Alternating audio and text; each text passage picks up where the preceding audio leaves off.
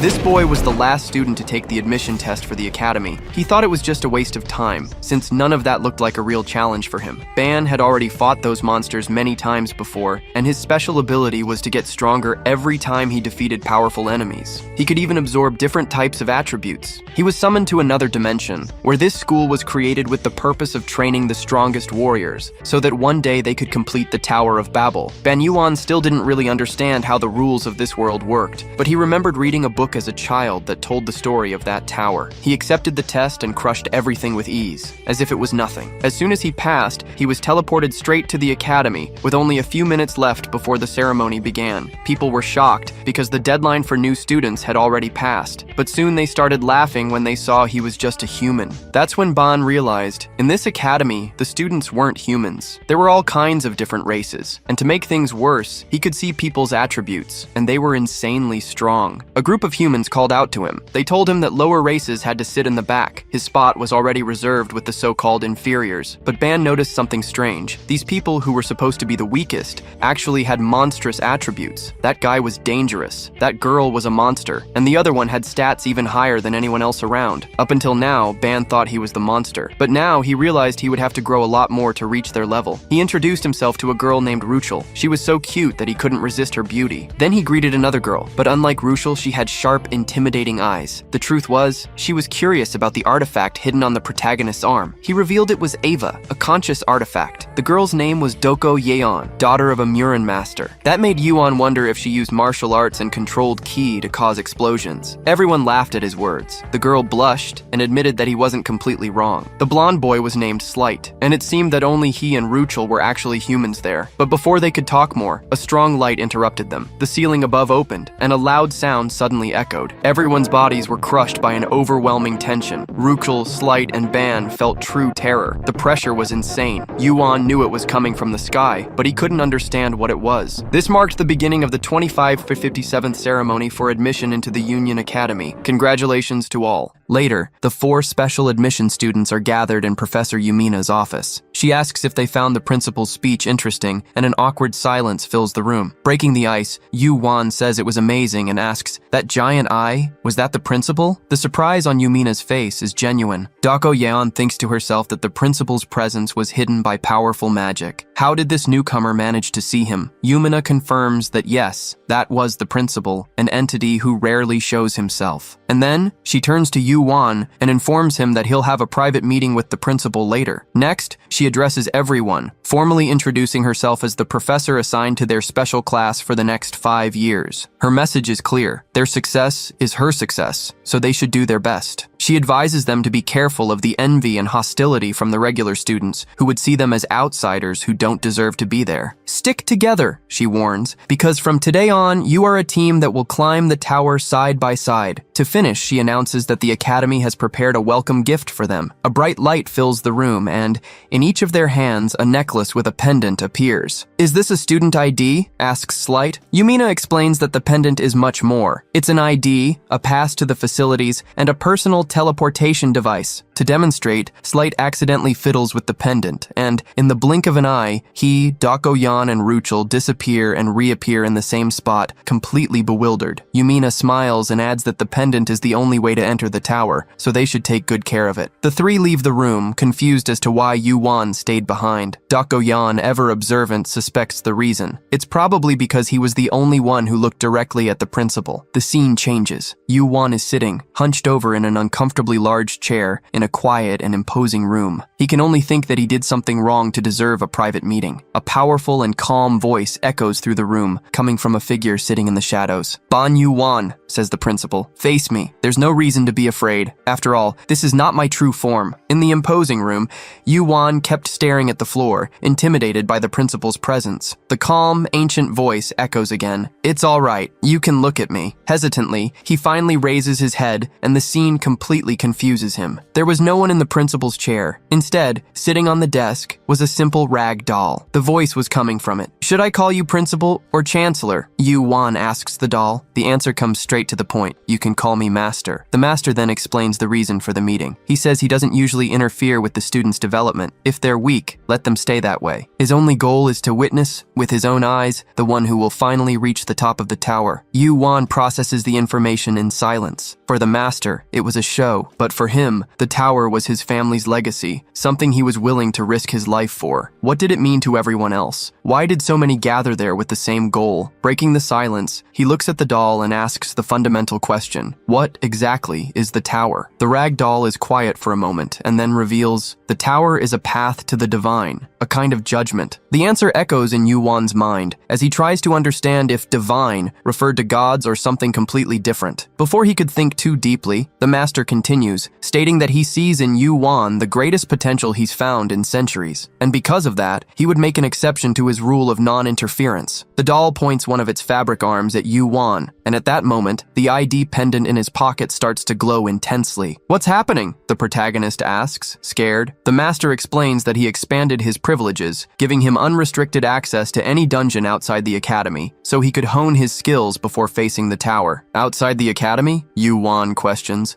but his question is cut off by a portal opening beneath his feet, starting to suck him down. As he struggles to keep his balance, the master gives him one last instruction. If your progress is remarkable, I will unlock more privileges. What privileges? He yells, already being swallowed by the darkness. The last thing he hears is the doll's voice. The privilege of exploring the tower alone. I'll be waiting eagerly. The journey is instant and disorienting. Yu Wan falls from the portal and lands on something unexpectedly soft. How is the meeting with the principal? A gentle voice asks. Looking up, he finds himself in the lap of a professor with flowers in her hair, which makes him jump to his feet, his face completely red. She laughs and says the principal always dismisses his visitors that way. She then takes Yu Wan's ID and her eyes widen. Unbelievable, she whispers. The principal gave a student permission to leave the academy. She explains the immense luck he had, the chance to explore dungeons freely and get stronger without the school's restrictions. Only then does he understand. It wasn't a punishment for being weak. It was a gift for being promising. The professor sighs with a hint of envy and, with a bright look, recommends that he visit a city called Ronica, famous for its beautiful temple. Sometime later, we see Yu Wan walking down a long stone road with a huge city on the horizon. He remembers the professor's request for 1 or 2 bottles of alcohol as a souvenir and smiles. The exchange of information was worth it. His mind then drifts to the last conversation he had with his grandfather. In the memory, the old man hands him a small bag,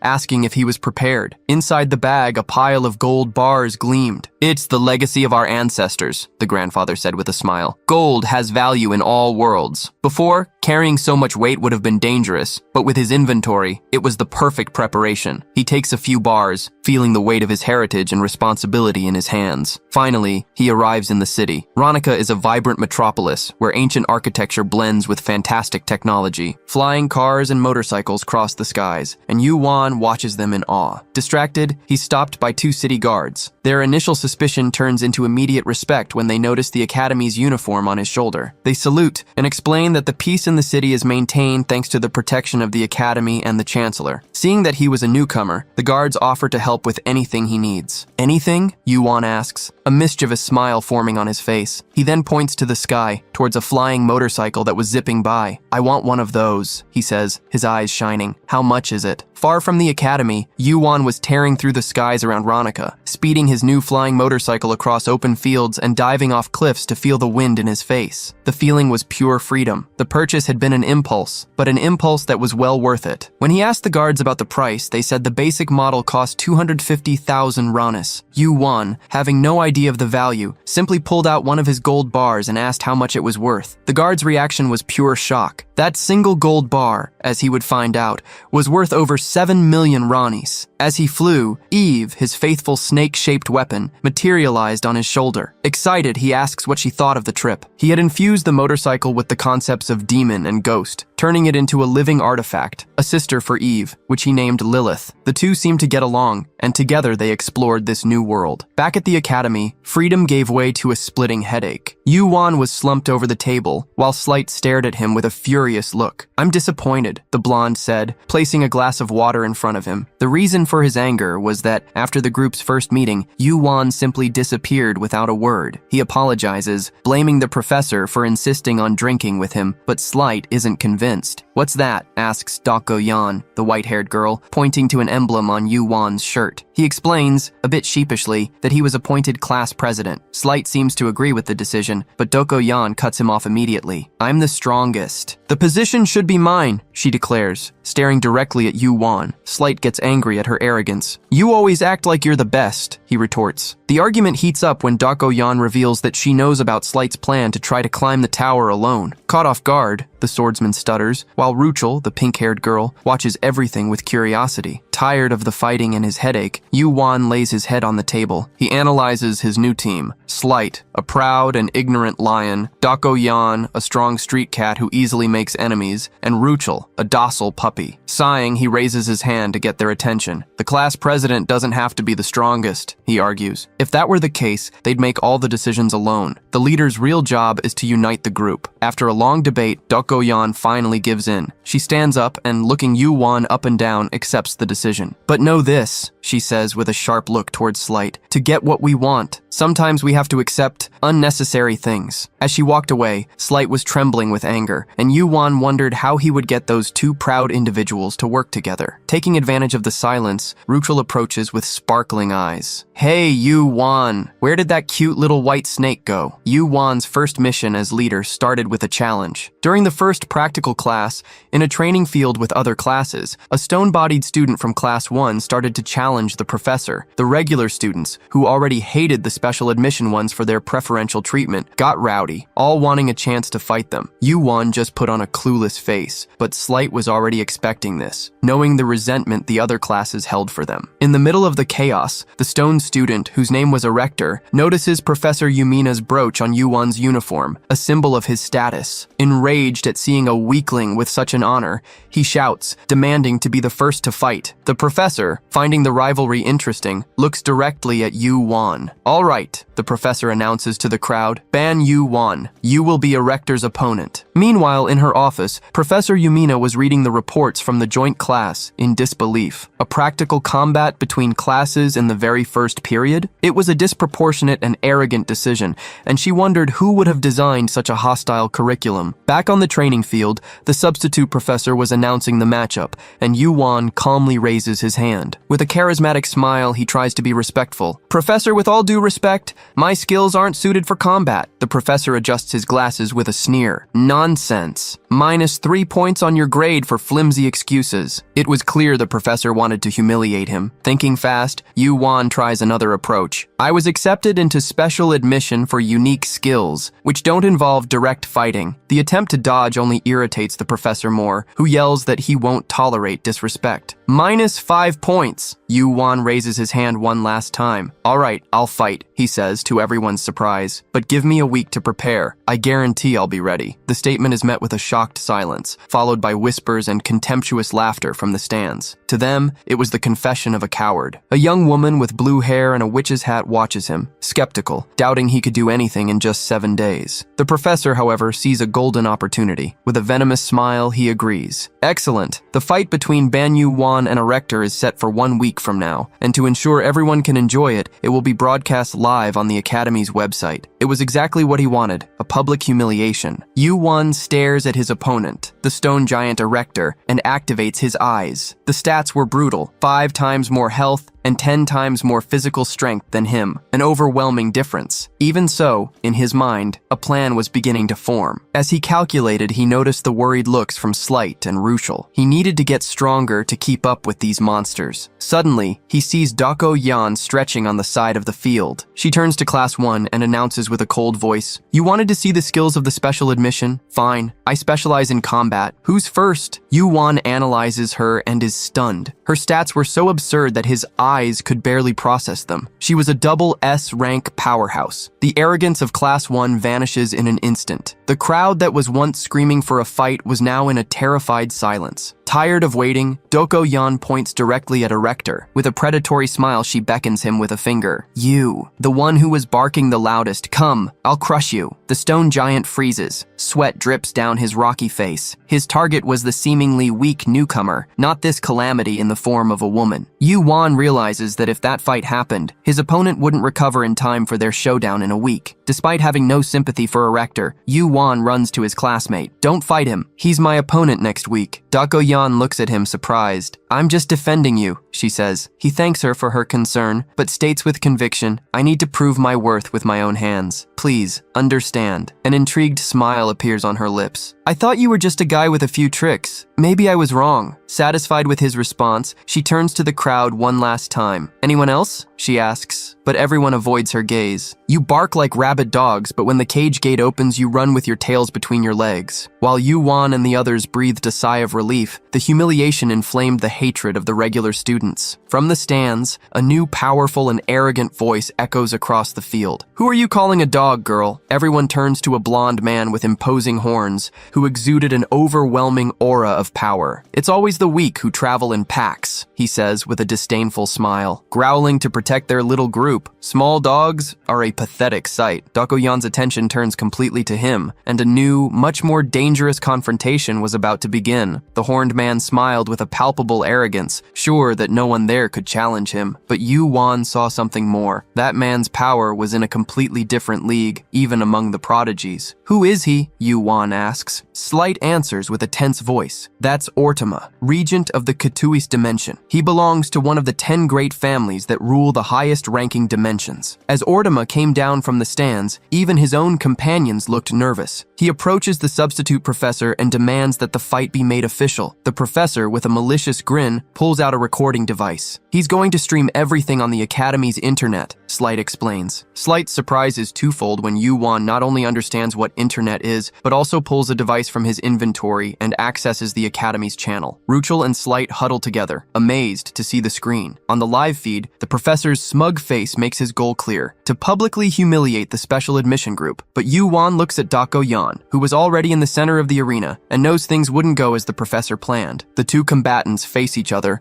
their auras already distorting the air around them. Make the first move, Ortama says with disdain. Dako-yan holds out her hand in a dismissive gesture. You're the newcomer here. I'll grant you the first move. Insulted, Ortama raises his hand, and with a voice that echoes with power, commands, Kneel! A tsunami of invisible force explodes from him, a crushing pressure that doesn't just hit Dako-yan, but sweeps across the entire arena. In the stands, students fall from their seats. Slight feels the air being ripped from his lungs as if he were being crushed. Ruchel, terrified, grabs Yu-wan's arm, trembling. That's a distortion of natural law, Yu-wan murmurs, and Slight stares at him, shocked by his perception. But at the center of it all, Dako-yan remains motionless, unfazed. A dark and menacing aura, a bloodlust that felt like sharp glass in the air, erupts from her. With a simple and elegant hand gesture, she dispels Ortama's pressure as if it were a breeze. The professor's jaw drops. Ortama's team is left speechless. Even Yu-wan, who knew she was strong, realizes her power was even greater than he had measured. Your power is as ridiculous as those horns of yours, she retorts, her voice icy. In the blink of an eye, she disappears and reappears in front of Ortama, throwing a devastating kick at his torso. Caught by surprise, he barely manages to raise his arms to block. The impact drags him backward. You're not using the same trick twice, she warns, and the hunt begins. What follows is a massacre. Dako-yan moves like a shadow, fluid and lethal. Her attacks are a blur of punches and kicks that Ortama, used to fighting with his overwhelming power, can't keep up with. He tries to counterattack, but his movements are slow and predictable. She dodges with ease, responding with a clean kick to his chin that makes him stagger. She's dominating a regent, Slight whispers in disbelief. Yu-wan watches it all, not with surprise, but with a cold analysis. His ability suppresses the opponent's movements, but it doesn't work on her. He's not used to fighting with his body. Slight turns to him, impressed. How could he notice these details in the middle of that frantic fight? Ortama felt more and more humiliated with every blow he took. Is that all you can do? Run your mouth? She taunts him as she dodges another desperate swing. Pushed to the limit, Ortama's reason shatters. With a scream of pure fury, he unleashes his entire aura. His eyes glow with fire. How dare you humiliate me like this? He roars, energy exploding around him. I will never forgive you. You will pay for this insult with your life. Facing the storm of power and hatred, Dako-yan just stares at him with the same cold, challenging look, ready for whatever came next. Facing Ortima's blind rage, Dako-yan remained calm, a predator waiting for the right moment to strike. "That's a concept someone like you shouldn't discuss so lightly," she says, as her own menacing aura begins to condense, ready for a counterattack. She prepares to move forward, but is interrupted. The sound of clapping echoes through the arena. It was Professor Yumina who had entered the battlefield. With her mere presence, the hostile auras of both fighters dissipated, and a vast field of flowers sprouted from the stone floor, filling the air with the sweet scent of spring. Surprised, the two combatants watched the petals floating around them. With a serene smile, but with unquestionable authority, Yumina scolds them. "The Academy does not encourage unnecessary fights. Save that strength for the tower." Furious and humiliated, Ortima clenches his teeth, turns his back, and leaves without a word. "You're very strong, Professor," Dako-yan comments with a rare tone of admiration. Pleased with the compliment, Yumina smiles and Dako-yan returns to her group. "What did you think of the fight?" she asks Yu-won. He replies that just watching was a great help, but his sentence is cut short by a headbutt to his back. Startled, he turns around and sees Ruchel, who was trembling with fear, using him as a shield to hide from Dako-yan. He calms her down, while the white-haired warrior watches them, oblivious to the panic her aura was causing. Still on the field, Yumina was publicly scolding the assistant professor, making it clear that his attitude was unacceptable, and that a simple apology wouldn't fix the situation. Then, she gracefully walks over to Yu-won, points to the representative's pin on his chest, and with a flick, adjusts it. "For a class representative, dignity is everything," she says with a wink. The gesture, so casual and intimate,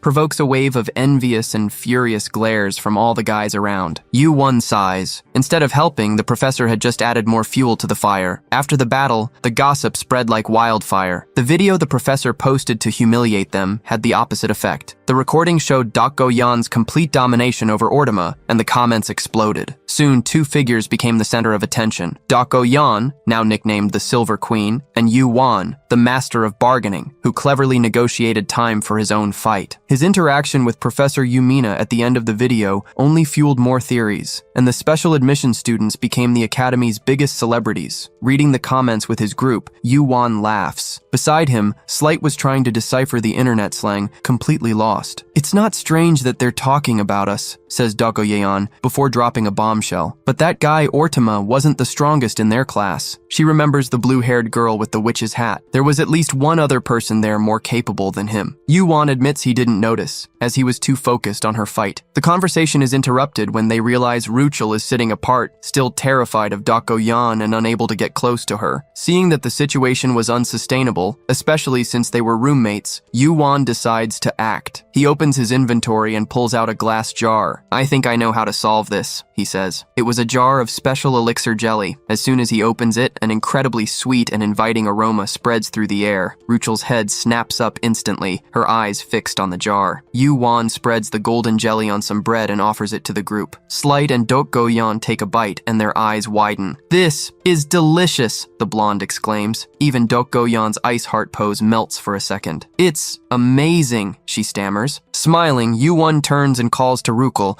who was already practically drooling. "Come eat with us." Hesitantly, she approaches and asks for a piece of bread. As she takes the first bite, her eyes fill with pure happiness. The delicate flavor and the calming effect of the elixir begin to melt her fear. As Ruchel savors her bread, Yu-won hands another piece to Dako-yan. "Consider this a favor," he says casually. Hearing the word favor, Dako-yan's expression changes. She stands up, with a sudden decision in her eyes. Before Yu-won could react, she grabs him by the tie, pulling him close to her face, while he was still holding a piece of bread in the air. "In exchange for the jelly," she says, with a sudden seriousness, "I'll give you a private martial arts lesson." Before Yu-won could answer, the world around him dissolved. They were in a Spartan training room, a reflection of the focused and disciplined environment of her mind. Dako-yan picks up a wooden sword. "Don't move carelessly," she warns, and with a simple swing, the blade cuts through the air, creating a small gust of wind. She settles into a battle stance, and in the next instant, an intense pressure emanates from her. She charges forward. The movement is a blur, a perfect thrust, so fast that it pushes the air in front of it, stopping the tip of the sword millimeters from Yu-won's nose. He stares at her, with a blank expression, processing what just happened. "This," she says, "is a thrust. a strike without a hint of doubt or hesitation. For him, it was hard to believe a human could execute something with such perfection. But in that brief moment, his power did more than just observe. It learned. A new concept emerged in his mind: penetration. As he got lost in thought, trying to understand why he had learned that specific concept, Yan calls him back to reality. Focus. A thrust doesn't just have one form. She begins to execute a series of strikes in the air, each one subtly different from the last. How many times should you thrust? With what force? What should you imitate? There are countless variables, she explains. But the ultimate foundation is one where only a single thrust is needed. Never forget that. Her words and actions, which mastered a concept to its purest form, carried the essence of truth. She hands him the sword. Your turn. Holding the wooden weapon, Yuan asks her not to laugh at his imitation. If you copied me perfectly on the first try, she smiles, my 10 years of training would have meant nothing. He moves, imitating the stance and the strike she had shown. The moment his thrust cuts through the air, Yan's smile vanishes. She couldn't believe it. He had, somehow,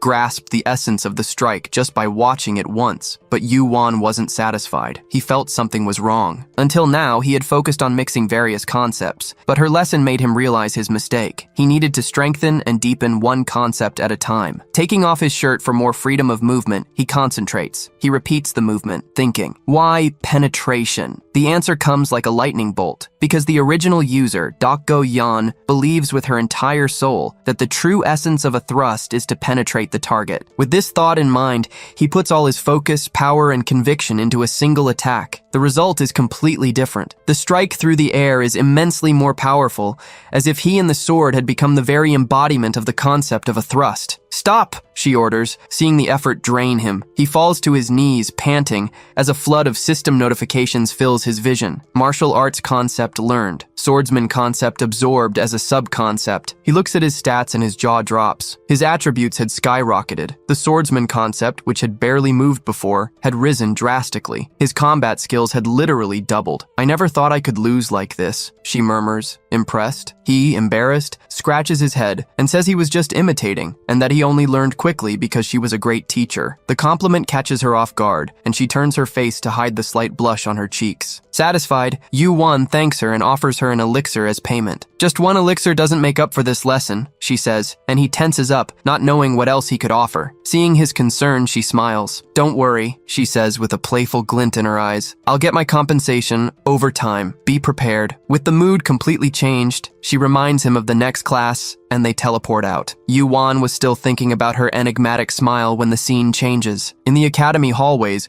Ruchel and Slight are walking distractedly, looking at a phone. Suddenly, Ruchel bumps into a group of students from another class with hostile glares and threatening auras. The leader of the group slams his hand on the wall, blocking her path. Where do you think you're going, cutie? He says with a sneer on his face. The bully kept blocking the path, but Ruchel, though visibly annoyed, didn't let herself be intimidated. Seeing the scene, Slight didn't hesitate and stepped between them. What do you want with my classmate? He asks, his voice cold as ice. The aggressor glares at him, irritated. Get out of my way, insect. At that exact moment, Yuan and Yan appear in the hallway, teleported. The sudden arrival of the now famous Silver Queen changes everything. Recognizing the warrior who had humiliated Ortima, the group of bullies backs off instantly, running away but not before throwing a veiled threat. This time, Ruchel hides behind Slight, thanking him for defending her. Yuan notices the restrained fury in his friend's eyes. This wasn't over. Moments later, in the classroom, an elderly professor was lecturing about the history of the Union. But for the group of bullies, the class was an opportunity to continue their harassment. Secretly, they start taking pictures of Ruchel, whispering malicious comments among themselves. The young woman tried to ignore it, but her sadness and discomfort were obvious. Both Slight and Yuan felt their anger rising. It didn't matter the world, Yuan thought. Human wickedness was always the same. Unable to contain himself, Slight suddenly stands up, catching the professor's attention. Excuse me, but some students are disrupting the class. The old professor just asks for silence and, without paying much attention, resumes his explanation. Seeing this, the bullies mock Slight under their breath, calling him naive and accusing him of trying to show off. The provocation escalates when they ask if he and Ruchel were dating. That was enough for silent tears to start streaming down Ruchel's face. It was the last straw. With a dry snap, Slight breaks a pencil in his hand, ready to explode. But before he could get up, a firm hand lands on his shoulder. It was Yuan. Calm down, he whispers. Seriously? Slight replies. replies, in disbelief. Causing trouble here will only make things worse, Yuan says, showing his phone screen. Just watch. On the screen, a live stream on UnionTuber was on. Slight gets it instantly, and a malicious smile appears on his face. He turns to the bullies and says loudly, "Keep laughing, please." The audience is loving it. Confused, they look around and see nothing. What they didn't know was that right behind them, little Eve was holding a camera in her mouth, recording every word and every laugh from the beginning. In seconds, the live stream's comments section explodes with hundreds of messages of outrage. "Great initiative," Doko Yun comments quietly to Yuan, who just replies, "They messed with one of us. They weren't getting away with it." When the three stooges finally realize what's happening, it was too late. They try to hide and desperately search for the camera until one of them spots the little white snake. But before they could reach her, Eve disappears in the blink of an eye. The noise catches the professor's attention, who this time loses his patience. "Your names, and out of my classroom, now," he orders. As they were being kicked out, the professor grumbled that he would give them low grades. Yu-Won thought the punishment was light, but Ruchel, with a more relieved face, disagrees. "It was enough," she says, thanking the two with a genuine smile. "I'm okay, thanks to you." The moment of gratitude unites the group. Even Doko Yan shows a rare, subtle smile. They agree that things got easier with Yu-Won as class president, but the peace didn't last long. After class ended, the three expelled bullies were waiting for them in the hallway. Scared, Ruchel hides behind Yu-Won. The group's irritation returns with full force. This time, the aggressors weren't empty-handed. They were armed. Facing the weapons pointed at them, Slight takes a step forward with a dangerous calm. "What do you want?" Facing the three armed bullies, Slight remained unfazed. Their leader demanded an explanation for the humiliation of the recording, which, according to them, had ruined their grades. Yu-Won glanced over and noticed the substitute professor watching from a distance, doing absolutely nothing,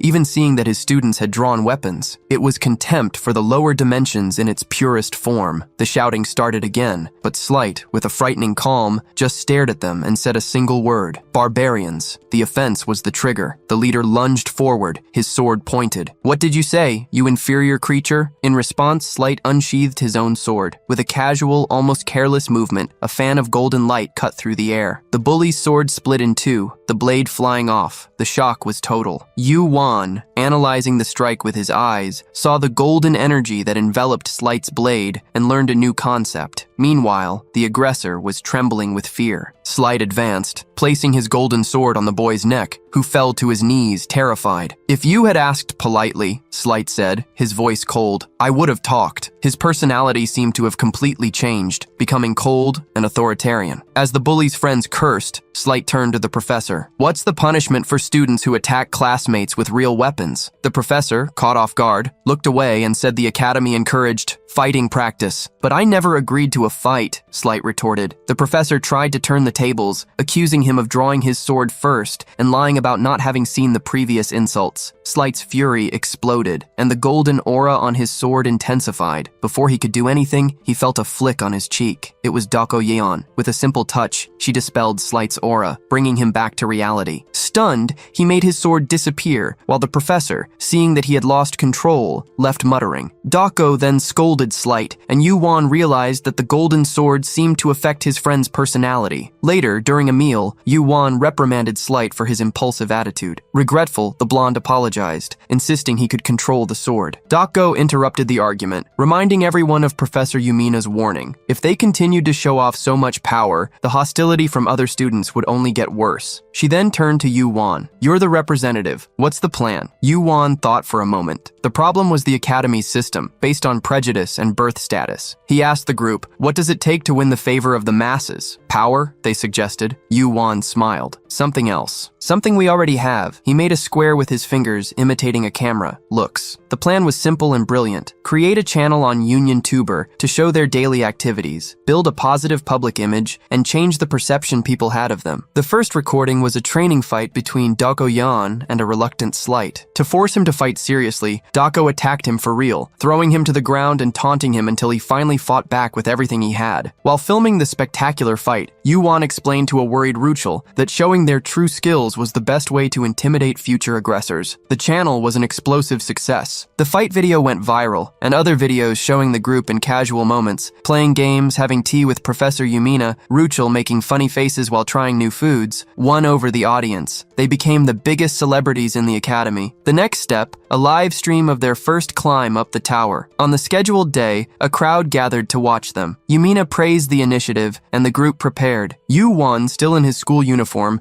stood out from the others who were wearing combat gear. With conviction, he straightened his tie and stated that this was enough. Yumina teleported them to the tower entrance, where they were met with more stares, now of admiration and curiosity. He announced they would stay for 3 days and 2 nights, and, with a floating mini-camera recording everything, he led his team into the biggest challenge of their lives, wishing his ancestors could see him. Inside the tower, the rules were different. As Yumina had explained in a previous meeting, the floors, or rooms, constantly changed their layout. Death wasn't permanent. Defeat usually resulted in being teleported to the entrance, with the student pendant allowing a return to the same point. However, she admitted that there were areas where death was, in fact, the end of the line. On the first floor, they faced claw-sithers, slimy monsters that were easily sliced up by Slight and Dakoyan. Meanwhile, Yu-won was trying to extract the concept of fire from a torch, but to his surprise, his power didn't work. Distracted, he was almost attacked, but Eve protected him, turning into a chain of spikes. It was then that Ruchel sprang into action, revealing a wild side with red eyes and sharp claws,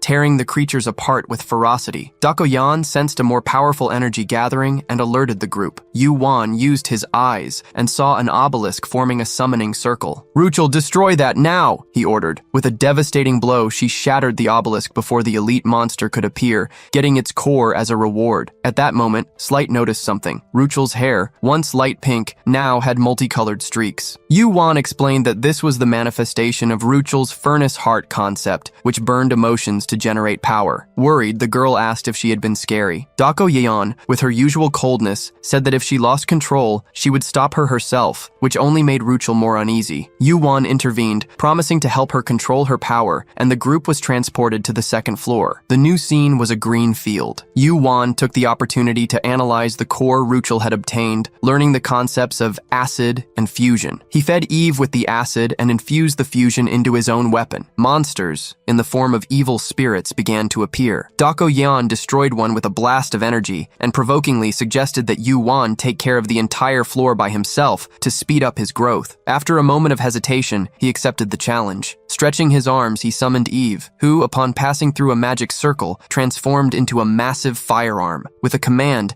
the weapon began to fire continuous barrages, annihilating the spirits in seconds. Slight watched, shocked, wishing his kingdom had such firepower. Dakoyan, though impressed, noted a flaw. The weapon was useless in close quarters combat. As if to prove her point, a spirit silently slid up behind Yu-won, opening a gigantic mouth, ready to swallow him whole. His friends screamed a warning. The protagonist, noticing their reaction, turned around and came face to face with the abyss of the monster's jaws. Ignoring his friend's concern, our main character made a sword appear out of thin air and faced the evil spirit. With a single vertical slash, he dispatched the monster that tried to attack him. His two companions, who had their hearts in their mouths, could finally breathe a sigh of relief. Light, however, was left with his jaw on the floor when he saw the protagonist holding a sword. After all, he himself had strengthened his own sword with various attributes, preparing for when things got serious. As for the pink-haired girl, she had no idea the protagonist even knew how to fight with a sword. He, very humbly, explained that it wasn't quite like that. He said he was still far from being as good as Slight or Dako. Hearing this, the young woman smiled, finding his humility well-deserved and feeling proud of how much he had improved. But the protagonist didn't stop there. He kept advancing, alternating between shots with his weapon and sword strikes, destroying all the evil spirits that appeared in his path. The monsters just kept coming, only to be defeated one by one. Now, in addition to using Eve, he also wielded the sword with impressive skill. Every move showed everything he had learned up to that point. Smiling, the protagonist commented that, even though he wasn't the best, He was trying to evolve with every battle. After finishing off most of the spirits, he rested his sword on the ground and sighed, tired. He looked at the others and announced that there were no more enemies nearby, only the last one remained. With that in mind, he summoned Eve and transformed her into a chain, ordering her to bind the last spirit. With the monster immobilized, he said they could take a break before finishing the job. While they caught their breath, the white-haired young woman bent down and touched the remains of one of the defeated spirits. That's when she noticed something interesting. The edge of the protagonist's sword had melted and disintegrated the monsters. She quickly figured out that he was already using the abilities he had acquired in the previous room. Light also couldn't hide his surprise at what he saw. Dako, for her part, didn't hold back on the praise, saying that his last attack had been excellent. She began to think out loud, commenting that his style was much better than just swinging a sword around without any strategy. Slight got all annoyed with the comment and asked why she treated him like an amateur. In the middle of the argument, the protagonist reached into his inventory and pulled out a cold energy drink can. He opened it and started drinking calmly, laughing at the two of them fighting. Seeing this, his three companions glared at him. They all got angry, wanting to know what he was drinking, and of course wanting a sip. He just pointed at the can and said he didn't have any more, commenting that this type of drink could be bought outside. No one bought the excuse after all. Unlike him,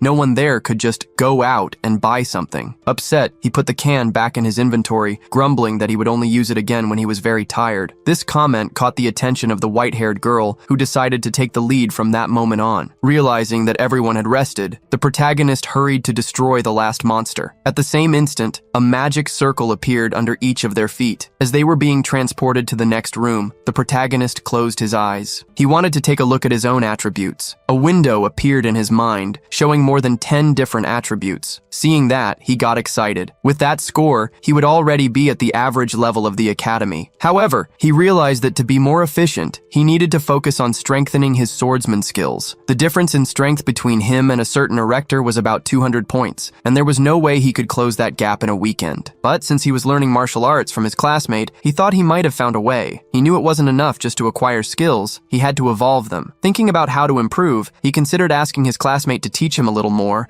but quickly dismissed the idea, thinking it would be unfair to burden her. While he was racking his brain trying to figure out how to get stronger, several gusts of air came towards him. The problem was, he was so lost in his thoughts that he didn't even notice the danger. For a moment, he still thought he was being transported to the other room. That's when a voice started shouting his name. It was Slight, and he was falling. Suddenly, the protagonist opened his eyes and realized the situation. The four of them were in free fall, with the wind whistling around them. Faced with that scene, the protagonist panicked for a second. Looking down, he tried to understand why the hell he was falling from the sky. Ruchel seemed even more desperate, fighting against gravity and holding down her skirt to keep the wind from lifting it. He looked down again, still not understanding anything. But this time, he noticed something that made his blood run cold. Down below, the ground was covered with sharp spears, all pointed upwards. Thinking fast, he summoned Eve, who immediately transformed into a chain. With a precise move, the chain wrapped around Ruchel, saving her from becoming a skewer by a hair's breadth. Relieved that it had worked, he sighed, but continued to hold the chain with all his strength. But there was a trap right at the transition point. As he tried to make sense of the situation, he heard someone call his name. Looking back, he saw the pink-haired young woman, trapped upside down on the ceiling. Her suggestion was obvious. He needed to move, and fast. But instead of acting, he froze, shocked at the sight of her hanging like that. As soon as she finished her warning, he heard a huge noise. One of the walls was opening, firing a shower of spears in his direction. Frightened, he thought quickly. He couldn't let the girl he was holding with the chain fall, no way. Without hesitation, he gave a strong pull on the chain, throwing her upwards. At the same time, he had the idea of summoning Lilith while still controlling Eve. The young woman screamed in fear from the pull, but she needed to be thrown at that exact angle for the spears to pass right by without hitting her. The protagonist's quick move caused the spears to crash into each other. When the girl started to fall again, he was already there to catch her in his arms. She blushed a little at the closeness, while he asked if she was okay. Now the two of them were riding a hover bike. Calmly, he apologized for the pull from before, explaining that the situation was complicated and he had no choice. As he spoke, more traps were being activated all around. He just smiled and, with agility, began to dodge the axes that were flying towards them, destroying them all before they got close. Suddenly, it was clear that Slight was different. He now had 2 pairs of dragon wings on his back. With his divine sword in hand, he walked among the destroyed axes, wondering what was happening. He remembered the meeting with the professor. She had said that the traps would only appear after room 20, but they were only in the third room, and the difficulty was already at this level. Flapping his wings to float, Slight saw a flying motorcycle zipping through the room and wondered when his friend had gotten an item like that. The protagonist, riding the motorcycle, was annoyed. He sped up, dodging the traps that appeared at every moment. Behind him, Rushel still remembered how he had held her just moments before. Now, smiling, she hugged his back, already more comfortable with the situation. Surprised by the sudden hug, the protagonist got distracted for a second, and it was enough for an arrow to hit the motorcycle. He started weaving between the columns of the room, trying to dodge the weapons that were being launched at them. The danger was getting closer and closer,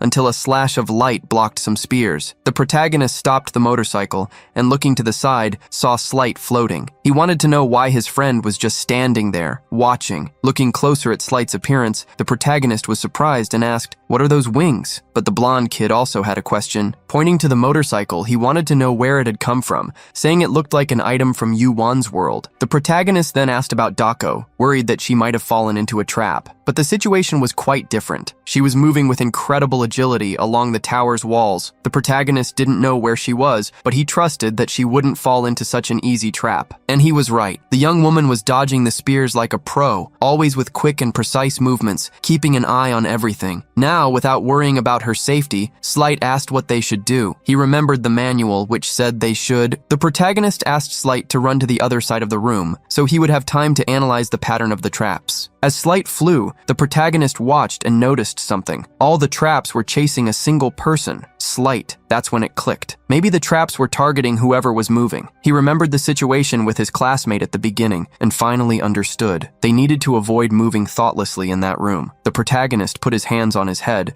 frustrated that he hadn't realized it sooner. Meanwhile, his classmate was trying to warn him about another arrow coming his way. The arrow hit the floating motorcycle. Annoyed, the protagonist pulled out the arrow and held it tightly. He needed to warn the others to stop moving, but if they did that, how would they pass the level? Holding the arrow tighter, he finally noticed something. A reaction was happening to it. Looking closely, he saw that the arrow was being absorbed. This was new. Since the first room, he had been trying to absorb concepts, but it had never worked. Now he looked at his sword. Could his hunch be right? He wouldn't know unless he tried. So, he decided to grab the sword. His companion, not understanding a thing, just watched. Before her eyes, he started absorbing the sword itself, and they were both shocked. After the sword dissolved in the protagonist's hand, turning into a golden dust, he received a concept, but it wasn't what he expected. Instead of sword, he received the concept of cutting, which reminded him of the thrusting technique his companion was teaching him. While he was thinking about this, Ruckle asked him to look in a certain direction. When he looked, he saw Slight surfing on a wave of traps. After getting out of the wave, all annoyed, he leaned on his sword. All of that had happened because he let his guard down, thinking that only the weapons were dangerous. After falling into the trap, Slight's vision began to darken, and he realized that he could barely defend himself from the dozens of new traps that were appearing. At that moment, the protagonist didn't just stand there. He was on Lilith, his glider motorcycle, and had to leave Ruckle behind to go help Slight. Before leaving, he had already apologized to her, and the girl understood that he didn't want her to get involved. As the protagonist sped over the waves hitting his friend, he gained more points in his water concept. Everything happened as he expected. What touched him was water, but he received the concept of waves. Finally, he began to understand his power and the reason he hadn't received the sword concept before. As he advanced on the motorcycle, Dako was jumping from pillar to pillar, analyzing the situation. She was surprised to look down and see the protagonist on the motorcycle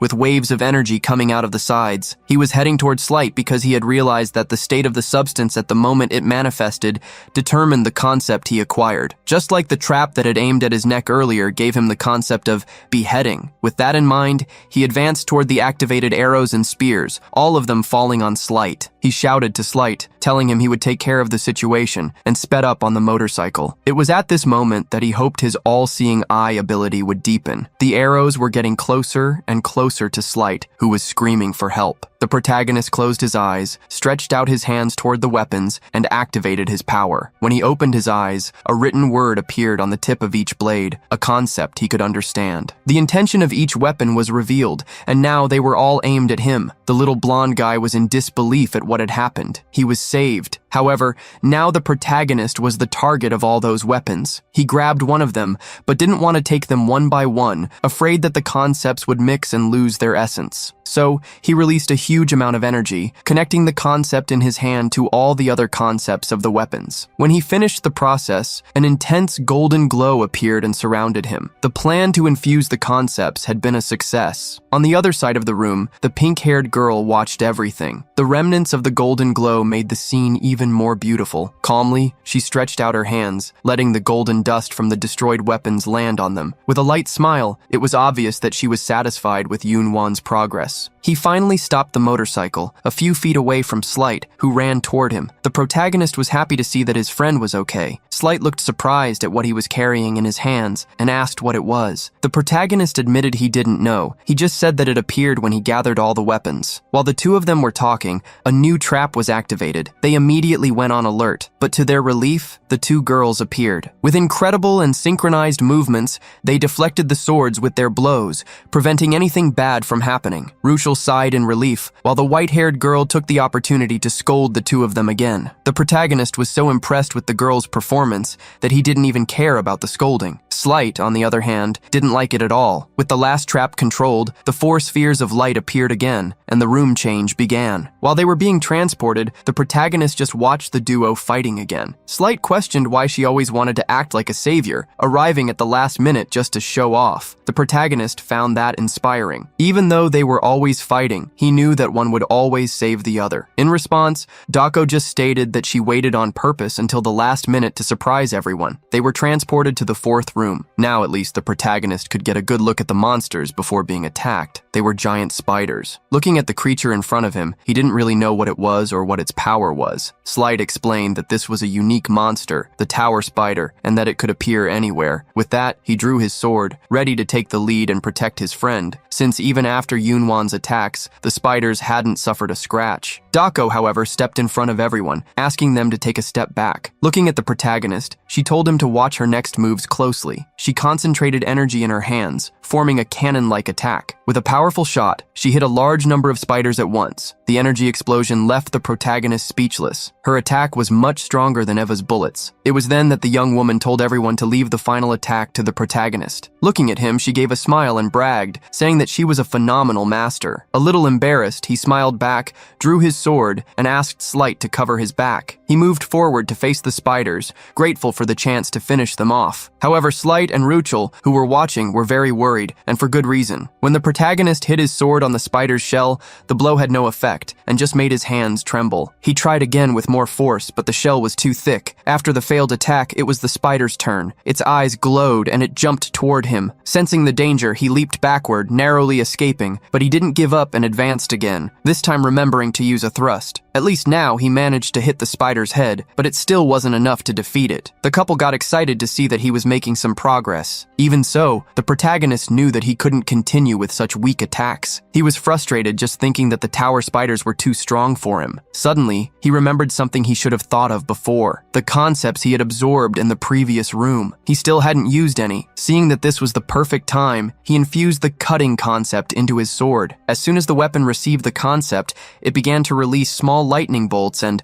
with a simple swing, emanated a powerful aura. He decided to test if that would work against the spiders. The sword moved quickly, cutting the spider with incredible ease. The feeling of finally landing a hit was amazing. Slight was shocked by his friend's instant evolution. Even Dako was surprised, but she didn't comment to avoid drawing attention. After the attack, the protagonist felt that he had made a clean cut, but something felt strange. He began to wonder if he hadn't swung the sword with more force than necessary, and tried again. Seeing his determination, Slight and the pink-haired girl moved forward to help. Dako, after observing for a while, realized that he had done something to the sword that allowed him to cut the spiders with ease. She continued to watch as he kept cutting the spiders, trying to improve his skills with each blow. She knew that, normally, when someone strengthens their weapon, they end up just swinging it without technique, but the protagonist showed no signs of this flaw. She hoped that, even if it took time, one day he would understand the true essence of a cut for himself. Watching him, she ended up remembering her own story. After overcoming overcoming the three calamities,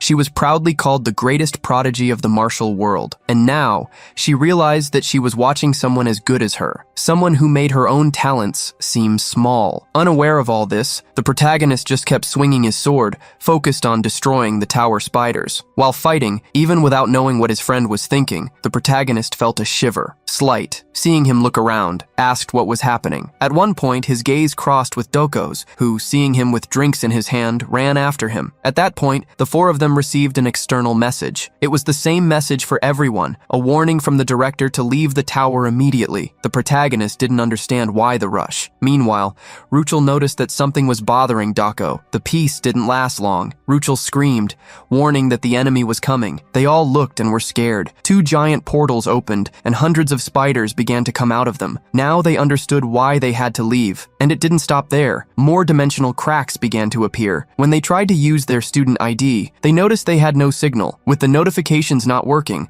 the group was completely trapped. Light already drew his sword, preparing for the worst. They knew that this was the dangerous situation the teacher had warned them about, one that could finish them off. The portals covered the room with spiders, which were on the floor, on the walls, on the ceiling, advancing without leaving any room to breathe. Ruchel and Slight were the first to move forward to fight. Faced with so many spiders, the protagonist was scared. He had never faced anything like this. He remembered the meeting where the teacher, Yumina, revealed that there was a high chance of dimensional pirates invading the tower. She explained that, due to abnormal invasions, safe areas could become hostile, the number of monsters would multiply, and the difficulty would increase unpredictably. And now, they were living exactly that scenario. An explosion opened a passage in the wall. The protagonist, on his floating motorcycle with Ruchel on the back, followed the others to a more spacious place. Seeing the spiders passing through the new entrance, Slight was furious. Ruchel growled with anger, and the glow in the spiders' eyes became more intense. Being well organized, they all invaded the room where the group was. "They don't seem to have an end," the white-haired young woman commented, before attacking again. Using her energy explosion, she aimed at a cluster of spiders and fired, eliminating several at once. Seeing her determination, Slight also entered the battle, and the two together began to cause a lot of damage. Dako and Slight were already getting worn out. Ruchel, too, after using so much power,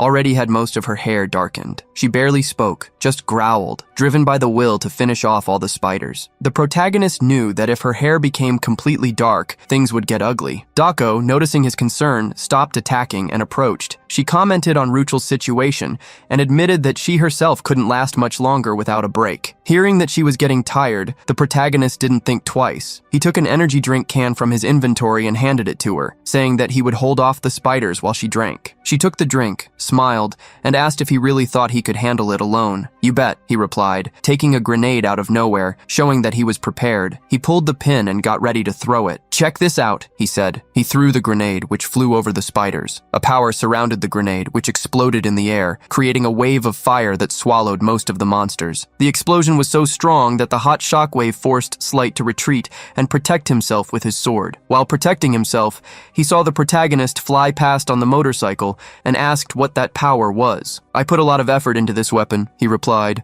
asking Slight to rest. He knew that Dako must still have a lot of energy, but he couldn't rely on her alone. He kept advancing, not knowing how long the spiders would keep appearing, trying to buy as much time as possible for his friends. Suddenly, he received a notification. The blood poison on his sword had increased to 15, and the cutting concept had leveled up to 2. Surprised by the speed, he looked at the sword in his hand and noticed that it was turning red. Although he didn't know how the blood poison worked, he kept advancing, imagining he would find out soon. When he used the sword against the spiders, a large amount of energy was released along with the cut. Something surprising happened. The trajectory of the cut seemed to have changed, becoming longer. He noticed that the cutting concept increased the sword's strength, and the blood poison increased the attack's range. The problem was that, for this to happen, the sword needed to suck his blood. The protagonist was a little scared of the weapon, realizing that he couldn't use it too often. Light approached, confessing to be impressed that he was showing something interesting again. Seeing Slight and Dako arriving, the protagonist asked where Ruchel was. The two of them said she should be around, eliminating spiders. He wanted to insist that the two of them rest, but they said they had already recovered. As they prepared to switch places with the protagonist, Slight realized that the number of spiders had decreased. Hearing this, they looked at the passage and saw that the flow of monsters was diminishing. This could only mean two things. Either the battle was ending, or something much stronger was coming. And Ruchel felt exactly that. A strange energy made her growl. She stopped in front of a specific place, just in time to see a portal, larger than all the previous ones, begin to form. It was then that the elite tower spider monster entered the room. The protagonist was shocked to see the enormous spider, several times larger than any other there. While he watched, Slight shouted for his attention. Should there be more than one elite monster? He asked. This caught the protagonist's attention, who turned and understood the reason for his friend's despair. There wasn't just one giant monster, but two. They were surrounded. Light became extremely nervous, asking what was happening. While he was freaking out, Dako continued to drink her drink calmly. Unlike everyone else, Ruchel was getting angrier and angrier. Baring her fangs, she charged at one of the giant spiders, attacking without thinking twice. Slight got worried, but the protagonist said that maybe it was a good idea and that they should coordinate to help. They agreed to split up. Slight and Ruchel would take care of one spider, while the protagonist and Dako would deal with the other. Positioned in front of his spider, the protagonist raised his sword. All that confidence seemed to have vanished when facing a monster of that size. Seeing his hesitation, Dako, who had already finished her drink, approached and whispered in his ear, "You said you could handle it easily with my help, didn't you?" She moved away, threw the empty can back at him, materialized her own sword, and placed herself in front of him to lead the attack. "Now we're going to pay the price for that sweetness of yours," she said, facing the giant spider. Startled, the protagonist wondered why she had drawn her sword. She was, obviously, showing her technique to him. Noticing his curious eyes, she looked at him with a sharp gaze and said, annoyed, "I just don't want to get my hands dirty, don't get the wrong idea." But that wasn't entirely true. After analyzing what he had learned for so long, she knew that he was still missing one move to master, and she was determined to show it to him, just that once. A strong blue energy surrounded her. As she prepared to attack, she wanted the protagonist to pay close attention. Her eyes shone with the same blue tone as her energy, but in the brief moment she stretched her arm for the attack, the protagonist lost his concentration. The reason was simple. On the other side, Ruchel had lost control and instead of attacking the spider, started attacking Slight. He tried to defend himself with his sword, but the girl was enraged. Neither of them noticed that their elite spider was advancing. The spider jumped and shot a web jet to trap the two of them. Slight was caught by surprise. Thinking fast, he threw Ruchel away so she wouldn't get caught with him. With that, he was left alone to be wrapped in the web. The young woman landed on a pillar, growling at the spider, which growled back. With all this confusion, it was impossible for the protagonist to concentrate 100%. Noticing his distraction, Dako scolded him, "Where are you looking? Just look at me." He claimed that he was looking, but admitted that he was worried. The moment he said that, she moved her sword. With her energy, she performed the movement slowly, so that he could watch. "It's all right," she said. And then, the giant spider in front of her just fell, perfectly split in half. The blow Dako used was a simple movement, from bottom to top. With that single cut, the protagonist was able to see the gigantic distance that existed between his level and hers. The spider just fell, with its body parts scattering everywhere. After seeing that, the protagonist started receiving a bunch of notifications for new concepts, so many that he started to get a headache. He had just understood super advanced techniques, and several other concepts had also leveled up. The power he saw was similar to what he felt in Ortima's force field. Trembling with a headache, he wondered how someone could put so much will into a sword. The concept was so deadly and so alive that it gave him chills. With his vision blurred, the girl suddenly approached and asked if he had watched her blow closely. He complained that she got too close and she simply threw a violet sphere at him. With the sphere in his hand, he noticed that it was overflowing with energy. He was happy, but wondered if he should really keep it, since it was her who got it. Smiling, the girl said that it was his reward and that he shouldn't hesitate, he should just accept the gift. From a distance, Slight saw the two of them being all chummy and got furious, screaming at them to stop chatting and go help him. He had been stuck in those webs for a while and was very worried because Ruchel, who was in berserker mode, had already defeated her spider and was now completely out of control. The protagonist looked at the young woman, scared. Seeing Slight's situation, Dako just commented, "He's a complete loser." Our hero knew that if they moved forward, they would be defeated in a second by the out-of-control girl. He looked back and stated that the only person who could deal with the situation situation was Dako. She didn't seem happy at all about having to solve all the group's problems again. Meanwhile, the completely out-of-control young woman began to look at the others. The protagonist tried to reason with Dako, asking for help, since that was a completely abnormal situation. Being insistent and with a good argument, she couldn't say no, but she did notice something. With that, she decided to move and started stretching. Seeing this, the protagonist got excited. Looking at him, she stated that she would keep the beast entertained, but in return, he should defeat the other spider. In the middle of the conversation, Dako interrupted what she was going to say and charged toward Ruchel, still provoking her with words to attract her more and more. She said she could have a real blast with that out-of-control girl, and the more she provoked her, the more Ruchel entered a state of blind fury. At least Dako got what she wanted. Ruchel charged at her with her claws, jumping off the dead spider. Dako simply dodged the first attack and jumped backward, continuing with the insults. With each of Ruchel's blows,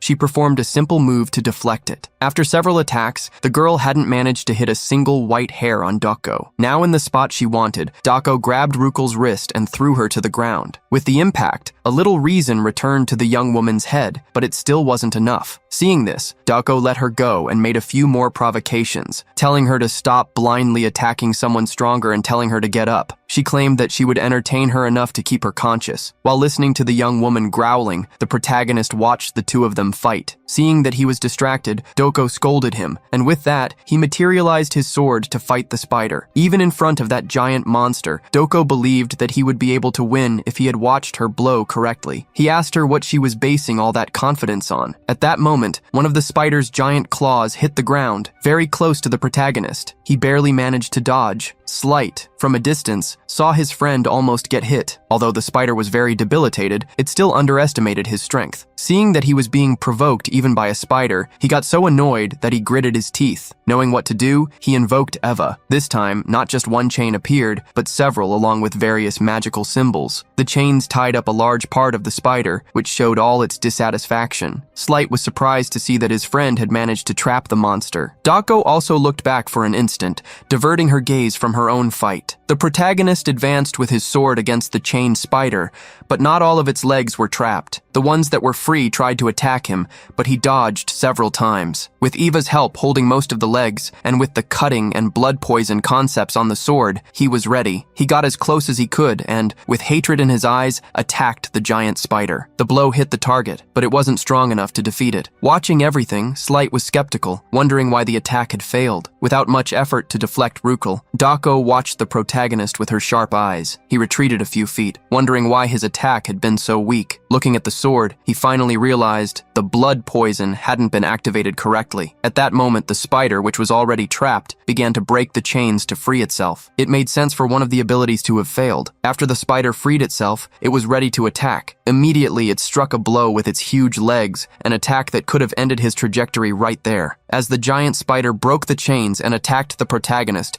raising a cloud of dust, Dako froze, leaving an opening to be attacked. However, when the dust settled, everyone could see the spider fallen on the ground, while the young man was holding his sword. Immediately after, the sword fell, and he also collapsed, exhausted. Caught by a mental exhaustion, he recalled what had just happened. As soon as the sword and the spider's leg met, he changed the angle of his attack at the last second. He was trembling as he recovered the sword, knowing that if he had taken the blow head-on, both he and the weapon would have been destroyed. He wondered how he managed to perceive the movement. For an instant, it seemed that a fraction of a second had turned into an eternity. It was then that a notification appeared. By dodging the attack, he had mastered the concept of flow. Understanding what happened made the protagonist struggle to get to his feet, praising his friend in his thoughts. As he approached the spider again, he understood that he wouldn't be able to perfectly imitate her swordsmanship, but he knew what he needed to do to improve. With his sword in hand, he faced the spider, challenging it. Sensing the hostility, it raised its legs to attack again, but this time, he swung the sword continuously, defending and deflecting the attacks. While watching, Slight remembered a swordsmanship concept called parrying, which involved deflecting or redirecting enemy attacks. If applied correctly, it could create an opening in the opponent's defense. Slight knew that this was just a tactical concept, and the reality was very different, but his friend seemed to be doing the impossible. Even without having experience, he was already showing an impressive ability. Watching how he dodged the attacks, Slight wondered if he had really never held a sword before. After deflecting another attack, the protagonist finally found found the opening he was looking for. Using the deflection concept for frontal attacks and spinning the sword to defend against a side attack, he managed to continue advancing. Little by little, he began to see the path to victory. But there was another fight that was still dragging on: the girls. Ruchel was still out of control, but at one point, she was disarmed by tripping over Dako's feet, who calmly knocked her down, while she continued to watch the protagonist's fight, thinking that it was unbelievable. She thought he would learn something from her technique, but it was he who was showing her something new. She remembered that there was a martial art that used flow as its essence, but few people dared to use it, as it was an ability that required capturing a brief moment, something almost impossible, but she was watching the protagonist do it repeatedly. Now, it was the spider that was being pressured. The white-haired young woman knew that using this technique continuously was risky and required an enormous effort. That's why most people, like Slight, looked for easier techniques. But she always wanted to master the martial arts, and now she felt as if he was offering her that opportunity. While Dako was entertained, Ruchel got up again. In the meantime, already with a little reason, she took a few flicks while Slight asked to be freed. Dako didn't want to know about either of them, she just wanted to go back to watching the fight. She realized that just reflecting the attacks wouldn't be enough for him to win. At one point, gritting his teeth, the protagonist advanced toward the spider. Even being threatened by one of the legs, he continued his movement. Dako watched as he used the enemy's strength, spinning quickly and combining two abilities. And before her eyes, with the sword spinning in a horizontal movement from bottom to top, he managed to cut the giant spider. The blow was perfect and hit the target. The spider began to howl in pain. Watching the scene, Slight was speechless, while the white-haired young woman, slightly blushing, was thrilled with emotion, seeing the protagonist's success, who had overcome that arduous battle and now just watched the giant spider fall. With the defeat of the giant spider, its body slumped to the ground. Soon after, it was Ban Yun-wan's turn, who also collapsed, defeated by the stress and fatigue of the battle. As the protagonist sighed, system notifications began to arrive, informing him that his external and internal concepts had been temporarily synthesized. He felt the great changes occurring in his internal code. At the same time, he heard the call from Slight, who was trapped in spider webs. The situation became complicated when Dako also asked for help to contain an uncontrollable wild beast. The protagonist felt overwhelmed. He had barely defeated an elite, and everyone was already trusting him to solve everything. Amidst the chaos, Slight explained that the webs required magic to be undone, while Dako warned about Ruchel's seemingly infinite stamina. Seeing the two of them arguing about who should be helped first, the protagonist had an idea. His solution was to absorb the concept of the web that was holding Slight. With that, he acquired the web concept and immediately used it to feed the little Eva. Using this new power, he created net-shaped chains and threw them in Ruchel's direction, immobilizing the uncontrollable girl on the ground. The protagonist then warned that it was impossible to break free, as the chains drained magic. As she writhed to escape, the chains pressed her body more and more until the scene made both he and Dako blush. Embarrassed, Slight quickly covered the protagonist's eyes, who was upset that he was the only one who couldn't see anymore. Although the situation had been resolved, the room transition didn't happen. The chains, however, worked, and Ruchel's hair began to return to its original pink color. The protagonist realized that his student ID was active again and asked the others if they should leave. They all agreed, but were suddenly startled by a red shadow that appeared near them. The shadow, like an illusion, began to murmur that they had passed the test. Not knowing how to react, the group watched the shadow condense into a circle of intense internal energy. This circle molded itself into a red light and finally transformed into a woman, who offered them an opportunity to make a contract with the 10,000-eyed observer. Meanwhile, outside the tower, the teacher was waiting anxiously. Her look showed all her concern as she held the ID. Suddenly, a large teleportation portal formed in front of the tower, and when the dust settled, she saw her students, with the protagonist in front. Yumina ran to them, asking repeatedly if they were okay. The protagonist reassured her, saying that everyone was fine. The teacher confessed her concern,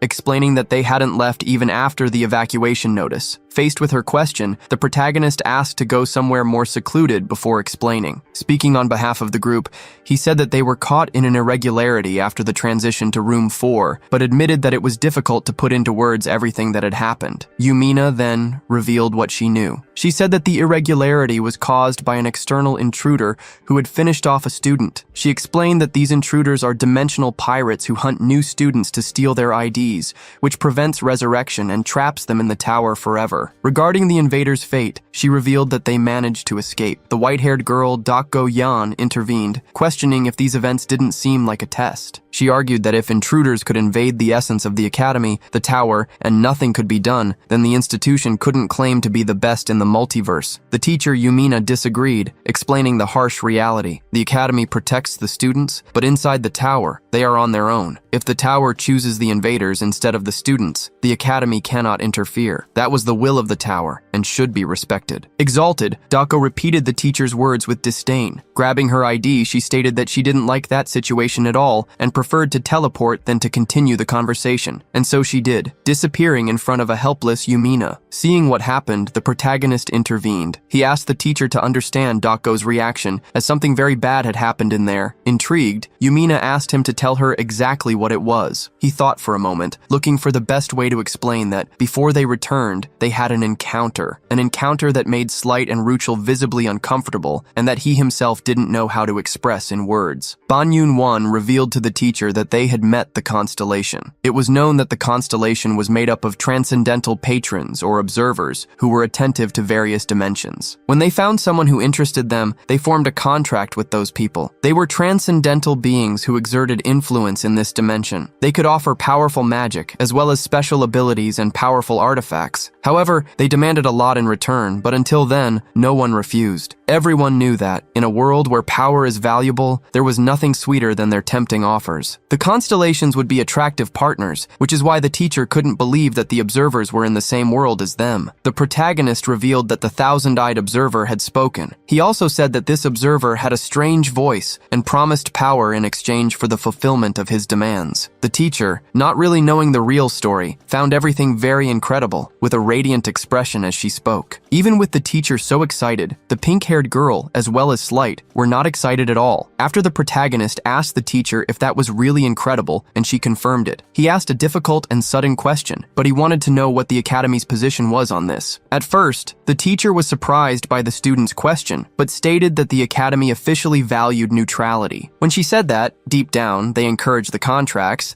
the protagonist understood that point. Hearing all this internally, the protagonist couldn't believe that a place like the academy had no defense at all. Returning to reality with the teacher's insistent questions, who wanted to know what the observer's request had been? That question made Ban Yun-won even more tense, and he revealed that the request was an elimination. The teacher was shocked by what the protagonist had said. She was confused and wanted him to be clearer in his answer. It was then that he revealed the full story. The observer had promised to contract 2 of them if they agreed to eliminate the other 2. So, that was the reason the group was so annoyed. He told them that back in the tower, the constellation's strange voice had talked to them, making a weird proposal and swearing loyal love. The man reached out to the 4 of them, waiting for one of them to move first and quickly fulfill his request. Our main character remembered grinding his teeth at all that nonsense talk. He wasn't going to join, and he hoped Dako wouldn't either. Looking to the side, our protagonist noticed his friend was building up energy. The girl's deep eyes were shaking from the amount of power she was exuding. He told Yumina that Doko was asking them to leave her alone, but the professor got sad. She understood that the young woman had released her energy to force the constellation to leave. After he finished telling the story, the professor asked if that meant they couldn't enter the tower. Our main character was counting on the tower for his duel against a rector,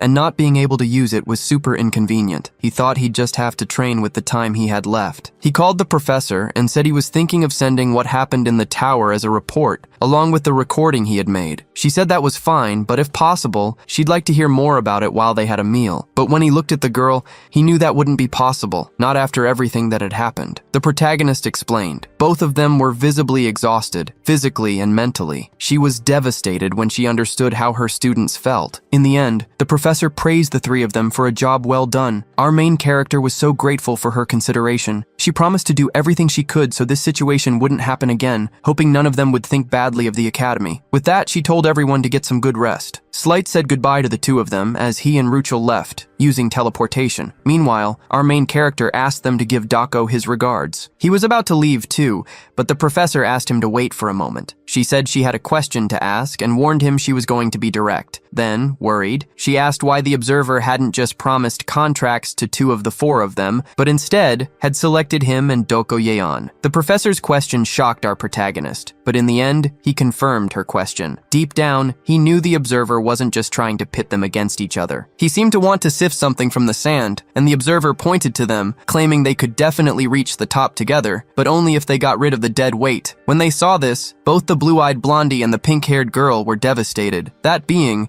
who had appeared out of nowhere and had seemed like an enemy before, was now trying to make their two friends fight. Our protagonist and the white-haired young woman were surprised by the proposal. The being was promising that, as long as they eliminated the other two, all climbers would get more treasure radiant, and that they should take advantage of it, because that was just how the world was. After telling her everything and recalling things with Professor Yumina, he went back to his dorm, finding her sitting in a fetal position. He looked at his companion, wondering if Slight hadn't even bothered to shower. Our protagonist approached Slight, trying to break the ice, saying that the way he was sitting was impressive. Pina, he turned to go to the bathroom while his companion tried to say something. Slight asked if he was trying to humiliate him. Rolling his eyes, the protagonist was scared by the question, not knowing why his companion thought that. His companion apologized, saying he actually just wanted to vent a bit. He said the protagonist could insult him if he wanted, since he was nothing. All of this made the protagonist feel bad about being close to Slight. A few minutes later, for the first time since he entered that room, Slight lifted his head to look into the protagonist's eyes. He said he hated him, which left the protagonist not knowing how to react. Even though our protagonist also wanted to express his hatred,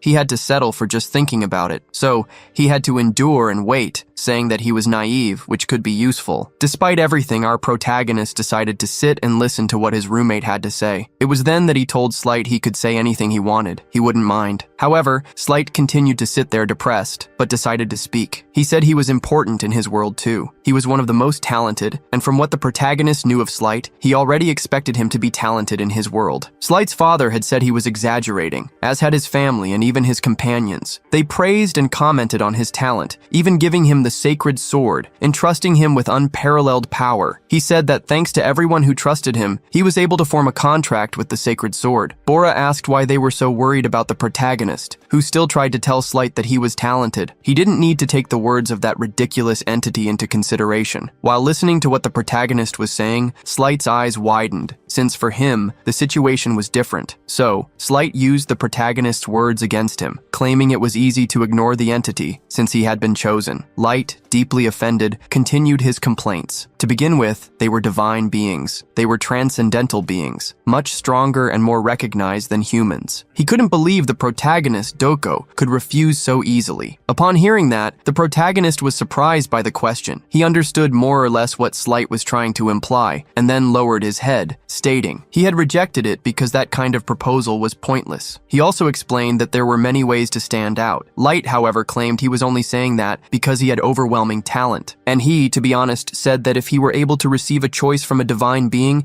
he would even hesitate, but with some reluctance. Our protagonist couldn't believe he was hearing Slight say that he wouldn't reject it so easily. He said he might have even made that choice, but the fact was he felt resentful and scared. Faced with that scary revelation, our protagonist couldn't say anything. After his shower, he sighed several times while drying his hair. He looked around and realized that, now calmer, Slight had gone to bed. Feeling that he was calmer, our protagonist looked at him for a moment. He even thought he was asleep and decided to leave, but at that moment the young man called him. Light, now with a guilty expression on his face, apologized to our protagonist for crying like that. He also said that what had happened wasn't just his fault, and so he apologized for acting that way. Since his friend was calmer and apologizing, our protagonist gave a light smile. He said it was okay because they were friends. After all, hearing those words, Slight had to try hard not to cry. Our protagonist said he could listen any time, and then warned him that he'd have to leave for a while. After that, he opened his inventory and took out a mug of hot chocolate, planning to leave it for Slight. As he put the cup there, he said that things they wouldn't like would go away after they ate something sweet. After leaving the room, the protagonist thought for a bit. He felt that he had changed there since the first time. While he was still thinking, the white-haired young woman approached, and he didn't even notice her presence. She quickly approached him, her eyes shining, and said that he was back now. She also said she was relieved she didn't have to go in. When the young woman quickly approached him, he was startled. He asked her what she was doing in the boys' dorm. She told him to be quiet. She said it wasn't a crime if no one found out. Before he could say anything, the girl grabbed him by the collar. Now, sitting on a bench in an area of the academy, our protagonist asked her if she had come there just because the attached cafe was too crowded. She said she had only gone there after wandering around a bit aimlessly. However, she said she was curious about how the useless Slight was doing. Our protagonist told her off for talking like that. She questioned whether he wasn't just telling the truth, and the problem, according to her, was that everything came from his sword. She asked if you Yuan didn't feel that too. She said that so much strength or the body instincts sharpened in combat, even slight special abilities, everything came from the sword. Shamelessly, she added a few more characteristics to her long list of complaints against Slight. She also said that he couldn't even understand the situation. Our protagonist, feeling frustrated, asked her to stop, but she finished by saying that in difficult times,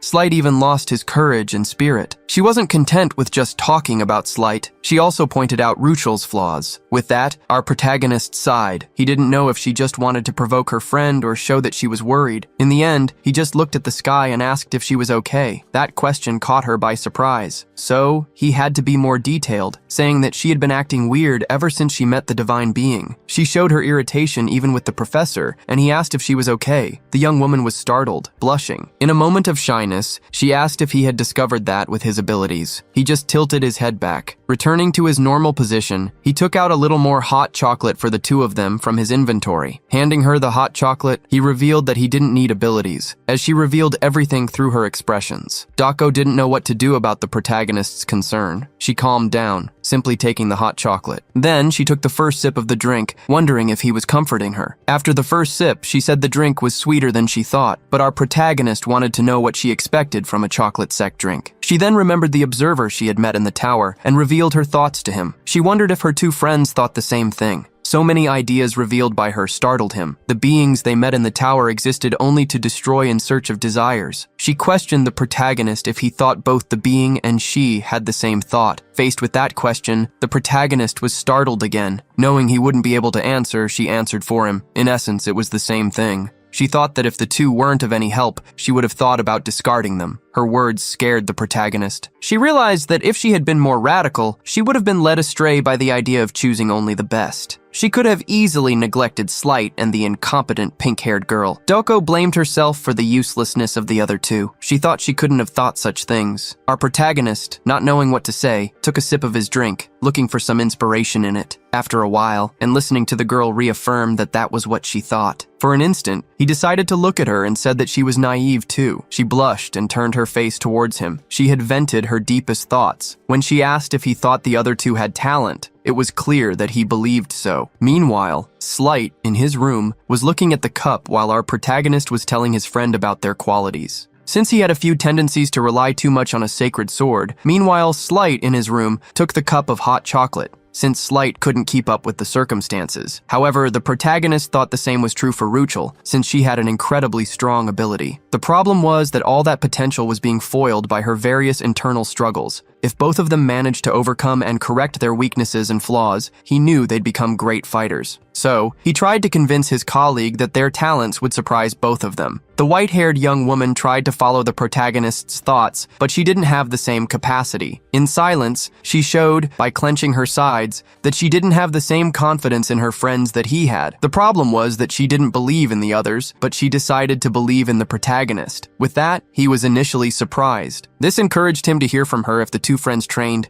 they'd get stronger. The boy suddenly stood up, saying that if it was as he was saying, that if the duo managed to overcome the challenges and grow, she would admit that he was right. However, if the result wasn't to her liking, he would have to take responsibility. Our protagonist didn't like what she was saying about him having to take responsibility at all. However, the young woman left him behind with all the surprise and doubts he still had. While she jumped down, she warned him that if he wasted even a single minute of her time, it would be his fault and he would be held responsible. However, she said goodbye and asked him to meet up with the other two naive people the next day in the morning. The next day, an intense battle was already taking place in the training room. Our protagonist watched the battle with a distant look on his face. Light even tried to advance against Dako while they were trying to fight with their bare hands. However, not even all his efforts prevented the girl from throwing him straight towards our protagonist. Light was trembling on the floor, looking for his friend in a completely opposite direction from where he was. Dragging himself towards him, Slight was crying while questioning the protagonist about what was going on. He insisted, because he was just the only one hit by that barbarian who insisted on hitting him so insensitively. When she approached the two, snapping her fingers, she scared them all even more. She said that they were doing physical training, so it was normal for some hits to be stronger. In a reality check, she reminded Slight that he wasn't like Ban, who learned things quickly. Light then said he would need his sword. but his friend, his trainer, didn't allow it. The blondie, upset, asked the protagonist to give him his sword. However, our protagonist insisted that he get it by his own means,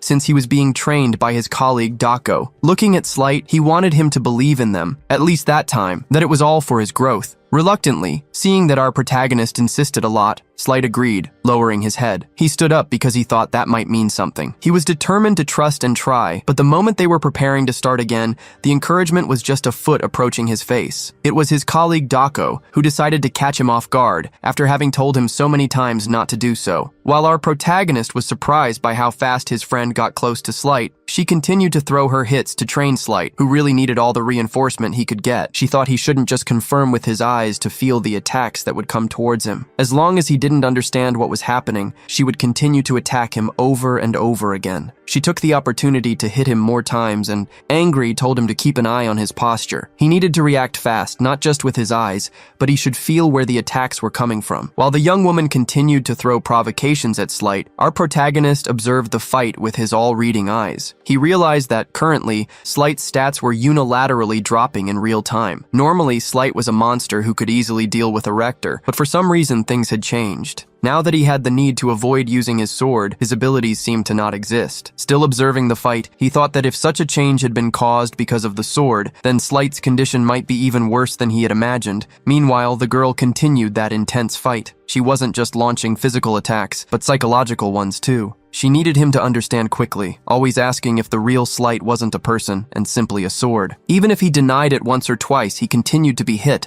but already tired of his friend's provocations, he began to react. A strange power began to hit Slight's body, like powerful flames, and he tried to take the initiative for the first time, trying to punch in Dako's direction. This left the girl totally surprised. It was an explosive energy in the young woman's direction, however, Dako dodged in time. However, one of Slight's attacks caused a great wave of air, leaving our protagonist with his mouth open upon seeing what had happened. Next to him, Rukul also didn't understand how something like that had happened. Everyone looked, and the young blondie had turned into a woman. Her curves were accentuated and her hair was now long. The moment Slight stopped hiding and gave up, what he was suppressing was released. Dako observed Slight's appearance and got very annoyed. However, it was at that moment that the power around Slight began to fulfill and gather. It was an intense glow and a light that came directly from his chest, making him writhe in pain. It was so intense that he crouched on the ground while our protagonist ran in his direction. He couldn't do anything as his white-haired friend stopped him,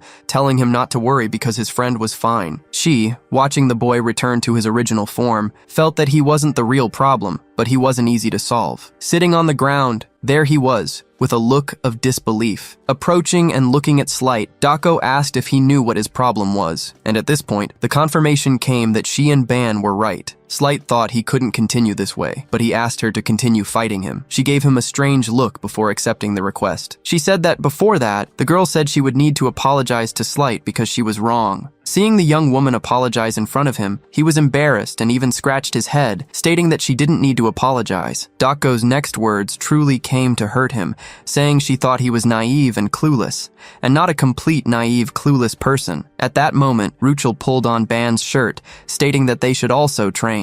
At that moment, he didn't pay attention to the young woman. Our protagonist's eyes displayed a strong golden tone. As he observed Slight, from him, two concepts were released, that of demonic spirit and that of sacred spirit. The protagonist didn't know how two such different powers could be in the same place. He thought that could be the cause. He even wanted to talk to a colleague, but decided to do it later. First, he apologized to Ruchel. The girl accepted the apologies, saying it was fine, but she would like to train. He remembered at the time how she was after having transformed. She also thought it could go wrong, but she thought he would figure it out. He quickly summoned his snake, knowing that would be the only way to restrict her in case the transformation came. Even so, he had some resistance, but the girl was firm in her conviction. She wanted to be able to control her own power and thus be able to help everyone. Decided to accept her request, he went to the easel, where there were some wooden swords to choose from. After choosing one, he threw it in the girl's direction. She grabbed the sword with a curious look. Unlike the battle between Dako and Slight, our protagonist wanted him and the girl to determine their own rhythms. He didn't want the two to be the same as the other duo, and the pink-haired young woman understood his reason. And when the two were all ready with their wooden swords, our protagonist asked if they could start. While the young woman said she was going to do her best, something came to the protagonist's mind. He thought that this was what he had always dreamed of for his life at the university,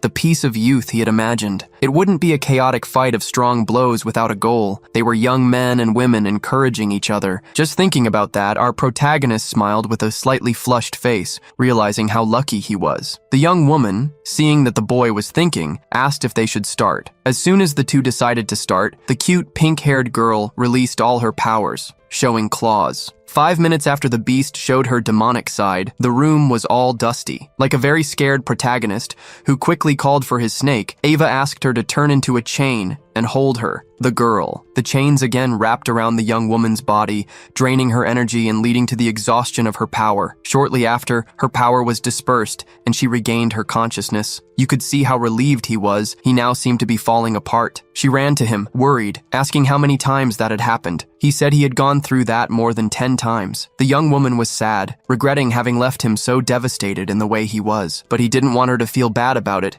He gave her a light head pat. He showed her a bright smile and reminded her that he had promised he would help. Still with his hand on the young woman's head, he stated that he was already prepared for that, and at that moment, the duo was scared when someone approached. From the white-haired young woman's face, you could see how annoyed she was with the protagonist. You could see her look of contempt as she held Slight by the legs, angry, because while she was training hard, the protagonist was talking softly to the beast. He was surprised by her comment. Ruchel tried to defend the protagonist, and hearing that, Doko bent down and asked if she had obscure intentions. Then, she said that training with scattered thoughts was rude to her opponent. While the young woman, still sitting on the floor with her head down, feeling guilty, Dako took advantage to make her feel worse. After all that, our protagonist turned and saw that the young woman was depressed. Looking at the young woman so sad, he noticed that she was very soft when it came to Dako. He knew that Ruchel hadn't had enough time to take care of her mental health. Even so, she was trying to do her best. With that in mind, he stated to everyone that it was all fine. Dako was curious about what he was trying to say. Answering her, he revealed that he had recently made a request to the professor so that when he left the floating island, he could take a rabbit, and the professor accepted. Dako, thinking that he would choose her, thought his request was great, but his words broke her expectations, telling the pink-haired young woman that from that moment on, he would take her with him. Not only the white-haired young woman was scared, but the blue-eyed blondie didn't like it either. Ruchel could hardly believe that he had chosen her. The next day, our protagonist went to a women's clothing store. He was sitting on a bench while explaining some things to people on the communicator. He had already said that he wasn't going to spend the night out, that he would definitely be back before dawn. Dako was furious. While talking to that duo,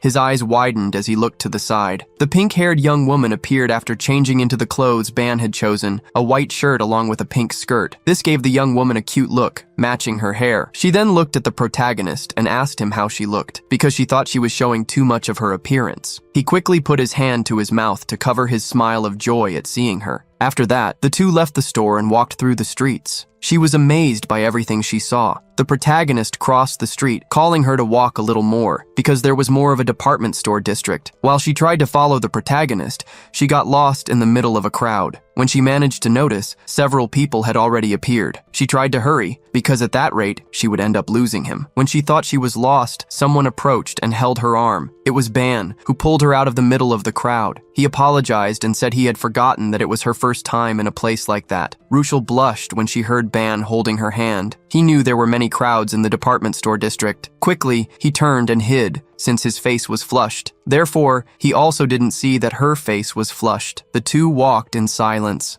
At a certain part of the walk, they ate various street foods like meats and crepes. They also went to a candy store where there were stuffed dolls. She won a penguin from Ban. Sometime later, they ran free, scaring a group of white doves that flew, making the scene more beautiful. Ruchel was having so much fun that she was even blushing. The two were having a lot of fun. And lunchtime came. The duo sat down at a restaurant to eat, where he asked the young woman if she was enjoying the dishes, since they were all made of monster meat. but for her, it was all good. She thought it was absolutely delicious, and for him, who was eating that kind of thing for the first time, he could see that it was better than he had imagined. Ruchel was amazed. She couldn't believe she was eating meat and walking around the city. While eating, her thoughts varied and her expression quickly changed. He, who was eating a piece of meat in front of him, noticed the change in the young woman's face. Seeing that she looked worried, he asked if there was something wrong with her, if she hadn't liked the food. But the reason was different. She felt excessively excited after so many walks in such good places. He was surprised to find out why she was so sad. She was wondering if what she was doing was fair, as she didn't even know if it would help her abilities. Our protagonist pressed his lips together, irritated and quite annoyed. The next moment, he thought it was important to show her the concept of worry, and he asked her to look at his hands for a moment, telling her that the worry she was feeling was taking shape.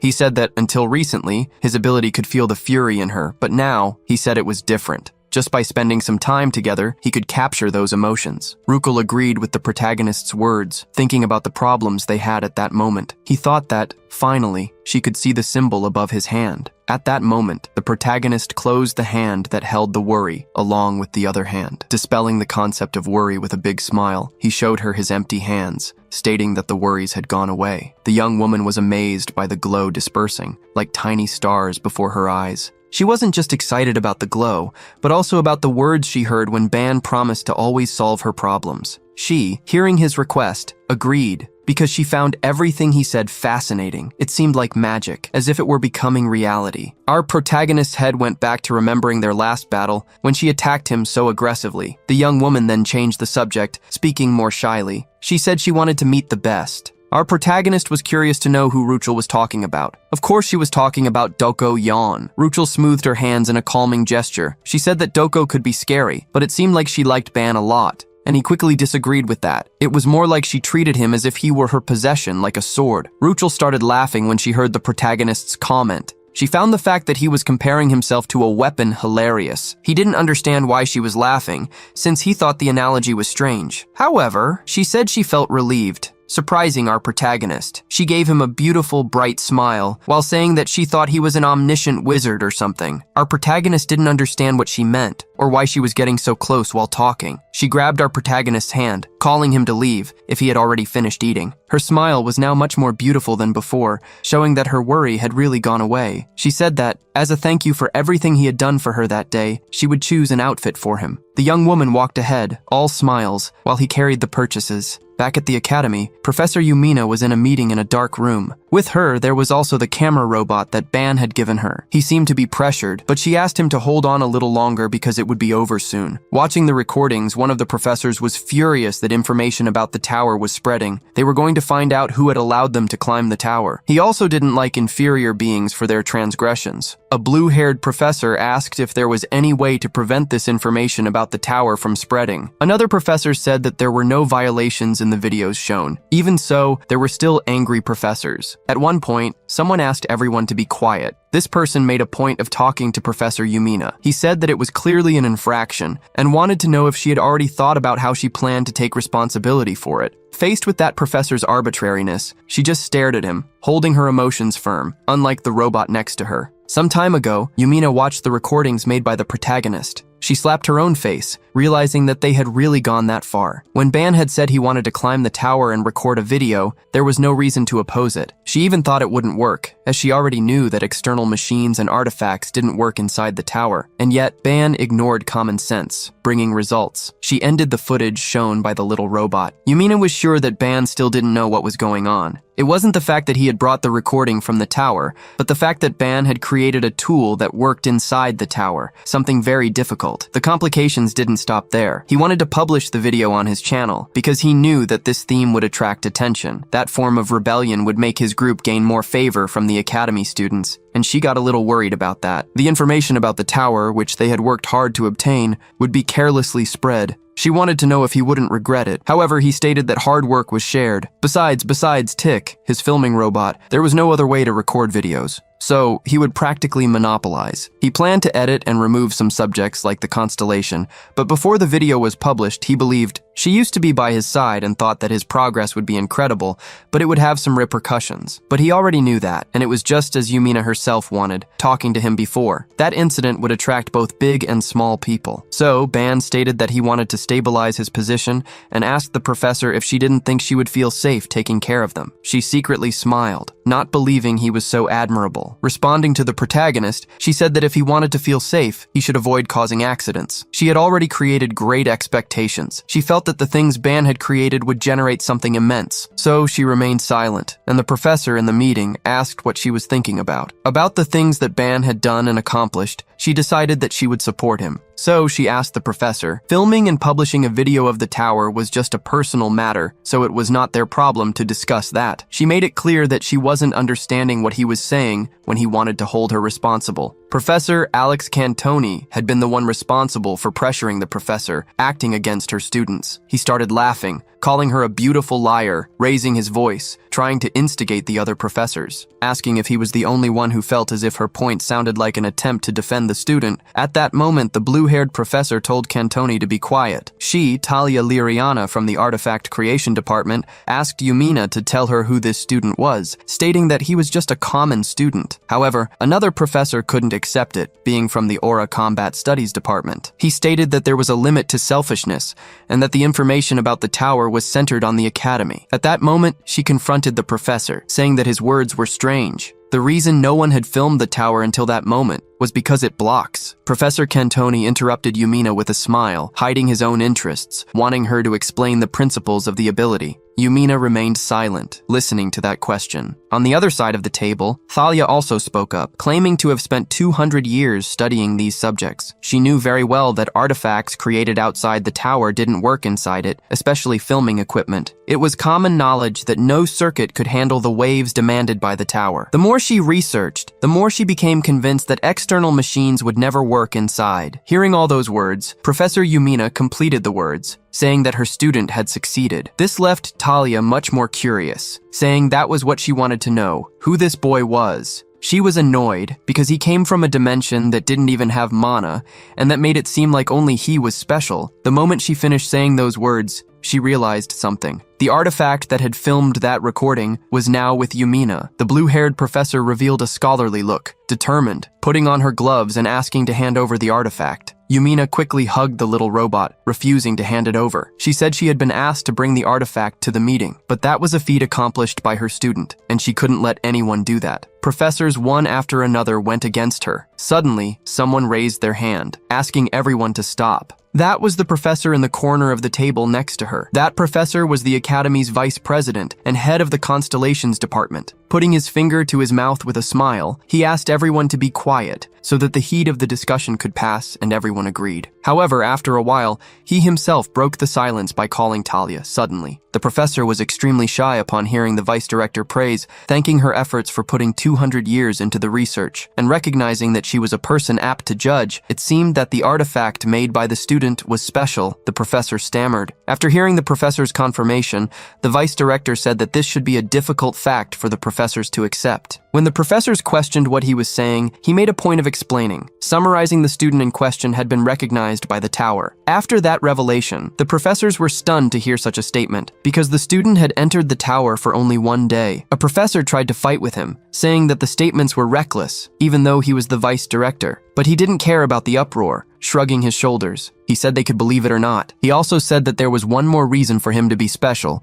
so he asked the student's professor to explain, asking if she wouldn't like to reveal something more in the videos so that the professors could understand. The situation got worse, as they were furious to hear that the professor was hiding something. The vice director then said that he would tell them everything. He said that he and his colleagues were the only ones to be chosen by the constellation. The professors noticed the anger Talia was feeling. She couldn't believe someone had climbed the tower for the first time. It was at that moment that Yumina told the vice president that she would make contact with the constellations, a student achievement too. Answering the professor's request, he asked her to respond truthfully to the question he would ask as vice president. Had her 4 students signed contracts with the constellations? She thought for a moment about why he was going so far. Still, she told the truth. None of them had signed the contract, which which generated great curiosity in the vice director. Making a decision, Zenon informed everyone present that he would also consider Ban Yuan and all the other students in class 11 as his students. Upon hearing this, the professors quickly asked him to reconsider. They reminded him that he himself had said that none of the students had made a contract with the constellations. The vice director, seeing that they didn't understand, made a point of explaining. For him, it didn't matter if the contract had been signed or not. The important thing was that they had been chosen by the constellations, which already proved they were exceptional, leaving Yumina surprised. After stating that other constellations also wanted them, he began to pressure the other professors. With that, no professor could refute Zenon's words, not even Alex Cantone. So Zenon continued by saying that he was the professor who guided the students chosen by the constellations, and if Ban Yuan were chosen, he would also be his student. In the end, he faced all the professors with his golden eyes. Now that all the professors had accepted, the vice director followed his agenda and presented the new topic. The beautiful Yumina was lost in her thoughts, head down, seeming to understand that that meeting wasn't to decide how to treat Ban. The vice president's words conveyed the president's intentions, and he continued talking about the students. Everything became more evident the more he spoke, addressing topics that confirmed his message. He was transmitting the president's warning, stating that the professors could make requests to understand the students' abilities. After hearing the vice director say that Ban was untouchable, the professors remained silent until the end of the meeting. After stating that he hoped they had understood and wishing them a good weekend,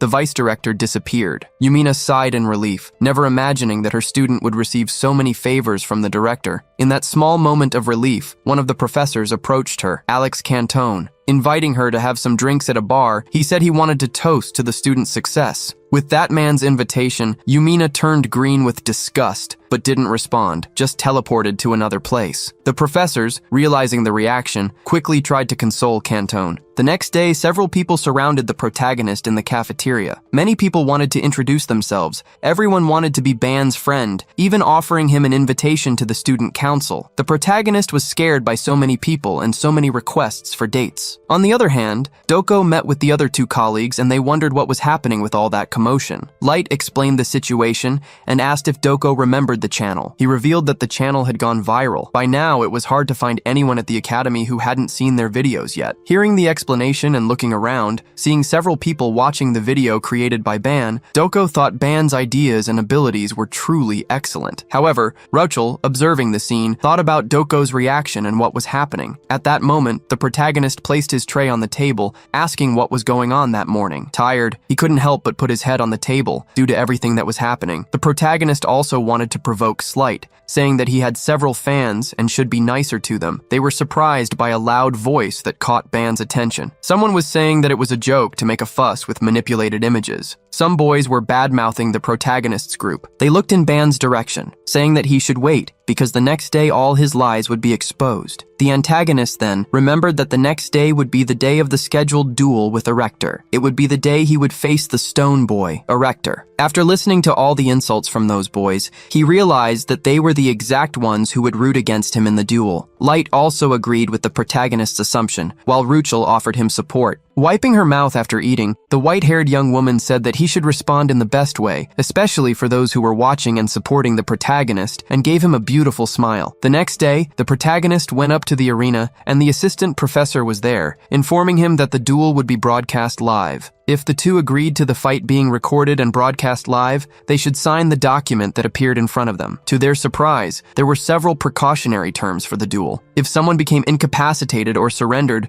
the duel would be ended. Big Guy approached the protagonist, suggesting a negotiation. The protagonist, surprised by the request for negotiation, thought the man was a subscriber to the channel and had watched the videos. However, the stone man asked Ban if he was scared, stating that he could surrender. For that to happen, he would have to crawl between his legs and bark like a dog. Only then would he accept the surrender. Hearing that, the protagonist was surprised. Although the fight was broadcast to the whole school, there were only 2 classes in the arena. The troublemakers who were part of Erector's class were rooting for him, hating Ban. Ortima, who had been beaten by the white-haired young woman last time, looked at the arena with a curious look. However, his gaze was not on the people who were going to fight, but on Dako. She was with the other two, trying to check with Slight what the reactions were like. He informed the girl that the spectators of the broadcast had already reached 10,000 and many were cursing Ban. Dako already expected that. In the best case scenario, the people who liked him, thanks to the videos, would only be a few. So she wanted that now. While many people were watching, Ban would prove if he had the strength to reach the top. The protagonist was thinking about Erector's words about crawling and barking. This made him secretly smile. He never imagined he could actually hear something so pathetic. It was so ridiculous that it seemed to have come out of a third-rate soap opera, so he called Erector's attention, and he gave him a look that seemed scary, asking if he had prepared a lot to provoke him. Erector returned the same smile to the protagonist,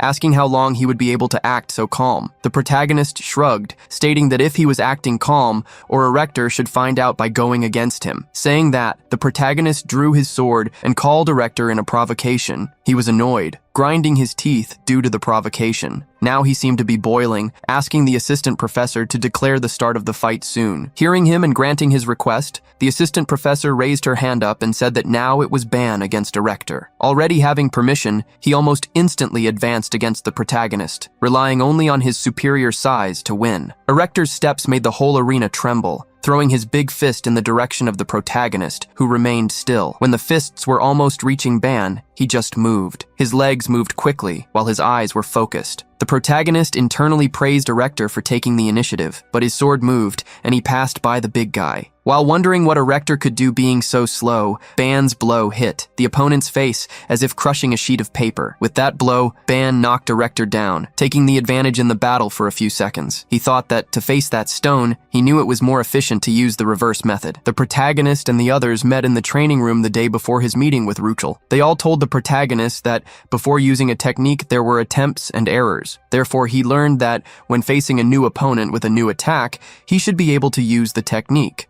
Only then could he say that he was mastering the reverse method. After the theoretical method, he would go to the practical one. The protagonist had a sword to try to block at least one of the blows. Dako, he trembled with fear. But he knew that she was teaching that method, so that Erector couldn't even touch him. The protagonist, upon executing the technique moments ago, felt that this was true. Unlike Dako, Erector was much worse, who managed to get up, still asking what had happened. However, before he could understand, another attack was given in his direction, and Erector fell to his knees. While the protagonist observed the effect transmitted by the technique the moment before his attack hit, the protagonist had infused his sword with a wave of energy. Thanks to that, Erector's hard stone body transmitted the energy as a wave, causing aggressive damage and leaving Erector furious. He even asked how Ban was hurting him. The protagonist, crouching down to stay at the same height as the big guy, apologized and told him to stop complaining. Looking into Erector's eyes, he said that if he didn't want to continue, they could stop there. Those words made Erector even more furious with the provocation of such an insignificant human. He got up and went full speed towards Ban,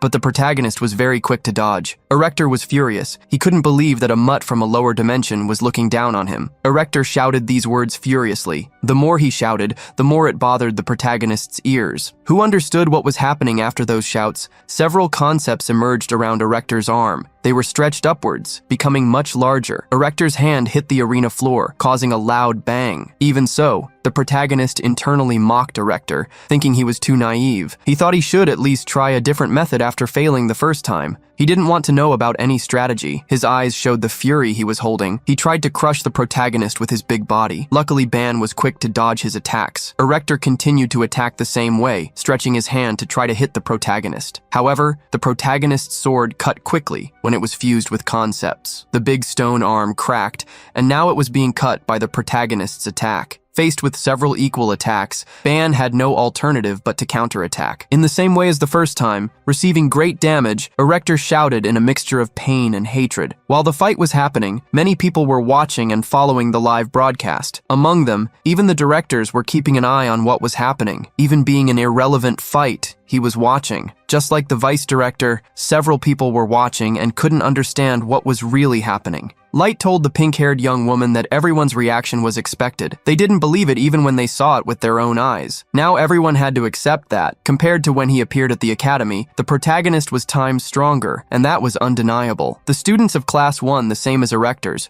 couldn't believe it, because their companion was being taken out at the very beginning of the fight. Now they were wondering if the abilities shown in the channel's video could be real. Even the substitute professor was fearful to see how easily Erector was defeated. He knew that, a week ago, that boy was feeling weak, so much so that he asked for a week to train. The professor didn't know for sure what had happened to the protagonist in just a few days. While the professor dealt with the message he received from the professor's assembly, the protagonist thought about what to do. Erector was in front of him and couldn't move. For him, attacking someone who couldn't even make a move was something ridiculous. He stood for a while looking at him, hoping that he would get up to continue the fight. While he was in that cheering, he heard the professor, who had already raised his arm, saying that the fight was over. The professor's announcement caught both of them by surprise. It was the decision of the observing professors of that match, and he declared the duel over. While the professor was speaking, Erector's eyes were full of hatred, since the professor was considering him incapable of continuing to fight. Even with Erector's revolt, the assistant professor warned that the duel would end at that instant. Even the protagonist trying to say something,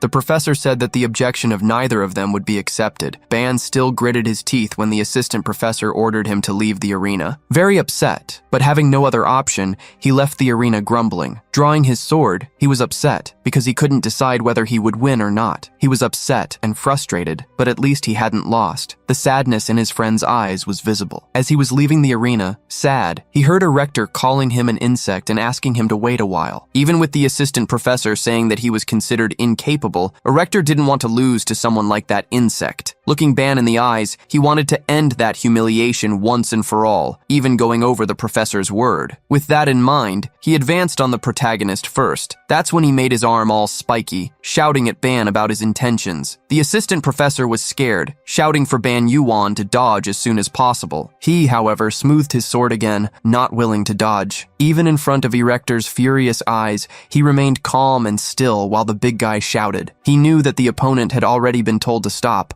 but even so, he wouldn't stop. He thought he was superior because of the dimension. He thought he was untouchable and wouldn't need to follow the rules. With that thought, Ban infused some concepts into his sword. Observing everything, Ban knew that the fight had only stopped at the professor's whim, and now that man was moved only by his pride. So, he raised his sword and was willing to put an end to everything as quickly as possible. Now, with his eyes in a different color and with a determination not seen before, he was willing. As soon as the opponent tried to launch a blow against him, Ban just retaliated. Erector's eyes were rolled with rage and pain, and the protagonist thought he had done the right thing. After so many insults, he wouldn't be able to take anything else in silence. Erector only stopped shouting when he noticed what had happened after that blow from the protagonist. Erector had lost his arm. The people from Erector's class put their hands to their heads, all with their eyes wide, unable to believe it. Not even Ban's friends believed what they were seeing. Everyone started talking loudly their opinions. Meanwhile, a system window appeared for the protagonist, who looked at it suspiciously to see what it was. The system message said that if he wanted, he could keep the strength of the monster from Erector's arm. Meanwhile, the assistant professor was telling the stone man not to move. He would be removed to the medical room. The big guy was fallen on the ground, trembling and grinding his teeth from so much pain. Now he felt the price of humiliation. The assistant professor was taking the initial measures,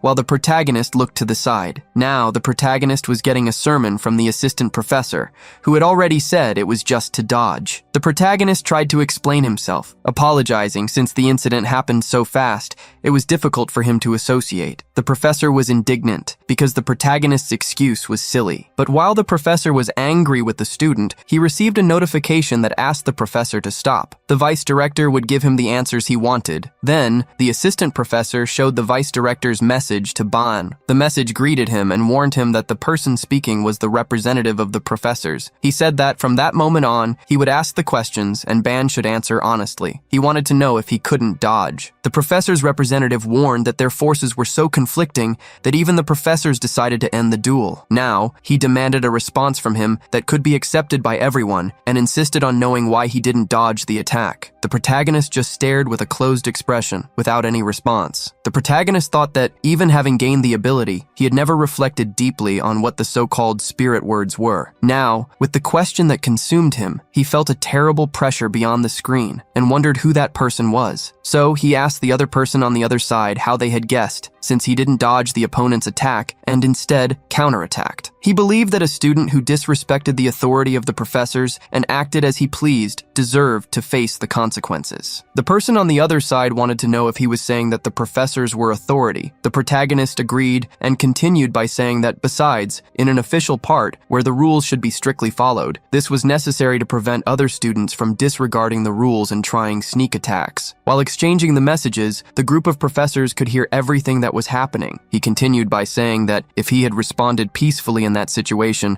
the impression that he was weak could have spread, and that the rules wouldn't need to be followed when dealing with a student from lower dimensions. It wasn't just the professors or the director and vice director who could have access to Ban's words, but the whole academy. Several people followed the screen where he talked about the rules and about people from lower dimensions. He continued by saying that even if he had taken the attitude in a short time, he thought his actions were justified. The vice director found it interesting when the student said that he acted to defend the academy's principles. The vice director knew that he was responding intelligently, knowing that there were many ears spread out. He noticed that the boy had a superior intelligence, as he had expanded the problem between two people to the whole school. Also trying to act intelligently, the vice director said that the student's words were correct, notifying that students who disregarded the match rules deserved to be punished according to the norms. However, punishing a student for a mistake was his and the academy's function, not something that a student like him could deal with. The protagonist noticed that he was dealing with someone of equal or superior intelligence. The assistant professor smiled upon hearing Ban's conversation,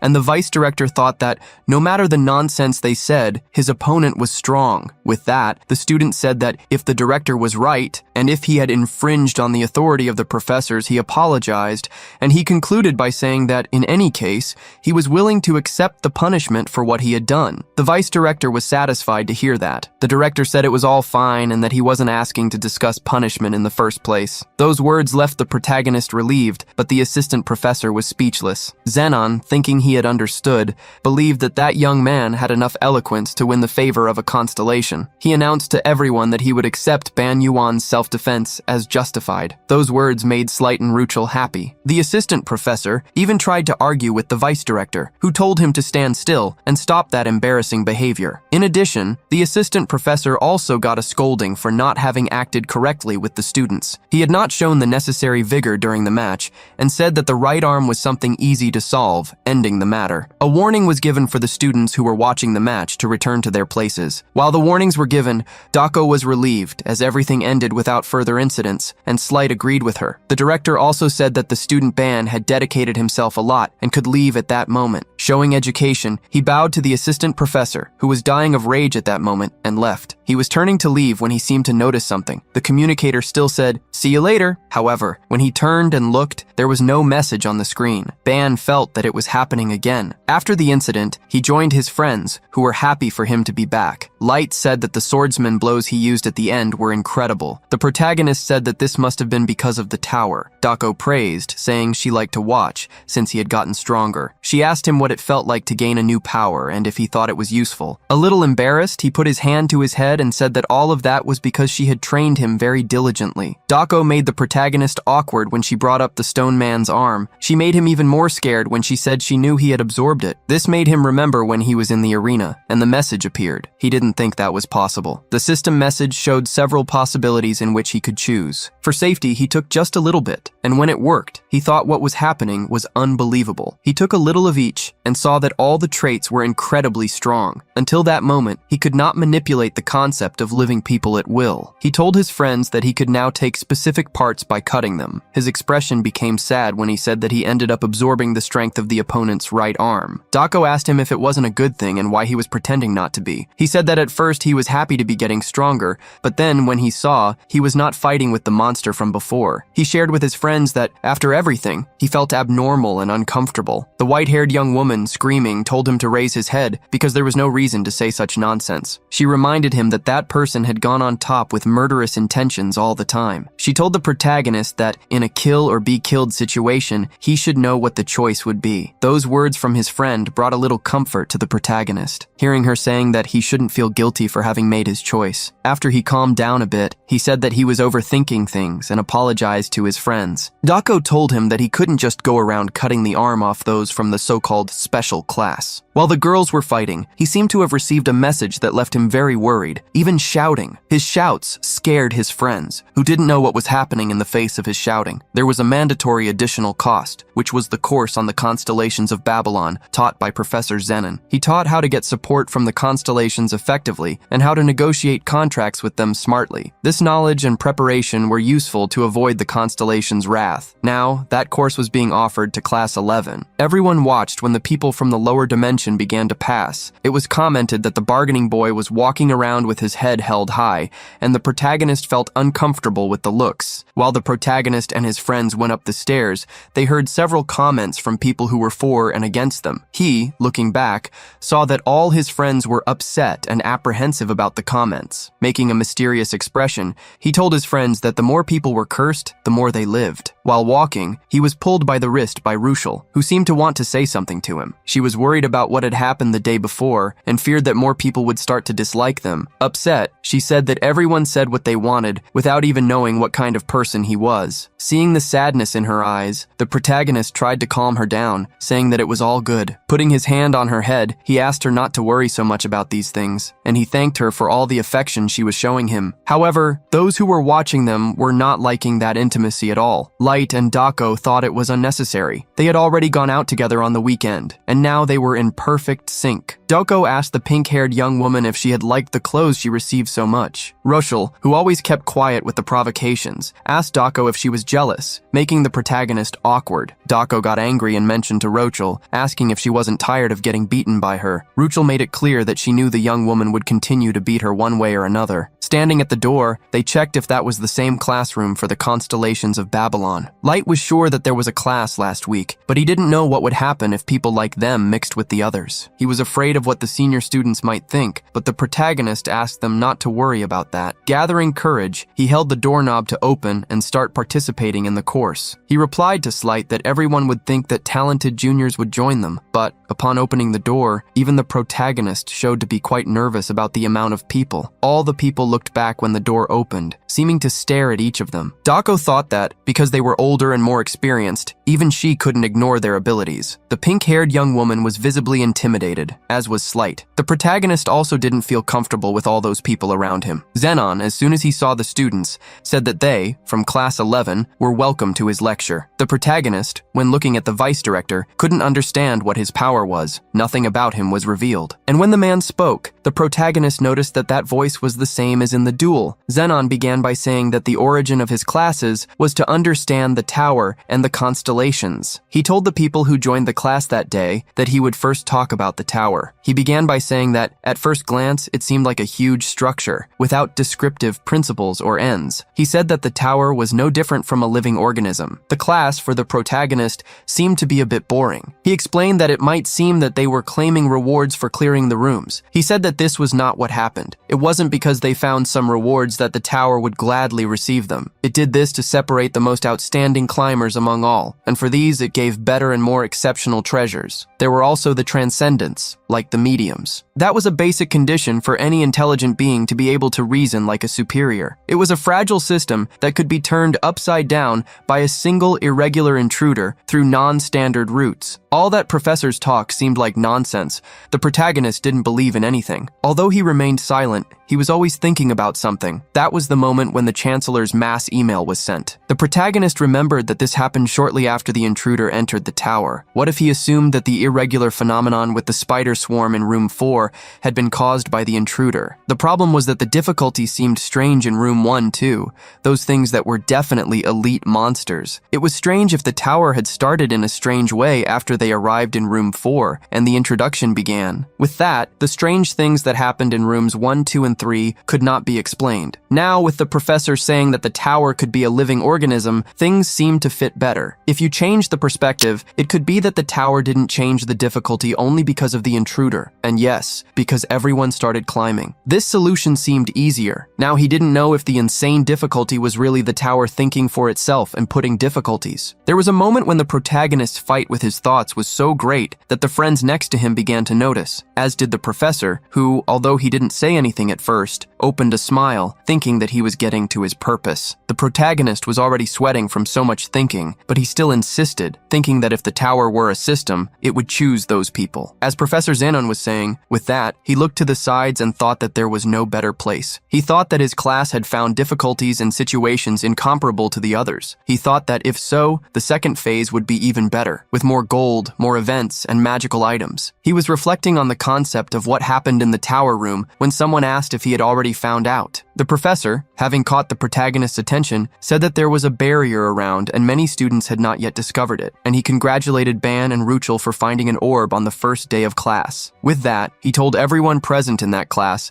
that Class 11 was fully qualified to continue in the lectures. Zenon raised his hand up, throwing something into the air. Then, that poor violet orb landed. The professor said he had a question for the student Ban, and he asked what he saw when he looked at that sphere. Ban, even looking a lot, couldn't see anything, because it was immeasurable or unknown. Being honest, he said he wasn't seeing anything. The professor asked him to concentrate a little more and check again. Although the protagonist said he couldn't see anything, the professor insisted that he focus a little more, because there should be something there that he could see. Despite seeming to be genuinely trying, the words immeasurable and unknown were what he could perceive. He should try to discover the secret of that orb and, for an instant, somehow, his eyes widened. With that, he was able to see the central concepts of the orb: barriers, separation, and protection. He said that, besides that, there was something he couldn't understand. The professor asked him to close his eyes and rest. The professor just smiled and thought that that young student had discovered three main abilities of the orb, with the protagonist rubbing his eyes, looking tired,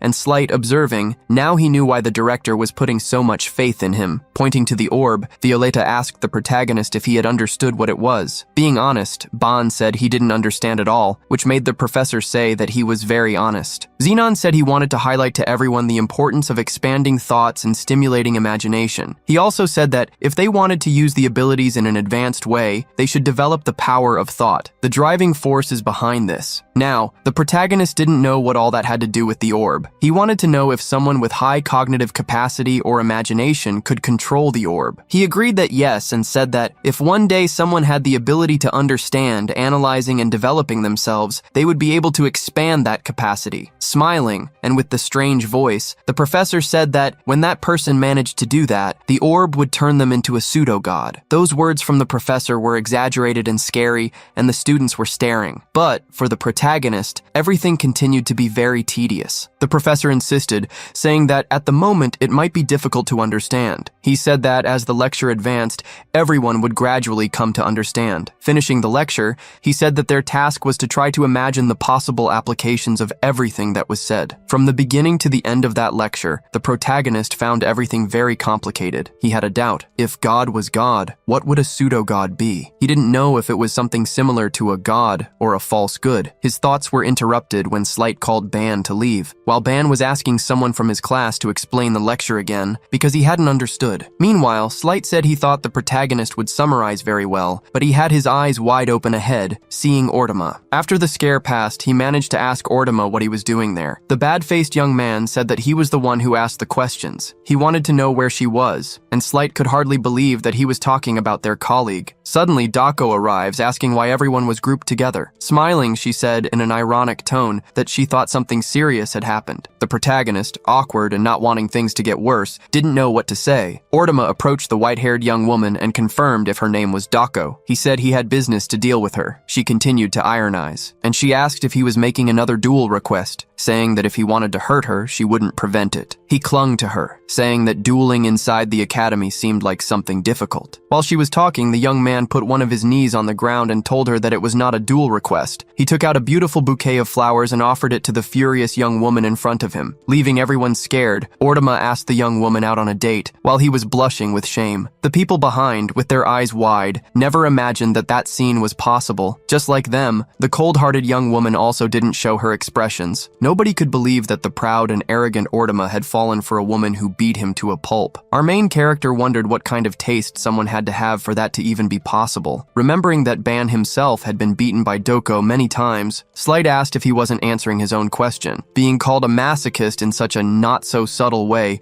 really got to our main character, who transmitted the same feeling to Ruchel. Dako was surprised that Ban didn't understand another man's heart, since she was about to ask what kind of plan he thought Ortama was plotting. Hearing talk of a plan, the three of them stared at Dako with surprised looks, making her realize they really didn't seem to notice the situation. Dako was sure that Ortama was planning something, because his eyes had no trace of affection whatsoever. The main character had to disagree with Doko. No way. It doesn't seem like that's true. I mean, you're incredibly beautiful. The sudden compliment caught Dako off guard, making her blush. Trembling with anger, Doko questioned how the dense Ban could say that kind of thing so casually. Seeing that Ban didn't even understand what he had done, Slight advised her not to fall for his tricks. While Dako was arguing with Slight, Ruchel wondered if there really was another reason behind that confession. She was worried about a certain expression he had made. At that moment, with Ortama kneeling, Doko crossed her arms to dismiss him. Leaving Ortama behind, she called her group to leave. It was then that Ruchel looked at Ortama out of the corner of her eye and was surprised because his face had a sad look on it. During training, our main character received some information. By exposing his presence to so many beings, engraving his existence in their minds, Ban had unlocked a new concept of language, charm, and honor, which were immediately elevated to 10 points. The protagonist was surprised, since he had only just published a new video on the channel. Looking at the concept info, he found that charm could captivate and influence others, while honor stabilized dignity by being recognized by many beings. Even though he couldn't complain, Ban wondered how these two concepts could help him climb the tower. Ruchel, who was in front of the main character, was startled to hear him ask if his own face had changed in any way. Shyly, Ruchel lowered her head to answer, well, I think Ban is very handsome." The main character choked with surprise, stating that he wasn't asking in that way. On the other hand, Dako, who was hearing the whole conversation with her super hearing, was starting to get annoyed. Suddenly, Ruchel heard Slight scream, who was training with Dako, and felt a strong gust of wind hit her back. Stomping on the ground, Doko got the attention of the two who were flirting. "Train, focus on training, and when you're resting, just rest." Poor Slight, who after a beating, was being carried by Doko. The main character also tried to ask Dako about his face, but the girl, in a hurry, slapped him on the face while blushing. "Seriously? Didn't you just hear what I said? Focus on training. If you keep it up, I'll make you two train until tomorrow." With Dako's threats, Ban and Ruchel went back to training, while the tired Slight cried for rest. Ban and Ruchel started sparring immediately. As they exchanged blows, the two moved around the entire training room, using all the space they could. Ruchel's claws hit the main character's sword, and after images of energy were left behind. Trying to rest a little, Slight commented to Dako that Ban seemed much stronger, and was curious to know if he shouldn't stop focusing on dungeons and go back to the tower. Dako thought Slight was being too hasty. In her view, even if Ban had improved, he was still way behind Slight and the beast Ruchel. She could tell that from the beginning, the sparring between the two was only working because one of them, Ruchel, was going easy on the other. Anyway, Dako remembered that the next day they would return to the tower. She wondered if Ban had already figured out how to deal with the beast inside Ruchel, because otherwise, nothing would be different from the last week. Ban was also aware that if they didn't find a solution quickly, they would end up repeating what had happened last time. In the middle of his battle, he activated his all-seeing eye. Over the last week, he'd been observing Ruchel, which had helped him discover a few things. Her violence was activated using any emotion as fuel. Depending on which emotion was used, her state changed drastically. When an intensely negative emotion was used as fuel, it burned until she lost control. But when positive and calm emotions were used, the violence inside Ruchel decreased and her emotions stabilized. Knowing this, Ban continued to fight Ruchel to observe her even more and learn more about how her power worked. In battle, intense emotions were naturally amplified, making violence something inevitable. The more emotional fuel was spent, the more aggressive Ruchel became. However, Ban wanted to try to change that fuel. He wanted to use something more positive. The sparring continued until Ban got an advantage and used the back of his sword to push Ruchel, whose hair was completely dark. The duo who weren't fighting watched the two's combat. Ruchel had been pushed, falling to sit on the ground, and due to tiredness, Ban fell to his knees. However, the fury in Ruchel was at its peak. Gritting her teeth, she refused to give up. Seeing that it had come to this, Ban realized it was time to try to use his plan. To show that he hadn't just been messing around these last few days, the main character held out his hand, creating a magic circle. He was going to prove that the time he spent with Ruchel served to collect parts of her emotions, whether she was happy, having fun, or at peace. Ban had not only collected these emotions, but copied them directly from their essence. Immediately, upon releasing the essences of joy, happiness, and laughter, Ban moved toward Ruchel. Wielding such emotions, he hoped they would work. He directed them at Ruchel in an attempt to make his friend absorb them. However, a blow prevented him from getting close to her. In a fit of rage, Ruchel managed to hit Ban's hand, which held the emotions. The main character was slightly startled. In front of him, Dako was gritting her teeth hard. The girl got up instantly, grabbing Ban by the stomach like a rugby player, and with the inertia of the movement, threw him to the ground, falling on top of him. The main character felt the impact heavily. Mounting Ban, Ruchel had a demonic look. With a great roar, she attacked the main character with her sharp claws. Immediately seeing the danger, Dako and Slight ran toward them to prevent the attack. However, a chain was faster than the two. The chain wrapped around Ruchel's arm, preventing her attack. A second chain appeared, grabbing her other arm and immobilizing her so she couldn't attack anymore. Seeing Ruchel's expression, the main character was worried, but soon realized that the color of her hair was lightening. When Ruchel returned to normal, the main character asked if she wasn't moving faster after transforming. Finally, Ban could rest, relieved to see that the beast in Ruchel was calming down quickly. Still, it could be dangerous to have to tie her up every time they fought. He couldn't help but think if there wasn't a better method to calm her down, some condition for it. Pulling the main character out of his worries, Ruchel thanked him. Ban didn't understand why she was thanking him, since he hadn't completely solved the problem yet. However, Ruchel shook her head in a hurry and thanked him, because now she could at least fight a little. She already considered the improvement significant, and, because of that, was happy to have him by her side. Ban started to blush at Ruchel's words. Quickly, Dako approached him, staring at him. The main character was startled by Dako getting so close and had to make up excuses. "We were working hard here, didn't you see?" While Dako stared at the main character, Slight also approached, relieved that no one had been hurt. Dako, however, thought there was something more important. She started staring at Ruchel, getting everyone's attention, including hers, and worrying the main character. Dako analyzed Ruchel for a while, remaining silent, and then turned away. "No, it's nothing." She decided to end the day's training there so everyone could rest. Staying behind, Ruchel looked at Dako melancholically, with doubts and sadness. The next day, the group headed toward the tower. When they got there, Slight tried to ask Dako for permission to use the holy sword, at least when they entered the tower. He was worried about the difficulty they would face, since this would affect the fate of the four of them. However, Dako reminded him that everyone had agreed to create a solid foundation, without any rush. That was only their second exploration in the first semester as rookies, so she didn't think they needed to worry. The main character agreed with Dako, although Slight didn't seem so convinced. The more he used the holy sword, the more dependent on it he became. Faced with the concept of the demonic spirit imbued with the Holy Spirit, Ban was no longer sure that it was really a holy sword. Anyway, it would be better to keep Slight away from that negative influence. Slight understood that he couldn't use the sword,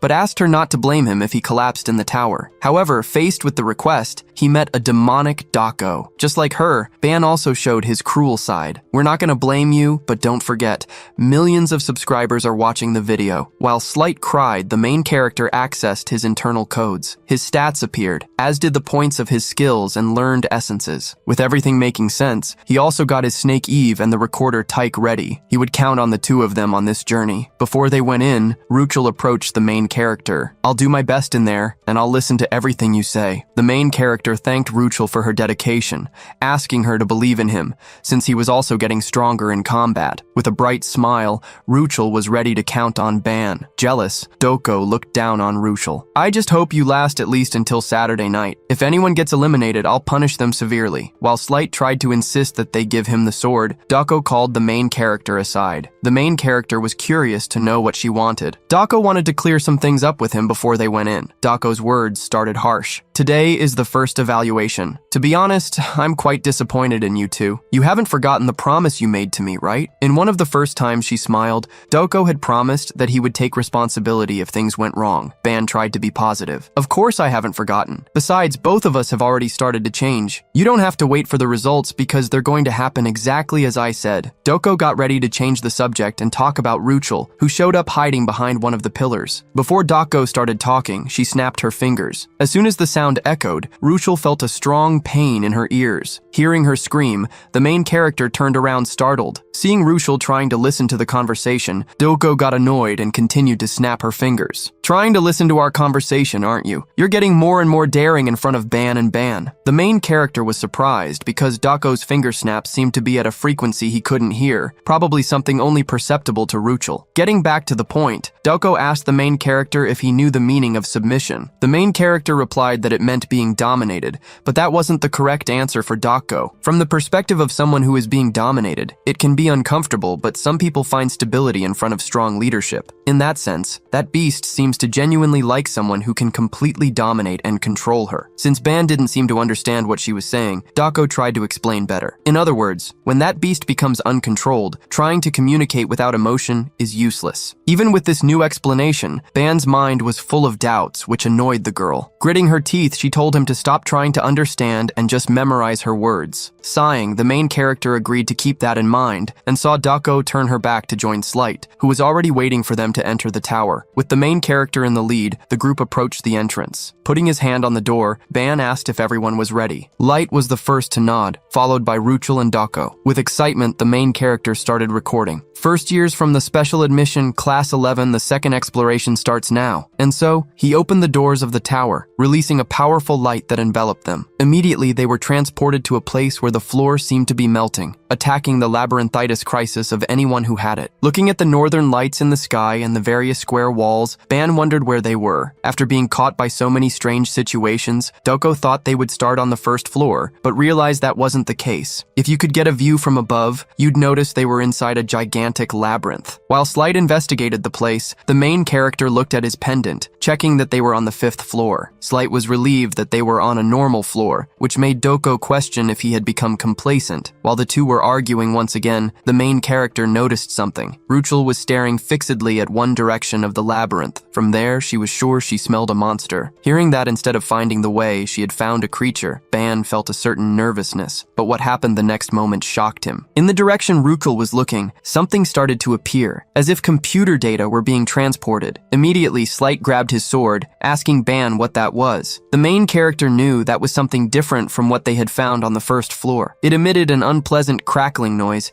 and had a distorted appearance, almost as if it were breaking. Without hesitation, Ruchel revealed her claws and attacked the creature. She hit her target, which split into data. Immediately, Ban received a notification. From what Ruchel had hit, he got several concepts: 0.1 glitch and noise points, 0.2 demonic spirit points, 0.05 malfunction points, and 0.01 inversion points. As Ban expected, that was a glitch phenomenon. When a signal was interrupted, both the graphics and the sound became distorted. This inverted force created a strange sense of fear, which turned into a monster. Since this was a completely different type of creature from the ones they had found before, there were many unknown concepts. He didn't know how the malfunction and inversion concepts worked. For now, glitch had inversion, so it seemed pretty useful. It would be interesting to collect it. Lost in thought, Ban didn't realize he was being attacked, but with a blow of energy, Doko saved him immediately. Frowning, she reprimanded him. "Ban and Yvonne, stay focused. Defeating these things while escaping the labyrinth is going to be quite problematic." With Doko in the lead, they moved through the labyrinth, taking care not to get separated on the complex paths. While the main character was running, he received a message. "They don't seem like creatures that would appear in room 5, but it's not that surprising." Ban was already satisfied that he was able to get several fragments of inversion points while escaping. However, remembering that he needed 100 points made him wonder if it was even worth the effort. The main character stopped running when he heard Ruchel scream. The girl, who was confronting one of the glitches, was carelessly moving forward, but was stopped by the main character. Summoning the chain made by Eve, he didn't let Ruchel fight alone to prevent her from going into a berserk state. Hearing Ban ask her to stay by his side, Ruchel immediately agreed. While Doko defeated several other glitches, she argued with the two of them. "Hey, stop flirting and keep moving." Protecting Ruchel, the main character summoned another chain. He was leaving the concepts on the walls aside for now to focus on the battle. With her keen sense of smell,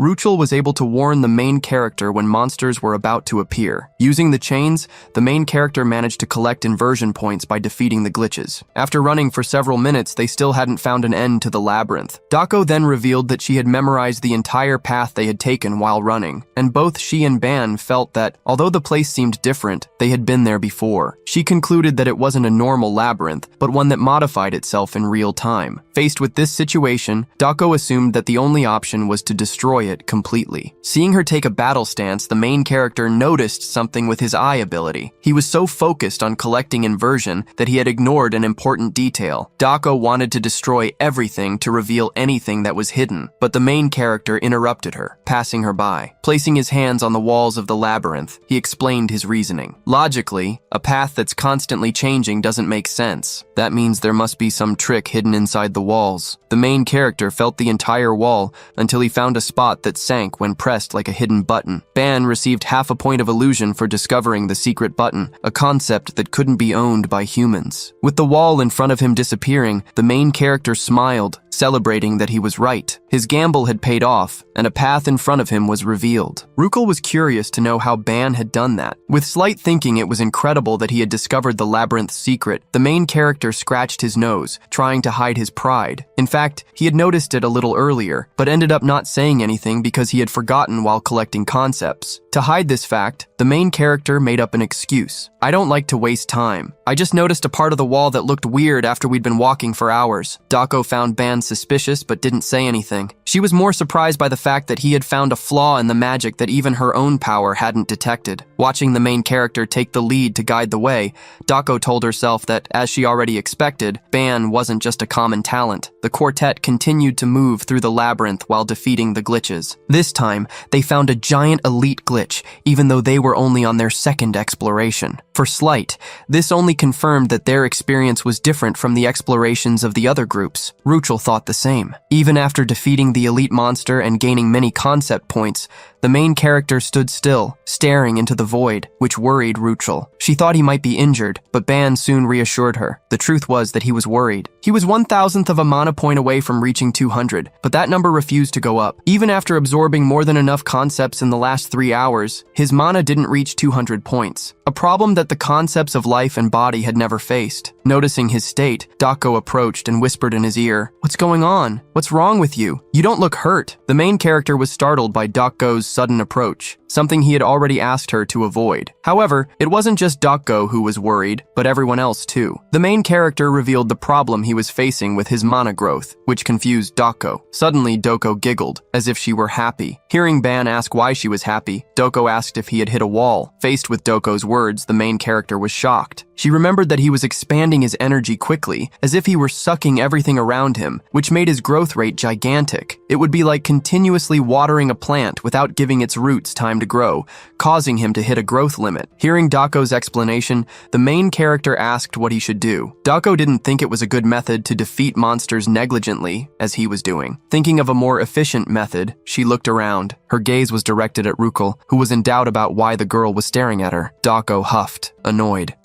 That must be great for someone. Getting some fresh air during the weekend instead of being locked up in school, eating delicious food, and going to clothing stores. Seeing how Dako was treating him, the main character tried to convince her. "Hey Doko, if you teach me, I'll learn diligently. I'll think about the trip, the food, and the shopping." So Dako finally agreed to help him, just because he quickly understood the situation he was in. Looking at her companions, Doko asked if it would be okay, since it would take a while. Rachel didn't mind if it was to help Ban. Likewise, it was okay for Slight, since they had just fought an elite and hadn't changed rooms yet. Seeing how everyone was understanding, the main character thanked them. So, Dako explained that the best method would be for him to receive the basic transmission of the mystic body art. The main character was confused, so Dako explained in detail. Despite the big name, it's just a basic martial art, so it's not difficult. Even so, Ban was worried. So far, he had only learned the basic principles with Dako, but had never learned a martial art directly. This time, it would be a martial art. That's why he wondered if he could learn it properly. Before they started, the main character asked if he should perform something like the 9-bow ritual, a master and disciple ritual. Dako couldn't believe he was trying to cause a commotion with just a martial art that even children learned. She asked him not to worry and just get ready. While Ban took off his shirt to have more mobility in training, Dako was lost in some thoughts. She was surprised to see an outsider quote the ritual. She had acted as if it were nothing, but her mystic body art was something that couldn't be taught. Even if the student venerated someone as their master, sister, because that was a divine family art, passed down strictly through bloodline. Dako knew how shocked her father would be if he found out she was passing on the martial art to someone,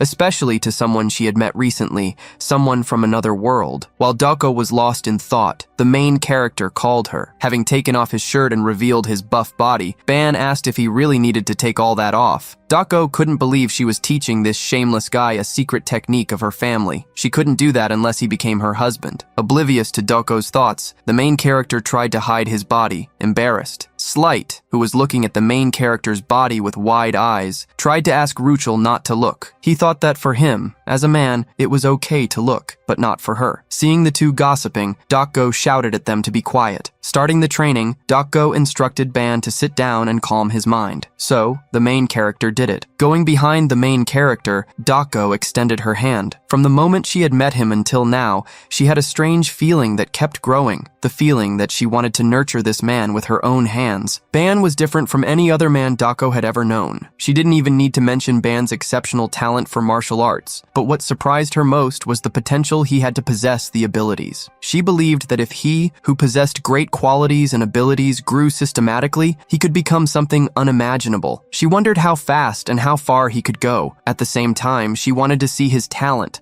feeling the desire not to let him be influenced by others. She wondered what was up with this man to make her go so far for him. While Dako was lost in thought, Ban felt the warm touch of her fingertips on his back. Getting back to paying attention, Dako asked the main character if he was ready, since she had taught him the basics earlier. The main character said he was ready, but asked if she wasn't going to recite an oral formula before doing something like that. Dako didn't know that Ban wanted an explanation of the technique and started to laugh, finding his thought funny. Would you even understand if I recited the oral formula of a technique? Instead of explaining the details, it's better to imprint it on your body. Remembering Ban's thought about the master and disciple ritual, she couldn't help but laugh, asking where he had learned his knowledge of martial arts. The main character wondered if she would hit him if he said he had learned it in novels. Leaving the laughter aside, Dako got ready to start. Not being prepared, Ban tried to ask for a moment, but simply felt an energy reverberate in his body. A few minutes before, Dako had explained to the main character, "The divine manifestation technique I'm going to teach you now is going to completely alter the nature of your ki, magical power, and body foundation." Faced with such surprising information, Ban was shocked. Originally, he thought he would just be taught a basic martial art,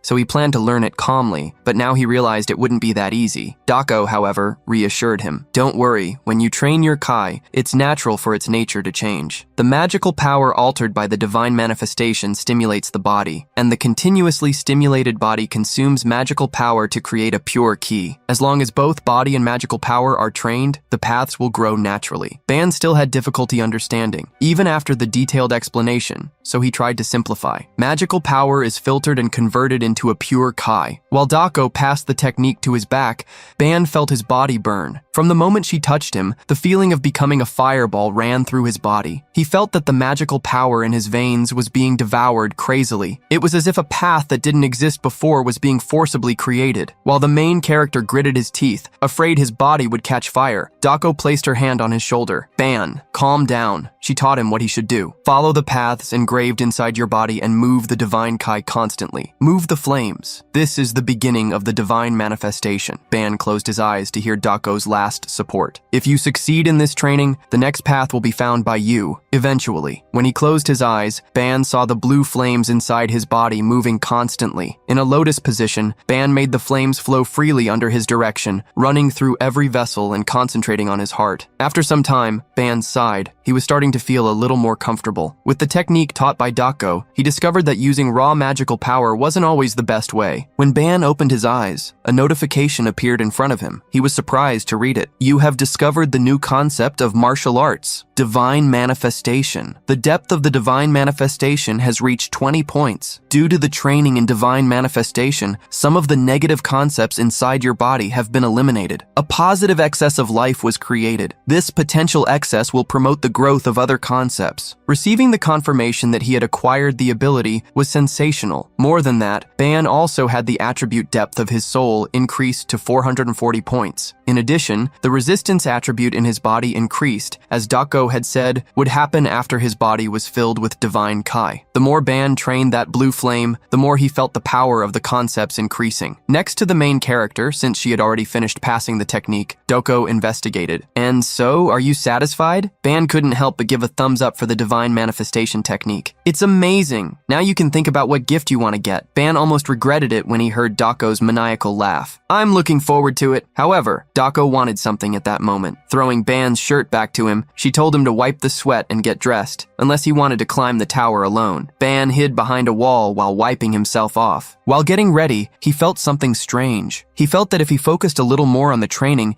he could perceive the divine ki circulating in his body. Ban looked at his hand, being able to see the internal vessels. The more the divine ki increases, the more my body strengthens and my senses sharpen. To think that such a martial art would be passed on without any cost. After a while, Ban reunited with his group. Remembering what had happened, Slight asked if he was also going to publish a video of what had just happened. Obviously, he wouldn't do that. While talking to Slight, Ban noticed that Dako crossed her arms in a strange way. Noticing his look, Dako asked what was going on. The main character quickly changed the subject, asking them to move forward. Ruchel and Slight couldn't help but tease him before they left. Looks like the number of views is going to be high. A shirtless training art. While walking through the labyrinth, Slight asked if anyone was hungry because it must be lunchtime. Ban also realized that. I ended up delaying us, so it must be time to eat. Dako, however, didn't want to stop. Because they had stayed in room 5 for so long, she wouldn't be able to eat until they reached the next room. Slight didn't fail to provoke her. You're like a military person, imposing rules even for eating. Since Slight still had the energy to complain, Dako told him to spend it looking for the exit. As soon as Dako asked Slight to find the exit, the young blonde came across something. Right ahead was a large door. Apparently, he had really found the exit. Since that was the only door they had seen on the entire floor, the group thought it could only be the path that led to the next room. However, Ban asked them to wait a moment before moving forward. Ban's eye began to shine with a golden hue. For him, this was strange, as he hadn't activated any ability. However, from the grooves on the door, he could feel that there was another concept on the other side. Believing that the concept really came from the back of the structure, Ban started to walk toward it, surprising Slight, who wanted to leave to eat. Dako didn't contest Ban's decision and followed him, calling the others. Ban went around the structure where the door was, as did the others, but they didn't find anything. Approaching the main character, Slight asked if they had gone to the wrong place. Ban knew that, for the others, it might really seem like that, but to his eyes, that wall was completely full of illusory concepts. Ban held out his hand, approaching the wall. Halfway there, his hand touched a glass wall,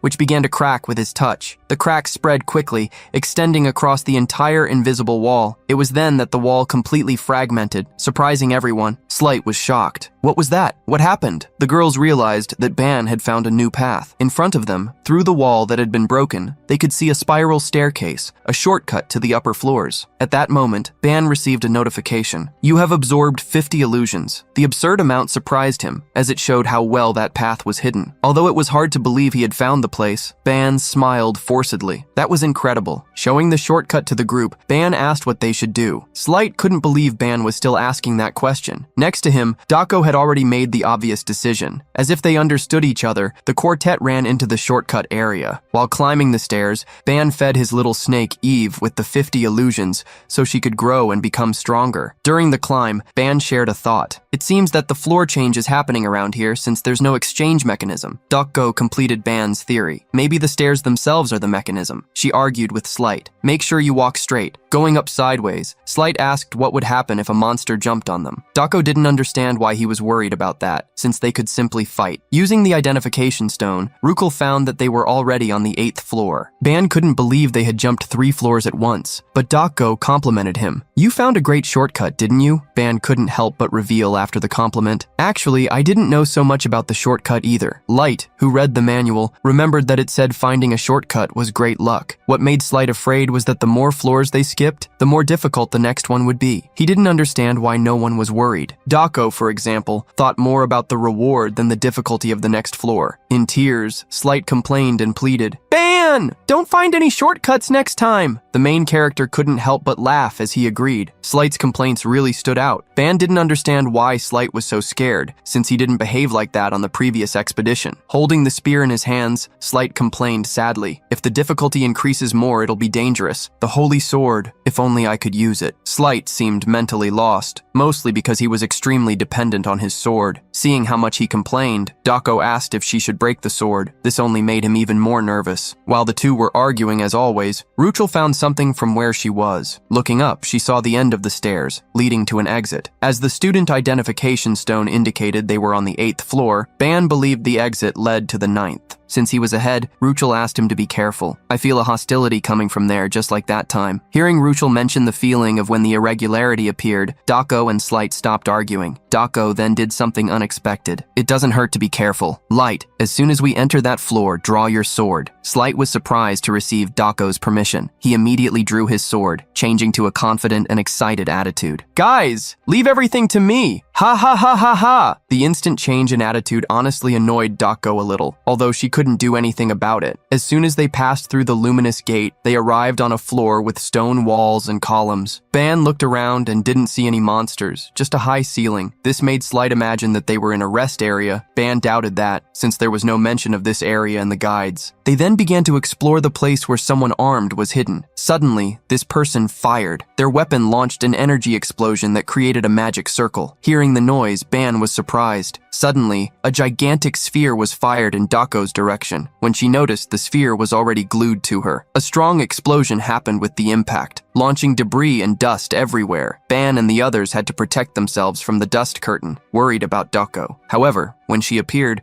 she was simply stepping on that bomb, complaining to the main character. "Didn't you say that only you could use that kind of thing in the tower?" The main character, timidly, remembered that he had indeed said that, but this made him believe that it was a single-use weapon. Immediately, he looked around, looking for the bastard who attacked them. With his golden eye, he quickly discovered the enemy who was hiding. Ban pointed to one of the pillars. "Light, over there!" Before he could give the precise location, Slight had already moved forward. The hooded man looked in the group's direction, scared to see someone running directly at him. He couldn't believe they had located him. His stealth ability shouldn't be detected by rookies. Excited, Slight swung his sword, cutting the large pillar. The man, confused, tried to calm down. He intended to deal with the swordsman individually, and then blow up the three who were close to the sphere. Ban approached Dako, asking if she was okay. He knew how dangerous it would have been if that initial attack had hit anyone else. Dako acknowledged Ban's words. It was at that moment that, upon activating the all-seeing eye, Ban was surprised. Pointing to the sphere under Dako's feet, Ban detected a strong energy inside it. In fact, it was a level 30 magic bomb, incredibly powerful. While kneeling in front of the sphere, he asked everyone to step back. With effort,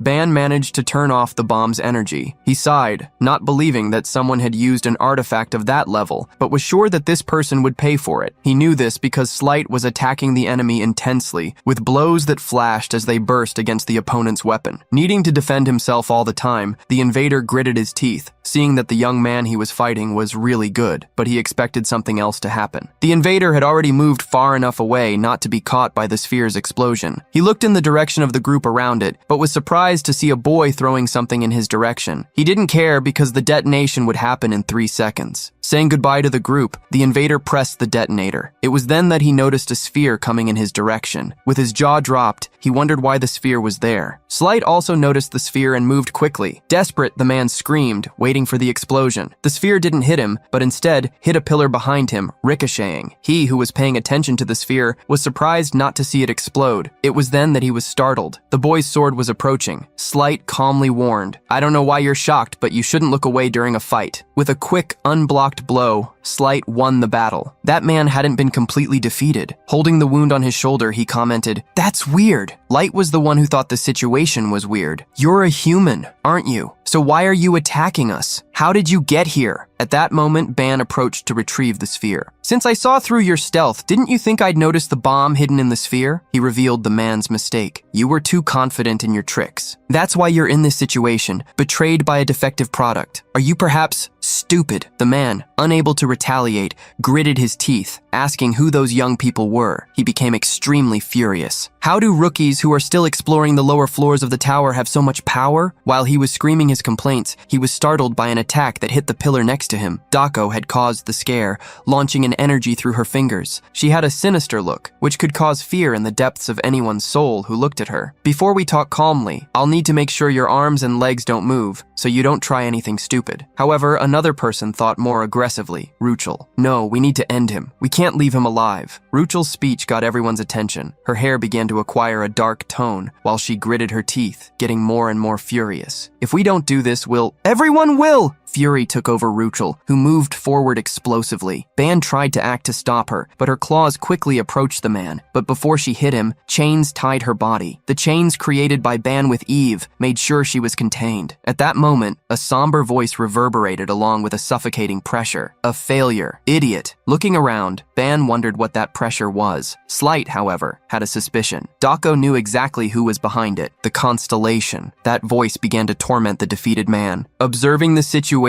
it seems that your function no longer makes sense. The man, now hit by a dark energy, tried to apologize to the voice, begging for a new chance. I can still do it, but the voice didn't believe him. Give yourself up so that your companions get the spoils. Seeing the man being tormented, Slight asked what was happening. Immediately, Ban told everyone to move away. The voice continued. For the Oshudos, sacrifice yourself, the man screamed, trying to avoid his fate. Ban tried to run away quickly, but faced with that energy, he realized it was too late. He couldn't avoid the explosion, nor get completely out of range. Once again, the explosion swept the air with dust and debris. Worried, Dako looked in Ban's direction, looking for him. Laughing, the main character sat on the ground. By a stroke of luck, the explosion had stopped a meter away from him. Almost fainting, he commented. For a moment, I saw the Samsara River. Worried, Ruchel ran to him. Light did the same. How are you okay in this situation? At that moment, Ban knew he wouldn't be able to dodge. It was then that he used the concept he had removed from the magic bomb, throwing the explosion against the ground to contain the shockwave from the other one. Stopping one explosion with another was new even to Doko. It had been difficult for Ban to do that. If I had been late, it would have been a real disaster. Curious, Slight asked what had happened to the man. The main character believed that he was fine, probably sent back to the first floor because they were in the tower. However, the somber voice disagreed. He no longer exists. He definitely no longer exists. The tower accepted this end during the battle against you. You ended his essence. Ban frowned and smiled, questioning the voice. What kind of nonsense are you saying? You caused the explosion. We just acted to survive. However, the voice sounded melancholic. I lost a member, but I didn't gain anything. I should have taken precautions when the tower started treating you specially. Slight couldn't believe it, and Ban quickly interrupted him. Stop beating around the bush and talk straight. What was that guy, and who are you? The voice fell silent until it decided to say only one thing to the group. We are Exodus, your enemies. The main character was surprised and confused by those words and by the mysterious voice's farewell. When the energy dissipated, Ruchel was relieved, although Ban was still gritting his teeth against the constellations. He couldn't understand how none of them acted normally. Despite that, Ruchel latched on to the important information they had obtained. The name of the organization, Exodus, which she remembered well. Slight knew that organization. Exodus is the most famous group of pirates in all dimensions. The constellation must be one of their investors. Ban remembered that Professor Yumina had already mentioned the Exodus pirates. Slight didn't understand what was happening, since these guys were after them. Dako found it interesting. We would eventually meet them while climbing the tower. Was having this experience now not beneficial? Ban ended up agreeing, making Slight frown. You guys really understand each other. However, Slight felt that there was something wrong with one of the constellation's lines about the tower treating them specially. Their speculation was now confirmed. Is anyone feeling something? Slight even looked worried. It was at that moment that Ruchel received a notification. Slight, too, as did Dako. The three, leaving Ban aside, gathered to see the notification, which worried the main character. Did you guys get a message from the director? Dako, in fact, denied it, but revealed that it was something that should have also happened to him. The three's level had increased, and, being left aside, Ban was scared. Dako saw her level go up for the first time since they entered the tower. Could this be a reward given by the tower for us dealing with the constellation's attack? She thought. Slight found it frustrating if that had really happened as Dako imagined. Ruchel, seeing her stats increase a lot, was visibly satisfied. The trio was sitting, watching how much they had improved, while Ban and Yvonne remained aside, a little annoyed. Seeing his colleagues use status windows for the first time,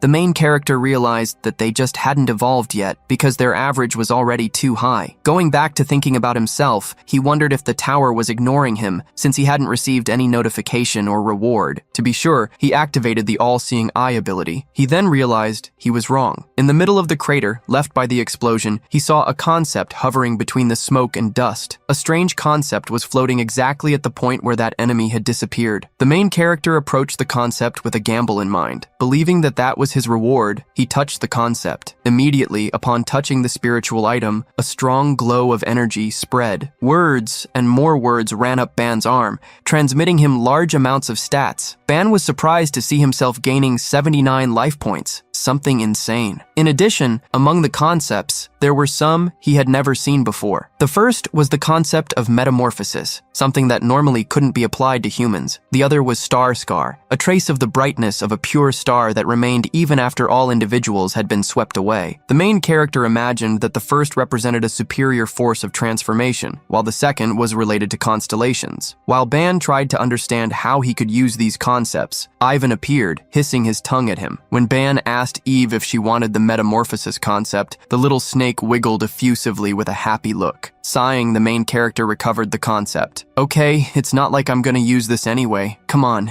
eat Eve. With affection, the little snake devoured the metamorphosis concept, and immediately traces of energy began to run through her body. Ban's scream of surprise got his companion's attention, who soon looked in his direction. Rukel was the first to approach, asking what had happened. Trembling, Ban replied, Eve, she's turned into an egg. The main character was holding an egg with digital characteristics in his hands. A notification appeared from it. Object has mastered a lower-tier concept, origin mutation in progress. Worried, Ruchel asked if that had happened before. Ban confirmed that it had, but explained that last time, Eve had hatched immediately after turning into an egg, which wasn't happening now. Slight imagined that this was happening because it was Eve's second evolution. Dako crossed her arms with a provocative smile. That little girl probably evolved too. Ruchel, who had picked up the egg, felt a warm energy coming from it. Trembling, Ban even bit his nails. What do I do? What do I do? We've lost the only way to calm Ruchel down in emergencies. Hearing Ban's comment about Ruchel, Slight was worried. However, as the next floor was a rest area, they were relatively calm. It was when they talked about the next floor that the change was activated. Seconds later, they appeared on a floor that looked more like a garden under a dome. A beautiful fountain with a water spout had been built in the center of that place, while stone staircases led to higher gardens. This was the 10th floor,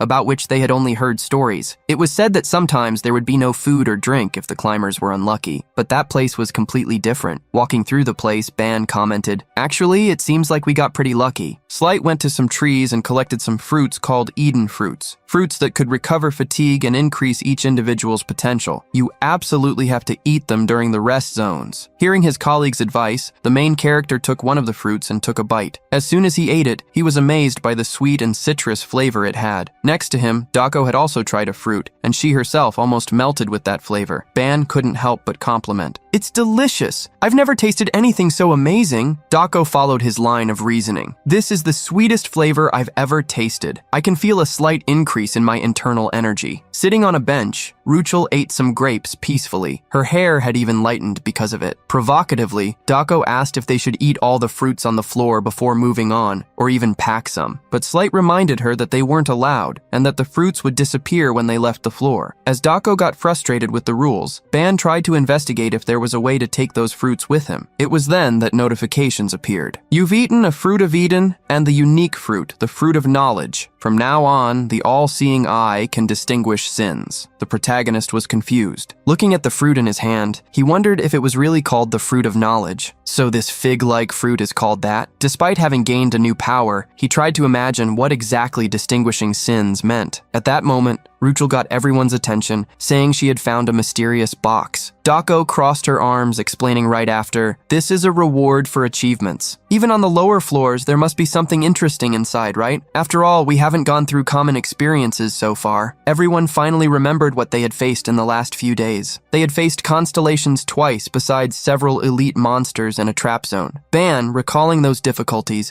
thought that all of that had been packed and delivered to the group, which made him believe that the reward would be worth it. As he approached the wooden chest with golden details, Ban was impressed. Wow, this must be the achievement reward we heard about. Since Ruchel wasn't well informed about the subject, he explained, there's a treasure in each rest zone to reward the achievements you get. Since this is a wooden chest with gold details, it must be among the highest levels of the lower rank. Ruchel was confused about how the chests were evaluated, and Ban continued. The treasure chests on the rest floors are ranked according to the material: wood, copper, silver, and gold. The better the material, the better the content. Excited about the reward, Slight wanted to open the chest immediately, but Dako stopped him. Confused, Slight asked why, and Dako was direct. Let Ban open the box. Slight became even more confused and was soon surprised by the explanation. I feel like we'll have bad luck if you open the chest. Ruchel immediately agreed. Desperate, Slight wanted to know why he deserved that, and Dako was clear. He's unlucky. While the two argued as always, Ban opened the chest, with Ruchel peeking beside him. As soon as the two saw the shiny content, they swallowed hard, surprised. Ban recognized the item inside the chest, a magic wand for a magical girl. The wand inside the chest was a short pink staff with a bow and a large heart-shaped gem. Light, who didn't know such an item, believed that there was no clear function for it and soon imagined that it was a ceremonial tool. Picking up the wand, Ruchel commented, "This has a curious shape." Feeling the aura that emanated from the object, Dako imagined that it must be an artifact. A little more aware of what that item could be, the protagonist asked to borrow it from Ruchel. Just from the design, Ban knew that item was from his world, an item used by magical girls. Upon checking the object's attributes, he discovered that all its concepts were related to magic, besides having an incredible 200 soul points. Seeing how Ban looked thoughtfully at the wand, Dako approached. "Did you find out anything?" After analyzing the item, Ban revealed his thoughts. "I think it's a magical teaching tool for beginners. There seems to be an ego imbued in the item to teach its user." Slight was shocked to hear that an item could have an ego that taught people. Before their disbelief increased, the wand in Ban's hand began to twist as if it had a life of its own. As Ban recognized the item, he made a request. "Guys, can I keep this?" "Of course, I'll pay for it." Quickly, the protagonist's whole team agreed to let him keep the object. They recognized the efforts made by Ban until then and felt the need to reward him. Putting the item in his inventory, the protagonist commented lightly, "I have a feeling that this little guy will help me a lot." After storing the items, Ban began to collect countless fruits and quickly Slight warned him. "Ban, I already said there's no point in harvesting more." Ban created a basket with the fruits and handed it to him. Slight was tremendously confused. "What for? Aren't they going to disappear as soon as we leave?" Ban agreed that Slight was right. Taking out the golden jelly, he imagined he could try something, since he had nothing to lose. He did some stretches while preparing. "Okay, I'll pay you right now." Dako was a little confused and asked Ban if he was paying with money. Grabbing a new basket, the protagonist shook his head and stated that he wouldn't pay with money. He threw the new basket to Slight, asking the confused young man to follow him. Dako and Ruchel quickly realized what Ban intended to do, especially when they remembered how he had used the jelly a few days ago. The confused Slight approached the protagonist with the fruits. Ban sat on the ground while asking some questions. "Don't you guys think it's weird how only one fruit can be eaten? Or how they disappear when they're taken outside? But what would happen if they were fused with other items? What would happen after they were consumed?" Holding out his hand, the protagonist began to separate the concept of the fruits of Eden. As soon as the golden glow came out of the fruits, along with their concepts, the protagonist moved his hand to the jelly. "If no one has tried this before, then why can't we be the first?" A strong magic circle appeared around the jelly jar, starting the transcendental fusion of the fruit of Eden with the basic elixir. Being illuminated by the glow of the magic circle, Slight and Ruchel were surprised. In an instant, the jelly jar turned into the 30-point elixir of life, changing the aspect of the content to look even more like golden honey. Such an item now had the power to restore and strengthen the consumer's life and magic points. Infinite new possibilities were guaranteed. Long-term use could amplify the effects, but excessive consumption all at once would cause a divine punishment. Slight was shocked to see what Ban had created. Even the calm Dako was speechless to question him. Holding the new elixir, the protagonist stated that they still couldn't test it because of the room's rules. To check the taste or effects, they would have to leave first. Excited for the first time, Dako was the first to act. Then let's go now. Everyone agrees to go, right? She asked Ruchel and Slight, who, being already rested, quickly agreed. Seeing how everyone was blind with the desire to try the candy, especially Dako, Ban couldn't reject the decision to move forward. Quickly, they were teleported to floor 11. As soon as they got there, Dako hurried to ask Ban for the elixir. Looking in his inventory and seeing that the elixir was still there, he gave a thumbs up. It worked! It's still here! Unexpectedly, Dako jumped on top of Ban, hugging him to vent her happiness. I knew you could do it, Ban. After Ban coughed to clear his throat, Dako realized the embarrassing action she had done and ended up blushing, as did Ban. More unexpected than the hug,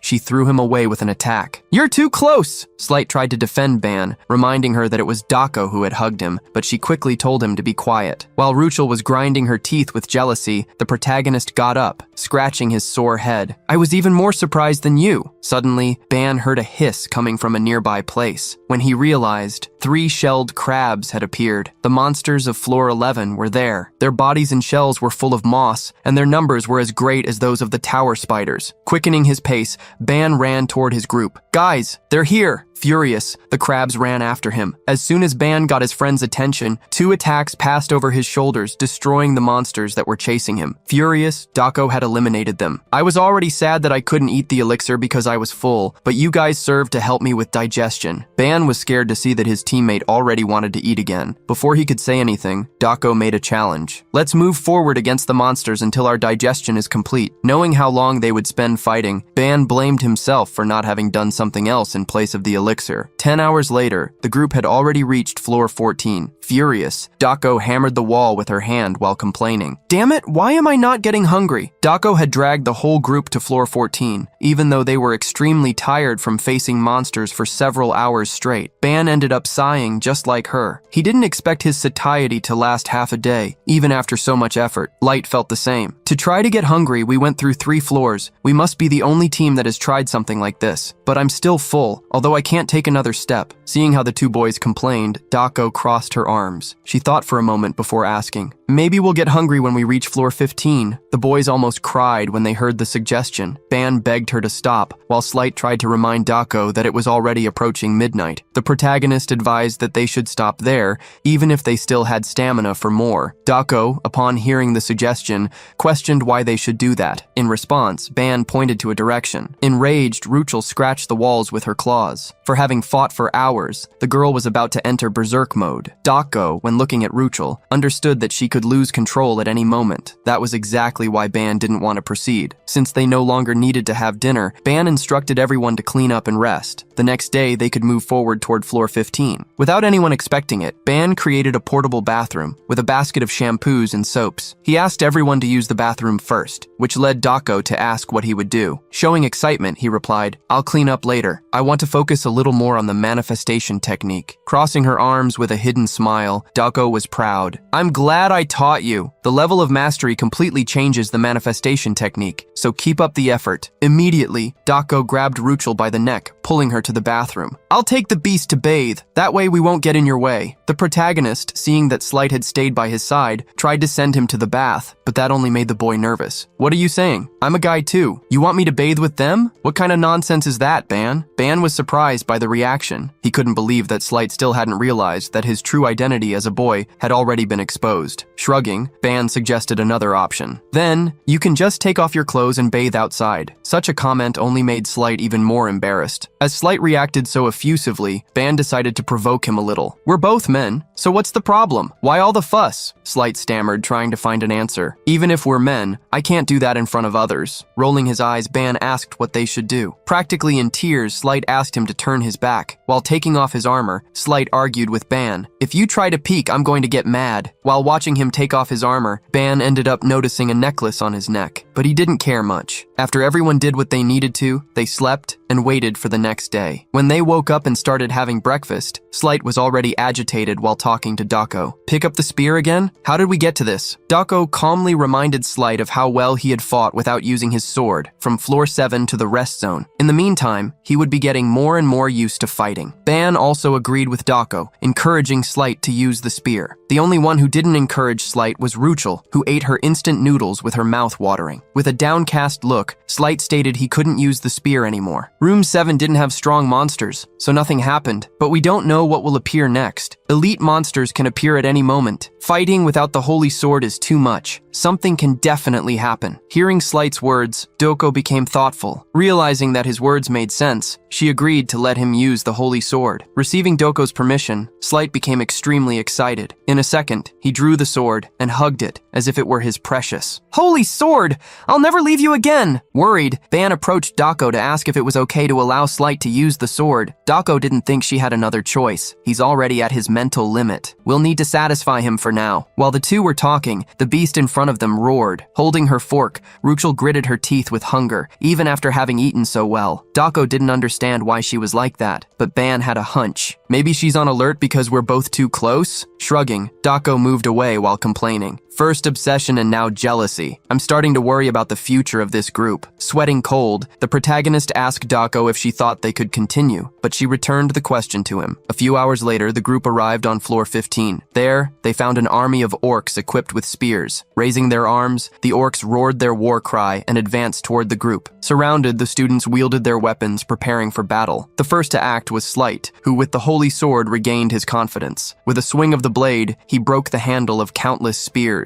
Who do you think you're attacking? The protagonist couldn't help but be impressed by Slight's renewed attitude, something that also made him a little worried. While he himself began to fight the orcs, he commented to Dako that they could have had problems if they hadn't let Slight use the sword. Seeing Ban lose a little focus, Dako quickly warned him, "This isn't the time to think about other things." As soon as he was warned, a gigantic orc, several times bigger than him, raised its axe to attack him. Quickly, Dako got his attention, extending her arm full of energy. The energy attack passed beside the protagonist and hit the giant orc heavily. Ruchel also didn't stand still and, with her claws, opened a path to the orc, finishing the job that Dako had started. As soon as the girls defeated the enemy, Ban thanked them. Dako wiped her hands, asking him to be more careful, while Ruchel showed her teeth in response. She continued to fight the orcs with such ferocity that Ban realized she was close to entering berserk mode. At the same time, Eve still showed no signs that she was about to wake up. This meant that he would need to try again what he had failed to do last time. While thinking about how to contain Ruchel, Ban didn't realize that a new orc was approaching from behind him. However, when the orc's attack came, he managed to raise his sword in time, defending himself by pure reflex. The hairy and bearded orc roared at the protagonist. "Ah, I am Quonus of the proud legion of the rusted halberds.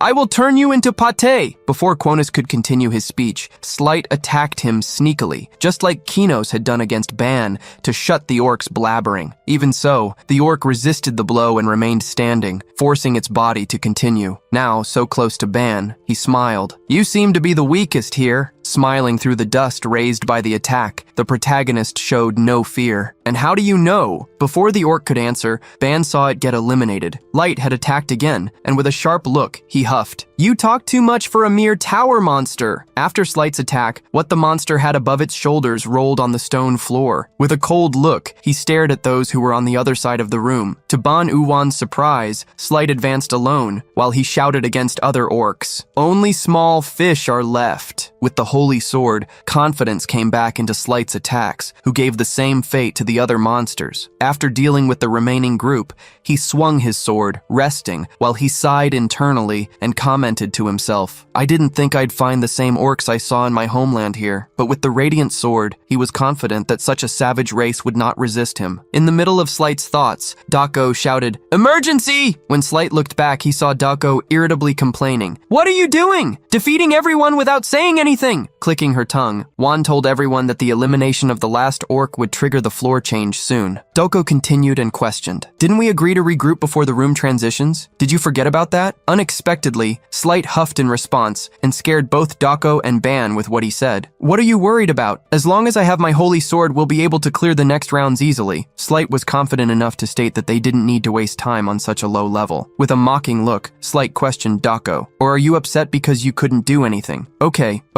I'll leave some for you next time." Slight's words instigated the fury inside Dako, who squeezed her hand hard, frowning and exhaling an aura of irritation. She was ready to fight. Noticing the hostile atmosphere among the team members, members, Ban placed himself between the two, calming them down. Looking at Slight, Ban wondered why he had changed so suddenly, saying things he didn't usually say. The moment Ban warned that they needed to prepare for the next floor change, the floor began to shake. A light covered the team members while the space began to change shape. Dako and Slight, surprised, also prepared themselves. Soon several giant chess pieces began to materialize, while the walls disappeared. When the quartet realized it, they were in the middle of a giant chessboard with several pieces scattered. Confused, Ban noticed that they themselves hadn't been moved to a new floor. The floor itself had changed. Suddenly, Rukul fell to the ground, getting everyone's attention. Ban ran in her direction, worried. "What's wrong? Are you hurt?" Heavily panting, Rukul exhaled hot air while groaning. She grabbed Ban's arm, grinding her teeth in agony and murmuring, "No more. I can't take it anymore. I can't suppress this anymore." Ban realized that Rukul was on the verge of losing control, and that was exactly why she needed breaks before floor transitions. At that moment, when everything was already worrying, a being appeared, shouting with a thick voice, "Was it you, humans, who eliminated my soldiers?" The orc with a big axe presented himself proudly. "I am Kurus, Centurion of the Great Legion of the Rusted Halberd." The great orc swore, with eyes that showed the fury for the loss of his men. "I will honor my fallen companions with your bodies." Speechless, Ban realized that the subordinates of this orc must have been the ones they had defeated in room 15. Confused, thinking that they could still be in room 15, or that it was connected to that floor, Ban opened the tower's information window. A small phrase was described. "Rule of the 16th room. The weakest soldier goes first." Unexpectedly, the orc Curus pointed to Ban Yuan. "Come on, the weakest human, step forward." He called him with his finger, provoking. "I, the Centurion Curus, will teach you a lesson." Knowing that the orc was talking to him, Ban prepared to go first. However, Slight stopped him. "Ban, don't worry about things like that." Taking a step forward, Slight declared confidently, "You don't need to obey meaningless rules like these." Ban was surprised by Slight's actions, who used all the power of the holy sword, making fire wings appear on his back. Annoyed with the chief orc, Slight shouted, "How dare a mere orc talk about rules to someone like me dressed in holy light?" Slight's jump exploded in speed, moving forward against the orc, even though Ban told him not to do that. The orc watched Slight advance and asked if he was the weakest human. Ignoring the question, Slight shouted with confidence, "I will finish you off in a single attack." The orc, who was watching him, concluded, "You are not the weakest." Slight brandished the holy sword,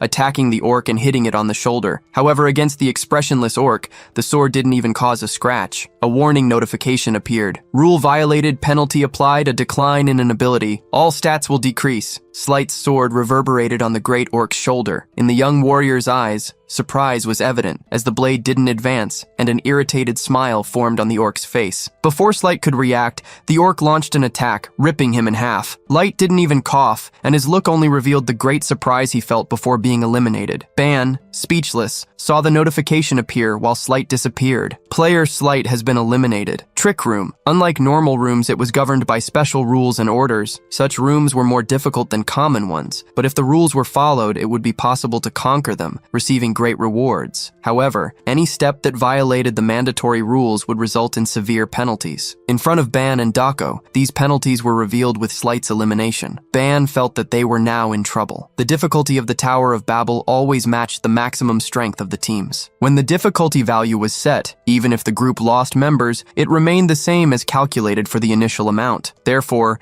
it was always crucial to advance to the next room only when the team was fully prepared. With Slight advancing hastily and being eliminated, Ban felt that the expedition in the tower was already doomed to failure. He even cursed Slight mentally. The orc put its hand on its shoulder because despite Slight's sword not having advanced, it had still caused a small open wound. The orc looked at its own hand, stained red. The Centurion Curus gritted his teeth while he laughed. "You are an absurdly strong human. You went straight to take my life and still managed to wound me before losing yours. I liked fighting against you." The orc took a step forward and, overflowing with energy, began to grow while it challenged. "Come, human! Face me! Face me, the Centurion Curus! I'm ready for anything you want to throw at me!" Gritting his teeth, Ban wondered if the breaking of the rules had also strengthened the orc. Dako sighed, not expecting things to get to such a point. "I knew the sword affected his mind, but I didn't think he would become a complete idiot." Scratching his head, Ban ended up confirming Dako's words, which were unfortunately accurate. Ban hadn't known Slight for a long time, but he had never seen him so irresponsible and impatient. He really couldn't understand what had happened. The only possibility that Ban could imagine was that restricting Slight from using the sword throughout the expedition had caused a backlash in him. Dako didn't know if Ban was right, but she was sure of one thing. We can't trust that sword. He'll definitely make a mistake at a crucial moment again because of it. With a somber look, Dako swore, "As soon as we get out of here, I'm going to make him go through some serious training." Ban then looked at the orc, asking Dako to also stay focused to clear the floor, but she refused. With one person eliminated, there's no reason for us to continue the expedition. However, Dako conjured her own sword. Advancing against the orc, she revealed her plan. "Let's use this chance to break as many rules as possible and find out how heavy the price is." The orc laughed when it saw another human, not the weakest, advance. It pointed at Dako, shouting, "Just by looking at you, I know you're not the weakest. Are you ignoring the rules again?" Dako, upon stopping, looked back at Ban and at Ruchel. She gritted her teeth, as the decision was difficult to make. She moved forward definitively this time, while she spoke to Ban Yuan. "I'll apologize first, Ban Yuan. Try to deal with this alone with the beast." While Dako placed herself in front of the orc, and it raised its axe to eliminate her, she reminded Ban, "Don't forget what I told you before we entered the tower, got it?" Ban tried to stop her, but the orc, overflowing with energy, had already reached the young woman. Dako waited for the orc's attack, attentive. In the last second, she drew her sword. The notification of rule violation appeared once again, as did the penalty 1. At the same instant that the orc attacked Dako with the axe,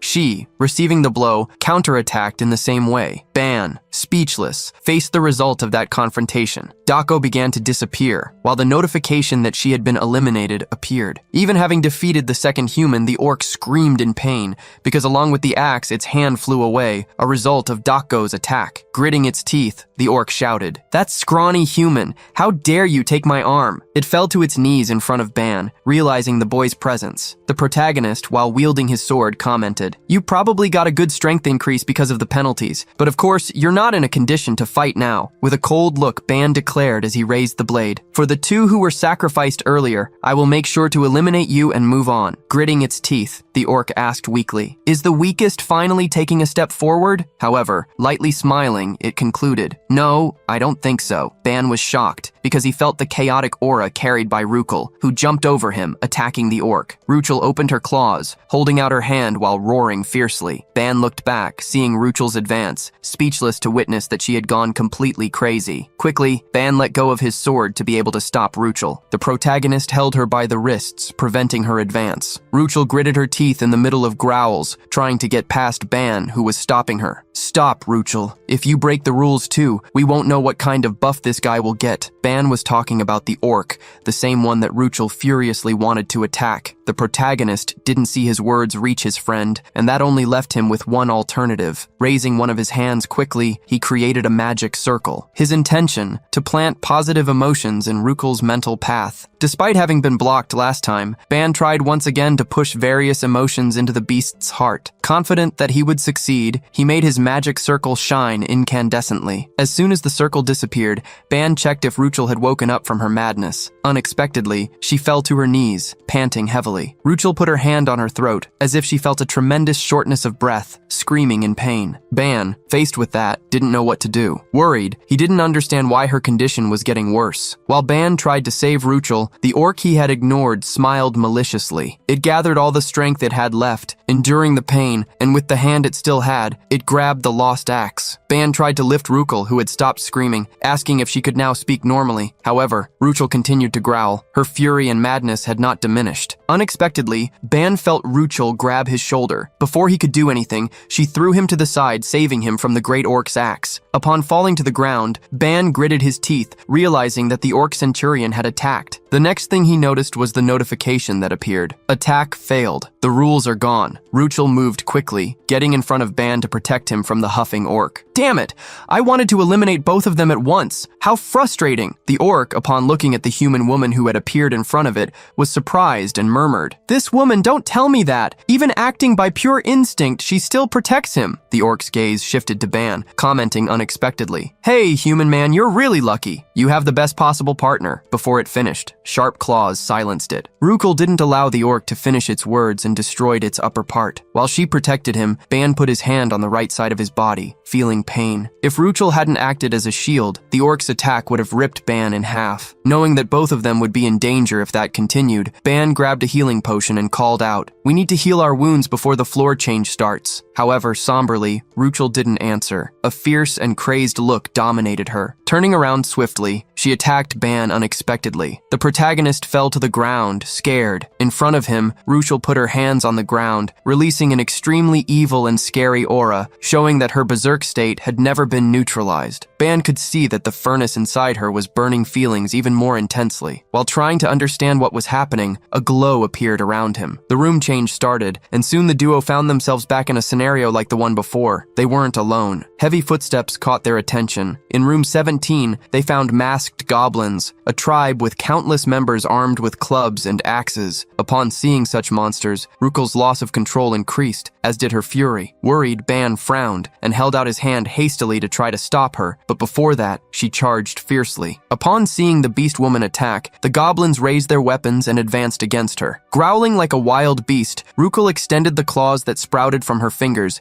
and showed the fangs in her mouth. In front of Ban, the battle began, exploding in ferocity. Squeezing his fist in irritation, Ban punched the ground. He felt an immense sense of failure. He didn't know why, but he couldn't stop the furnace. Even having asked with a smile on his face for Ruchel to trust him without checking things properly first, he trusted too much in his own abilities with a completely careless mentality. Thinking about everything that had happened so far, Ban intensified his judgments against himself. Why didn't I think a little more? I judged and tried to deal with Ruchel's fight the way I wanted. Maybe I was just an arrogant fool. With a downcast look, Ban believed that nothing else mattered. Since Slight and Dako had already been eliminated, the expedition could be considered a failure. Ban lost the will to try to stop Ruchel. Being eliminated and sent back made more and more sense. In front of a goblin's bow and arrow, he didn't even move. The arrow was shot and he accepted his fate. However, another person hadn't accepted it. Unexpectedly, Ruchel jumped in front of Ban, taking the arrow for him. Seeing her between him and the goblins scared him. She pulled the arrow out and threw it on the ground, still prepared to continue fighting. Getting up and grinding her teeth, intimidating the goblins, she showed that she wouldn't give in. With all her instinct, Ruchel growled wildly, screaming at the top of her lungs and releasing all her feelings in the form of fury. Ban partially understood the feeling in her voice, the instinct of protection. While Ruchel advanced once again against the goblins, Ban recalled the words she had said to him with a smile before they climbed the tower. "I'm counting on you in there, Ban. I'll listen to everything you say. I trust you, Ban." Despite knowing that the expedition had already failed and that everything was already a mess, Ban took a potion from his inventory. Upon drinking it, he recovered 2 life points, 1 body point, 2 mystic energy points, and 1 charm point. With the natural healing speed increased by the potion, Ban stated decisively, "I won't let things end like this." Despite not having given up, he didn't see things getting better either. Ruchel continued to attack the goblins with all her energy. Despite needing to make her return to normal, Ban didn't know how to achieve that. Besides, recklessly messing with the furnace didn't seem to be the answer. Ban tried to imagine what Ruchel was like when she wasn't in berserk mode because of the furnace. She seemed more like a puppy, completely dependent. However, the Ruchel that Ban was seeing now seemed like a beast advancing toward her own end. It was then that Ban realized something in his own thoughts. Ruchel being a beast. Just because she's a beast, it doesn't mean she can't be tamed. Only those born purely wild were like that, but Ruchel wasn't. Ban clearly saw Ruchel's normal side as the human side. He tried to imagine why Ruchel didn't understand him. If she wasn't wild from the start, maybe there was something wrong with the approach he was taking to try to get close to her. Ban remembered a question. "Do you know the word submission, Ban?" The word said by Dako brought an understanding to Ban. At that moment, he had questioned whether submission was linked to governance, but that had not been the answer that Dako wanted. Dako had explained point by point what Ban didn't understand at that moment. From the perspective of someone who is governed, it may seem unpleasant, but some find safety in a strong leadership. In that sense, that beast seems to want someone to whom she can submit, someone strong and dominant who controls her. Staring at Ban deep in his eyes, Doko had taught him how he should act. When she stops understanding your words, you must stop trying to talk gently to her. Ban hadn't believed Dako's instructions at that moment. However, now things seemed to make sense. He realized that Ruchel could still communicate, but that his method was being too weak. His voice wasn't able to reach her. It was then that he decided to follow the only path that could really reach her and make her stop fighting. Ruchel, still with all her fury, continued to advance against the goblins, oblivious to Ban's thoughts. At that moment, Ban jumped in front of her,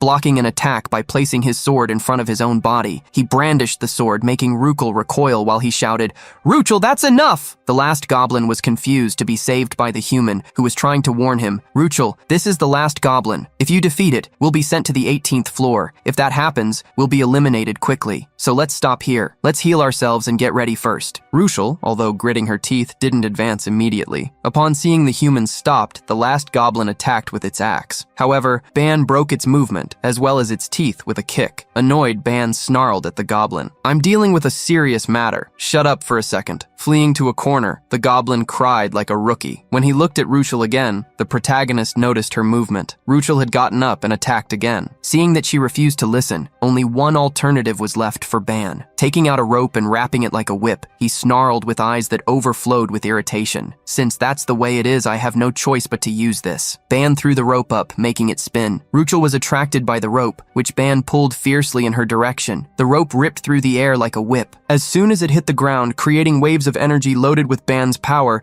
he shouted, making Ruchel recoil. Back! Ruchel roared furiously at the attack, while unexpectedly, the tone of her hair weakened slightly. However, she was still annoyed, and she saw Ban pick up a chair. With a cold look, he placed the chair on the ground. While grinding her teeth with fear of the chair, Ruchel ended up hearing Ban's command. Ruchel, sit! Hitting and pointing to the chair, Ban ordered. The command made Ruchel scream even more furiously. However, she was screaming while sitting in the chair, obeying. Ban sighed as if he were in front of an idiot. Annoyed, he hit the ground with the rope, shouting, Quiet! Faced with the scream and the sound of the rope, Ruchel, with tears in her eyes, recoiled. Ban unexpectedly held out his hand to her and asked, Ruchel, give me your paw! Despite grinding her teeth, this time in frustration, Ruchel held out her hand, placing it on Ban's. When she touched his hand, he realized that she had retracted her claws. This made him praise her. Good girl! Very good! Extending his other hand, Ban touched Ruchel's head, petting the girl, who replaced her eyes of fury with eyes of surprise. To Ban's surprise, a glow appeared in Ruchel's hair,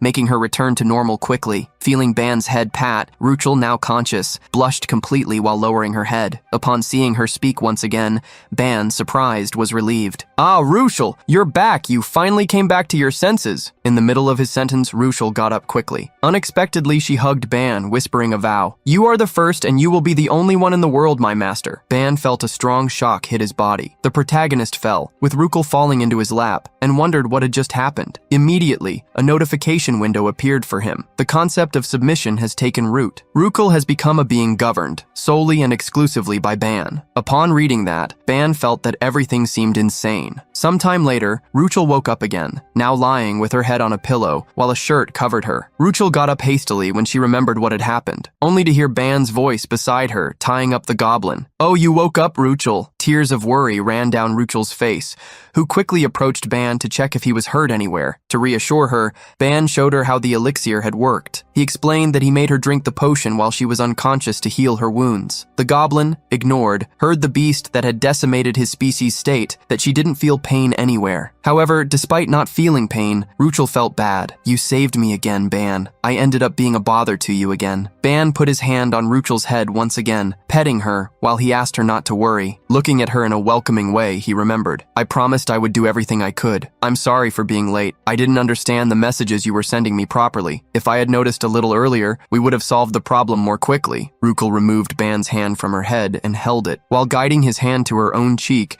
she showed a gentle smile and, with her eyes closed, whispered with affection. It's okay. I'm grateful that you didn't forget and kept that promise in mind. Thank you for stopping me, Ban. No, thank you for stopping me, Master. Ban was shocked to hear Ruchel's words and blushed intensely. He quickly tried to correct her. That's not right, this master thing. However, as if she didn't care about anything else besides the love for her master, Ruchel contradicted him. What's wrong with calling my master master? Ban put his hands to his head. There was a big problem in that situation. They were classmates. She couldn't say things that sounded like master and servant so openly. He tried to imagine what his family would do if they found out that a girl his age called him master. He would definitely be hung upside down and punished. The family's disapproval was imminent. Oblivious to Ban's thoughts, Ruchel asked if her master was okay. Stammering, he asked to talk after a break, but ended up screaming when he saw her try to snuggle up to him. In the end, Ruchel managed to stay with her arms crossed with Ban, and there she told her story. I was born as a half-beast, but I am different from the other half-beasts. My ancestors were great, and my father was a bearer of a contract with a constellation. Ruchel revealed that her father regretted having made that contract, but the constellation had no intention of letting go of the family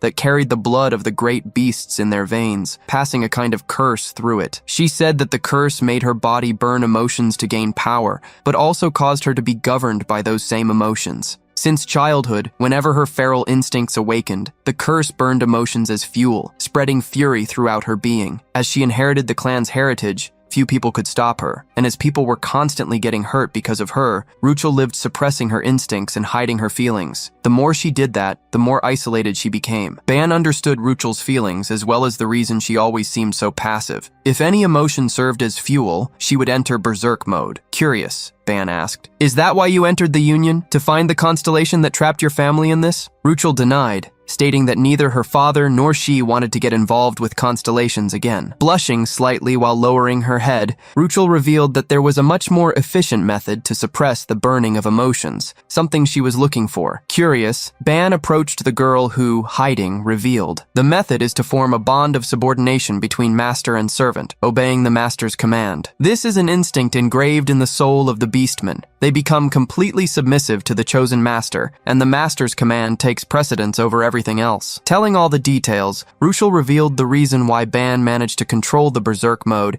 and at the same time asked, "As long as you wish for me not to lose control, the Sinro furnace will not burn emotions again." Changing the subject, Ban ended up asking why Ruchel had chosen him out of all people. The young woman had a clear reason for that. The master's soul rank must be vastly superior to the servant's. Just the extra sublimation. Not wanting to brag, Ruchel ended up commenting, "My soul rank is quite high, probably because I was born with the constellation's curse. Because of that, it would be practically impossible to accept any other as my master." Sitting next to Ruchel, the protagonist heard her talk about how she started the frustrated journey when she didn't find anyone strong enough in the Union, even with students coming from all dimensions. Stopping to think, Ban remembered that when he first awakened the authority, his value was above 300 points. At the current moment, Ruchel's soul depth reached 200 points, while his reached 460. This perfectly fulfilled the conditions of the Beastman. After a brief minute of silence, Ruchel continued to surprise Ban. "When I first saw you, I thought I could serve you, with you being my master. I've been thinking about that since we met." Hiding the shy smile, which left her face completely pink, Ruchel thanked him. "I'm so happy that you made this decision in time. Thank you very much." Laughing a little self-deprecatingly, Ban commented that this decision was a little heavy. However, Ruchel wouldn't let him go. Grabbing him by the arm, she stated, "There's nothing to do. I've always held back until now, but I don't need to anymore. Now I can smile more, cry more, and act more bravely." Surprised, Ban saw Ruchel express the most sincere smile, full of gratitude and affection. "This is all thanks to you. Even if this is a little heavy, you need to take responsibility for me. Okay, master?" Ban was silent for a moment, before finally agreeing. Ruchel got up when she heard the answer, asking, "Should we go now?" Confidently, she wanted to climb the tower alone with him, as much as possible, because she wanted to test what it was like to control the Sinro furnace freely. Before they started to do something, Ban realized he should give something to Ruchel. Holding out his hand, he created the symbol of the savage instinct. Giving that power to Ruchel, he declared, "This is the savage energy I've gathered so far,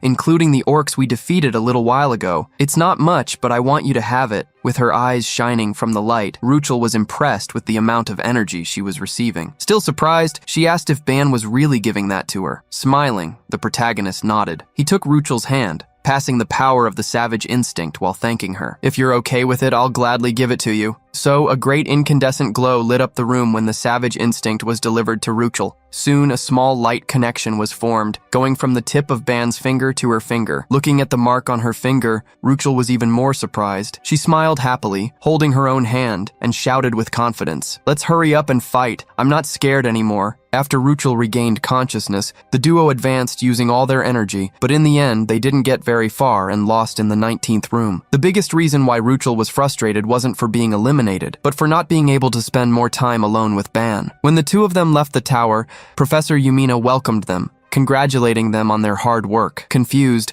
Yumina commented to Ban and Ruchel, "I tried to ask the two who left earlier for details, but they went straight to the training room before I could talk to them. By the way, Slight was being dragged. Did something happen between those two?" Pressing his temples, Ban explained vaguely that there was no problem between them, reassuring the professor. Curious, he asked how much she had heard about the situation. "In the middle of a snack with teas and donuts," Yumina revealed, still surprised. "I heard about the part where you captured an intruder. When I found out about that and saw the images, I was really shocked. I didn't expect the attacks to continue week after week. No one predicted such a thing." It was evident in Yumina's sad look how worried she was. Encounters with intruders had a much higher chance of being fatal than any other irregular phenomenon. This time, everyone had returned safely, but it wouldn't be a surprise if that didn't happen again. Attributing the result to luck, Ban questioned if the professor had any idea of the reason for the intruders' attacks. Thinking deeply, Yumina pointed out, he was definitely not affiliated with the academy, but he seemed to have some qualifications as a climber. Probably because you became promising rookies,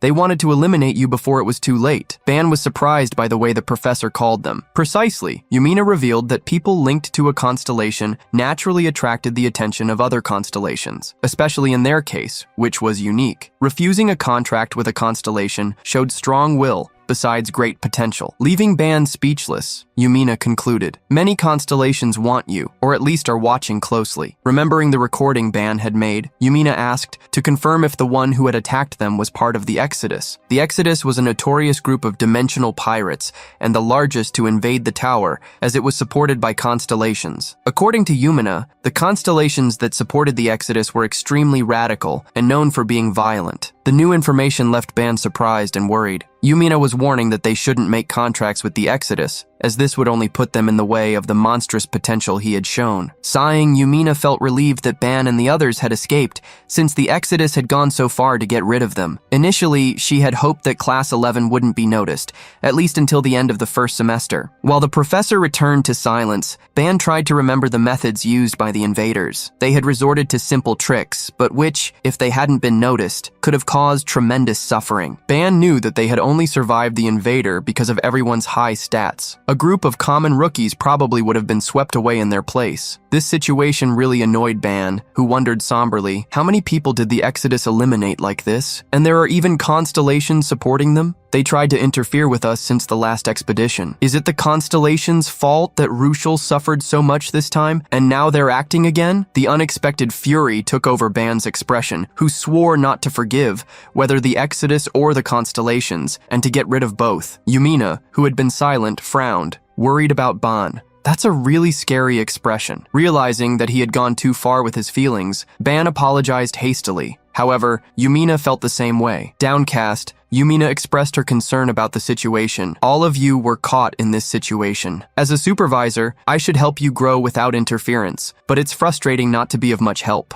Ban reassured her, because no one could control what happened in the tower. Changing the subject, he asked what he should do about the tower video, which was already edited. Yumina was not intimidated and ordered, just put it online. Their plan failed, and as soon as the video comes out, they won't be able to do anything for a while. Let's humiliate them. After smiling at the professor's comment, Ban got up. Having already talked about everything that was necessary, he was preparing to leave. Before leaving, Ban commented, "Nothing good comes from getting involved with constellations. This only happened twice, but I'm already tired of it. I don't think I'll make a contract with them." Yumina found such a decision wise, but she still wanted Ban to take advantage of a good opportunity. So, she stated, among the constellations, there are those who care about their contractors. Confused, Ban turned, looking at the professor, who started to sweat desperately. She quickly changed the subject. "It's nothing, but before you go, I have a suggestion." Far away, Dako was frowning, annoyed. "No, you're absolutely not going anywhere. This worm still needs more punishment." Slight was on the ground, completely beaten down. Worried, Ban tried to calm Dako down, but punishing him so hard won't help either. Dako dragged Slight out of the destroyed arena because Ban wanted them to debate what had happened in the tower. Before they went somewhere to get some fresh air, Slight in tears tried to get up. "Ban, was what I did really that bad?" Ban didn't even blink to answer. "Yes, you screwed up everything." Ban even pulled Slight by the cheek, giving him an extra punishment while complaining. "If you hadn't screwed up everything yesterday, we would have reached the 20th floor. Ruchel and I only reached the 19th thanks to luck." Upon hearing Slight state that he had made only a small mistake, Dako got annoyed again. She squeezed her fist furiously, forcing Slight to hide behind Ban. Avoiding hitting him once again, she shouted, "You're calling that a small mistake? It seems you haven't reflected enough." Trying to use Ban as a shield, Slight cried, No, it's my fault, it's my fault. Guys, I'm sorry. I was too overconfident yesterday." Seeing how regretful Slight was, Ban asked Dako to spare him a little. Huffing, Dako looked away and soon declared, "It's all right, but I want 2 outfits." Ban was confused. But Doko, who was hiding her blushing when she remembered Ban's body, commented, "You promised me in the tower, don't you remember, that I could wait for any gift?" While Ban accepted that Doko chose what she wanted, Ruchel was jealous, and Slight felt left out. Sometime later, in the City of Flowers, Ronica, a group met in a clothing store. Doko placed a black dress in front of her body, asking Ban, "Do these loose clothes really suit me?" While Ban reassured her, stating that they suited her. Slight, who was also with them, felt that his combat clothes were even more flowing than hers. Doko wasn't sure what to choose, but decided to follow Ban's words, who asked her to try on another outfit. Ruchel, who was watching the two, had somber eyes, as if she were seeing prey. Annoyed, she snarled internally, "How dare she treat my master like a servant?" Beside Ruchel, Slight called Ban worriedly. "Ban, I think you should pay attention here too." Doko, who was blushing even without realizing it, was smiling, something she didn't usually do. In Doko's mind, although she wasn't familiar with the style of the chosen clothes, she had liked them because they had been suggested by Ban. It had been a long time since she had gone shopping freely, especially this way. While Doko smiled happily, someone was lurking. Ruchel, staring at her from a distance, commented out loud so she could hear. "Greedy pig!" Doko shouted at Ruchel irritably, making her run to ask for help from Ban, who didn't understand how they could start fighting so suddenly. Sometime later, Ruchel, holding out her hand, brought a piece of candy to Ban's mouth. Seeing that scene, Doko, who was supposed to be gifted, was extremely annoyed. Blushing, Ban tried to push Ruchel away, stating that he could eat by himself, but she refused not to feed him. Crossing her arms, Doko questioned, "We can assume that the problem of this beast becoming berserker in battles is solved, right?" Eating the candy served by Ruchel, Ban replied with a full mouth.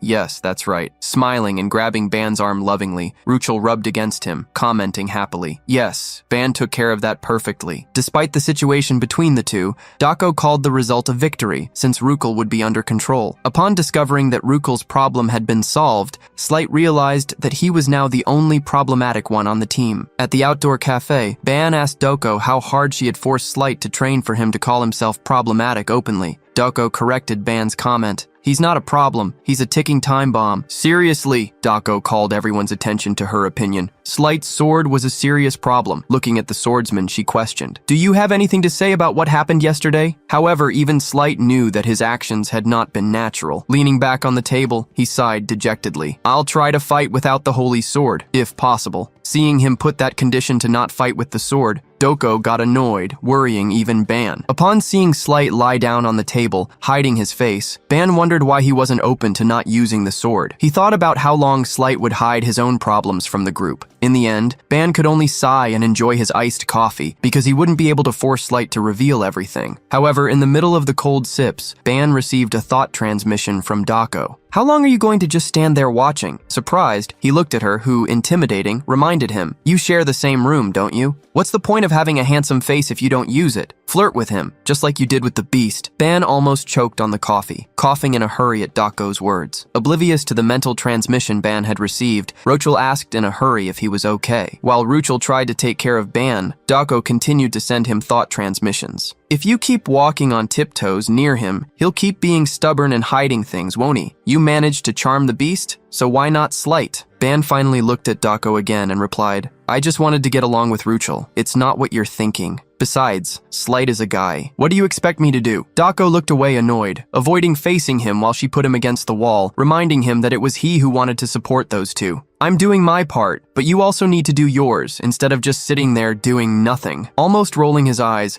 Ban stated that he already planned to do something. Changing the subject and addressing everyone, Ban opened an information window while he commented, "Guys, have you heard about the special external activities next week? I'm sending it to you via message, so check it out." Ruchel, upon hearing Ban's words, remembered that these activities were about trips to other dimensions. Ban confirmed the information, commenting that they were large-scale activities where students and teachers traveled together. Since it was the first time Doko had heard something like that, she asked if the union always did public services like that. Upon seeing the trip information, Slight began to get annoyed, changing his attitude. "What is this? Observing the lower dimensions in the name of the poor souls who cannot defend themselves?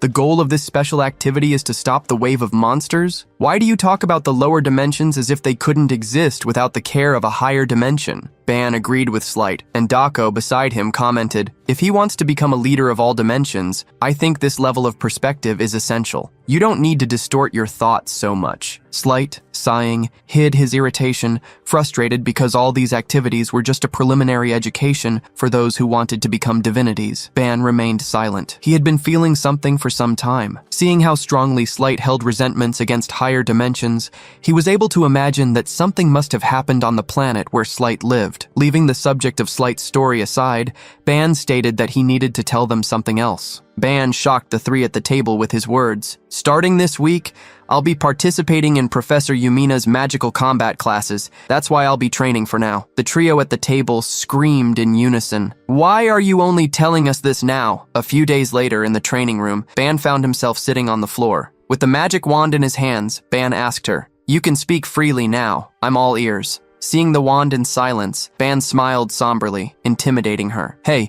if you fail again today, maybe I'll need to break you. It's been 3 days since I got you and you still haven't given me any magic language concepts. Maybe it's because you have a strong ego, but what's clear is that you're not cooperating." Ban was seeing himself running out of time. Professor Yumina was treating him like a magic apprentice because he had obtained a magic artifact. So he couldn't allow himself to be humiliated in the next day's class. Ban threw the magic wand on the floor, grabbing a hammer while he sighed. "Time is running out. I'm still struggling with the concept. Is there no other way, is there? I just need to destroy you and absorb the concept from your remains." Ban raised the hammer with a somber look, saying goodbye to the magic wand. "If you end up breaking, it's your fault, not mine. Goodbye." However, the moment before the hammer hit the magic wand, she screamed. "Wait!" The magic wand revealed her voice in a hurry. "You human? You just looked inside me without warning and you think you can just talk to me now? Don't be ridiculous! Who do you think you are to try to break me?" Confused, Ban took the magic wand in his hand, asking what she meant by saying that he had entered inside her. "Are you talking about my Babylonian code ability?" The magic wand irritably shouted at Ban. "This barbaric power!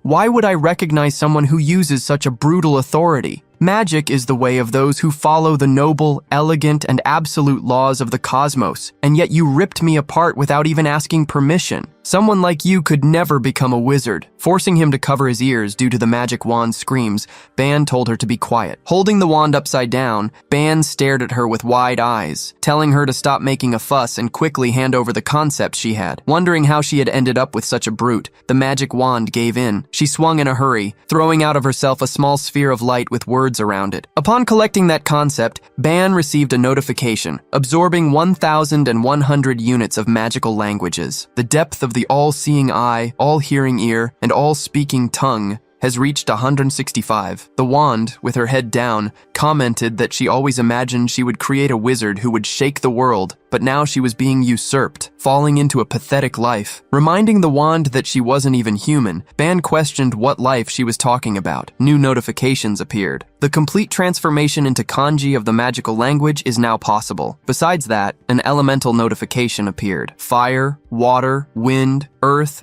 and other attributes can now be artificially generated, amplified, and controlled. Holding out his hand, Ban created a magic circle with 5 elements. Now, he could understand the magical language and its structure, something that was impossible before. He could finally participate in Professor Yumina's classes without any worry. Looking at the magic wand in his hand, Ban realized that she was more impressive than he had imagined. Worried to see the young man's interested look, the magic wand began to tremble. Curious, Ban asked, "What is this? Surprisingly, you're more intact than I expected." Trembling, while her surroundings became somber, the magic wand cried, "This doesn't make sense. Why would they do this to me? Why?" Ban, very confused, faced the magic wand that entered a monologue. "I was never someone like the will of a tool." Worried, the protagonist saw the magic wand get closer and closer to a backstory. He didn't want to know, but he ended up hearing what he didn't expect. The magic wand screamed at the top of her lungs. I used to be human." A silence broke out in the training room due to the shocking revelation of the magic wand, who, seeing the disbelief in the boy's eyes, screamed even louder. "I'm telling you I was human." Ban couldn't believe the magic wand, since her words seemed taken from a novel or a comic book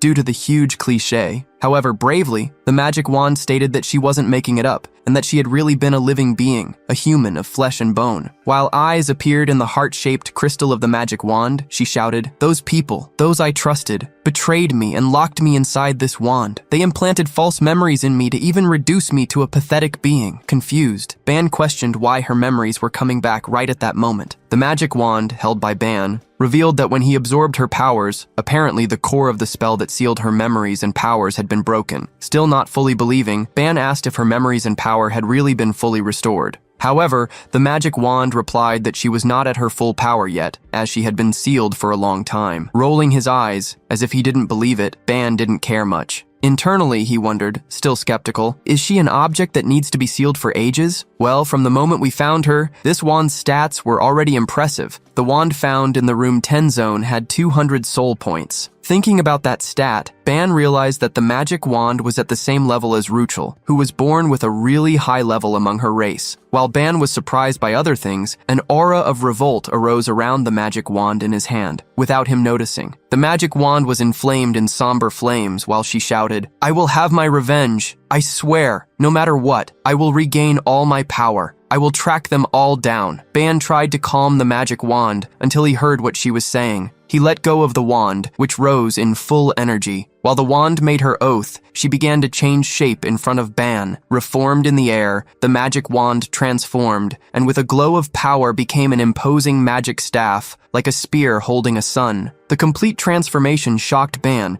but upon picking up the staff, he saw the wand once again curse those who had trapped her in that form, as if it were her mantra, her reason for existing. Ban felt that a middle school student's magic wand had turned into a hemogothic teenager. Now the magic wand was called Ceylon's Tears, and her attributes were 350 points, both in mana and soul. The name caught Ban's attention, as did the stats that took off once again. After complaining a lot, the staff got tired. It had tried very hard, but didn't remember the names of those who had trapped it in that staff. The memories it had unlocked seemed to be its limit. Surprised by the staff's comment, Ban asked, "So there's still room for more growth? This isn't beginner-level stuff, is it?" Being called a beginner, the staff was outraged. "What? A beginner? You called me a beginner? Don't say stupid things. Do you think I'm insignificant enough to only be able to teach basic magic? Don't even think about using me for low-level missions." Ban realized that the staff Ceylon, upon regaining part of its memory, had changed its attitude. When he called the staff by the name Ceylon, Ban made it confused, but soon revealed that that was the name under which it appeared, and so he offered a deal. In front of the staff, he proposed, "If you help me properly, I will also guarantee you your wish. That way you can regain your power, your memories, and complete your goal." Hearing the proposal, the staff was silent. The next day, before the magical combat class, Ban met with Slight, Ruchel, and Dako. Ruchel quickly clung to Ban's arm, excitedly asking, "Can I really not go with you? I think just being by your side is fine, right? I'll be quiet, please." Slight clung to Ban's other arm, crying. After thinking for a few days, not using the holy sword seems wrong, doesn't it? Why take that risk? Where would I find something better than my sword? Ban quickly pushed the two away, angry. "No, that's not going to happen. Absolutely not. Dako, take them with you."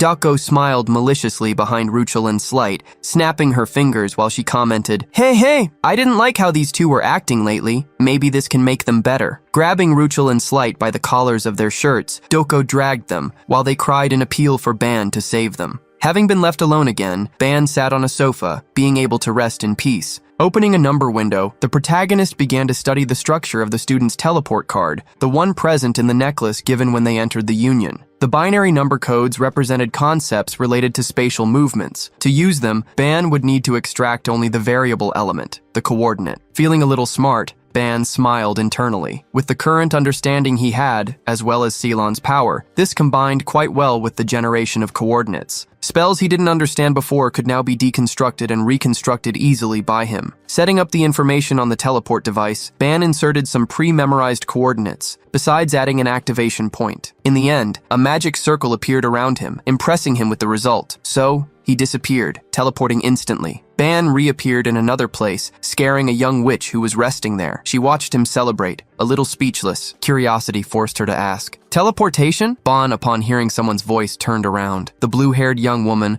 wearing a pointed hat with a buckle, got up, looking at Ban while she asked, "Right now you use teleportation?" The protagonist smiled, stating he had used the function on the student's IDs. However, the girl questioned, as if she knew the truth. "You changed the coordinates, didn't you?" Despite being surprised, the protagonist confirmed that he had. Walking forward and staring at Ban in the eyes, leaving him a little uncomfortable, the girl asked how he had done that. Shyly, Ban replied, "Well, with mana, obviously." This left her even more curious. "You read and deciphered the entire vast code of the student's identification?" The girl grabbed Ban's shirt, questioning firmly. How did you manage to change only the coordinate needed for spatial teleportation? As if it were an interrogation, she pressured the protagonist. How did you interfere with the code created by the director? Scared, Ban wondered why he was being interrogated so suddenly, wondering if he had done something wrong. More importantly, he wondered who that girl was and if he had seen her before. Scaring Ban, Yumina appeared behind him, making him shiver completely. Ban turned around in a hurry, seeing the professor. The professor standing there commented calmly, "You found the way to get here very well, Ban." "Oh heavens. I told you to join the magic class, but I forgot to say where the classroom was. I thought I would have to go get you, but you found the room by yourself." Hearing the professor's words and the student who was interrogating him, the young mage looked at them with a curious look. Yumina noticed the girl's presence and greeted her. "Oh, Ira, you're here too. Well, should we start together then?"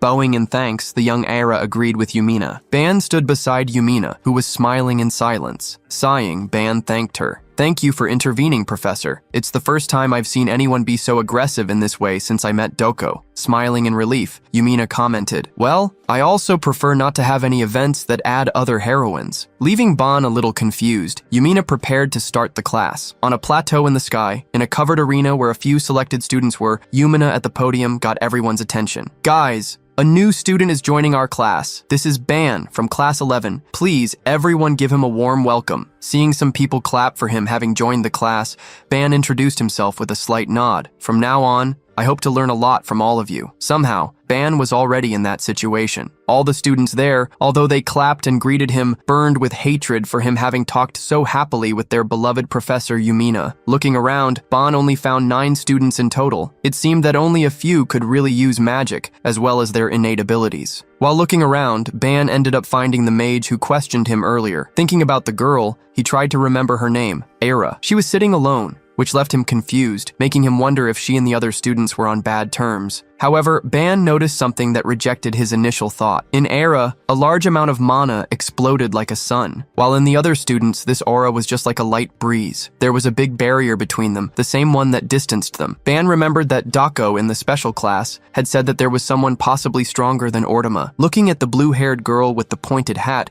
Ban wondered if that person could be her. While Yumina prepared for the class, a girl with short golden hair raised her hand. "Professor, I have a question." Yumina asked Misty to ask the question, and quickly the girl questioned if this student could also use magic because he hadn't been participating in the classes until now. Yumina didn't hide the truth and told what surprised everyone. About that, he obtained an artifact during a recent exploration. The artifact chose him as its owner, making him awaken his talent for magic. Hearing about the artifact, everyone was speechless, and their eyes were wide. The surprise and confusion of everyone made Yumina realize something, allowing her to make an advertisement. "Oh, it seems you haven't subscribed to the channel yet." Seeing how even Yumina promoted his video channel, Ban was speechless. Some students, however, were confused about the information that an artifact would awaken the magical talent in someone, as well as choosing such a person as its owner, something they had never seen before. Yumina heard everyone's comments and kept a smile, as well as a silence, leaving her comments only to her own mind. "All of you are incredible enough to be selected by the Union, but you have probably never heard of cases like this before. After all, being born with magical talent is extremely rare. It's understandable that it's difficult to accept this situation, but for students with hidden talents, things like these happen all the time." Misty, after hearing the clarifications, raised her hand again. "Professor,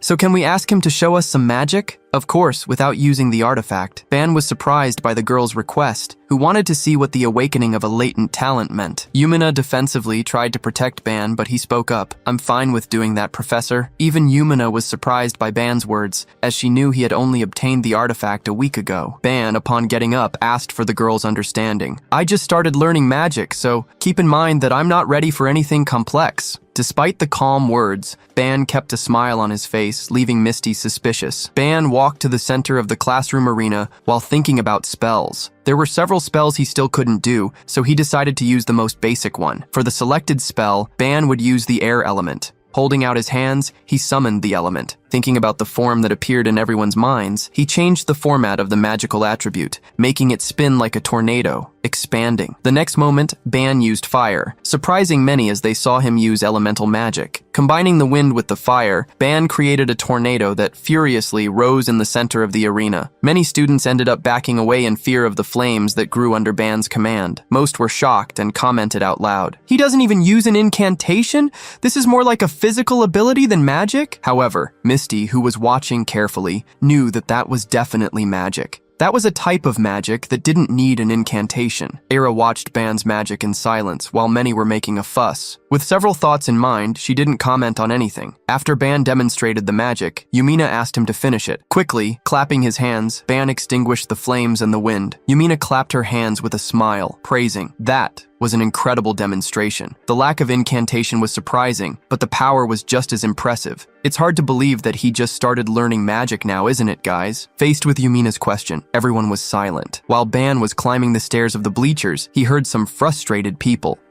So that's what a special admission talent looks like? Damn, he might be better at magic than even me. Misty, next to the frustrated young man, reassured him. It's just stupid elemental magic. Don't make such a fuss. Curious, Ban looked at a point in the arena. He looked at the blue-haired young woman to see if she expressed any reaction, but upon seeing her maintain a blank expression, he ended up huffing. Ira had looked away, thinking mentally, this kind of thing is boring. Is that all? Finishing the welcome, Yumina asked everyone to prepare for the beginning of the class. Joking internally, since the girl was strong enough not to care about his abilities, Ban sat down. At the end of the class, when Ban was preparing to leave, someone held him by the shirt unexpectedly. Upon looking to the side, he realized that Era had stopped him. The girl was there to question him once again. You still haven't answered the question I asked earlier. Upon seeing Era talking to the special admission student, some students were curious. Oblivious to being watched, Ban tried to get away from Era. I thought I already answered you earlier. However, she still insisted. You analyzed and interfered with the entire code that the director designed? Confused? The protagonist asked if that was something very difficult to do. Ira was quite invasive in her questions. I would understand if you had obtained authorization to edit teleportation coordinates. But how did you do that? Seeing Ira once again pressure Ban, Yumina approached them, calling the girl. Still holding Ban so he wouldn't run away, Ira asked Yumina if she needed anything. Denying normally, Yumina revealed that in fact, she needed Ban, since he had a counseling session scheduled. In addition, Yumina guaranteed to Era, leaving her surprised. Ban never received any kind of permission for modifications. These permissions are only granted to tenured professors. Hearing the professor, Era commented frustrated. Irk! So he really did it with his own abilities. Confirming the girl's thought, Yumina asked if her answer clarified the doubts she had. So she said goodbye to Era, asking Ban to follow her.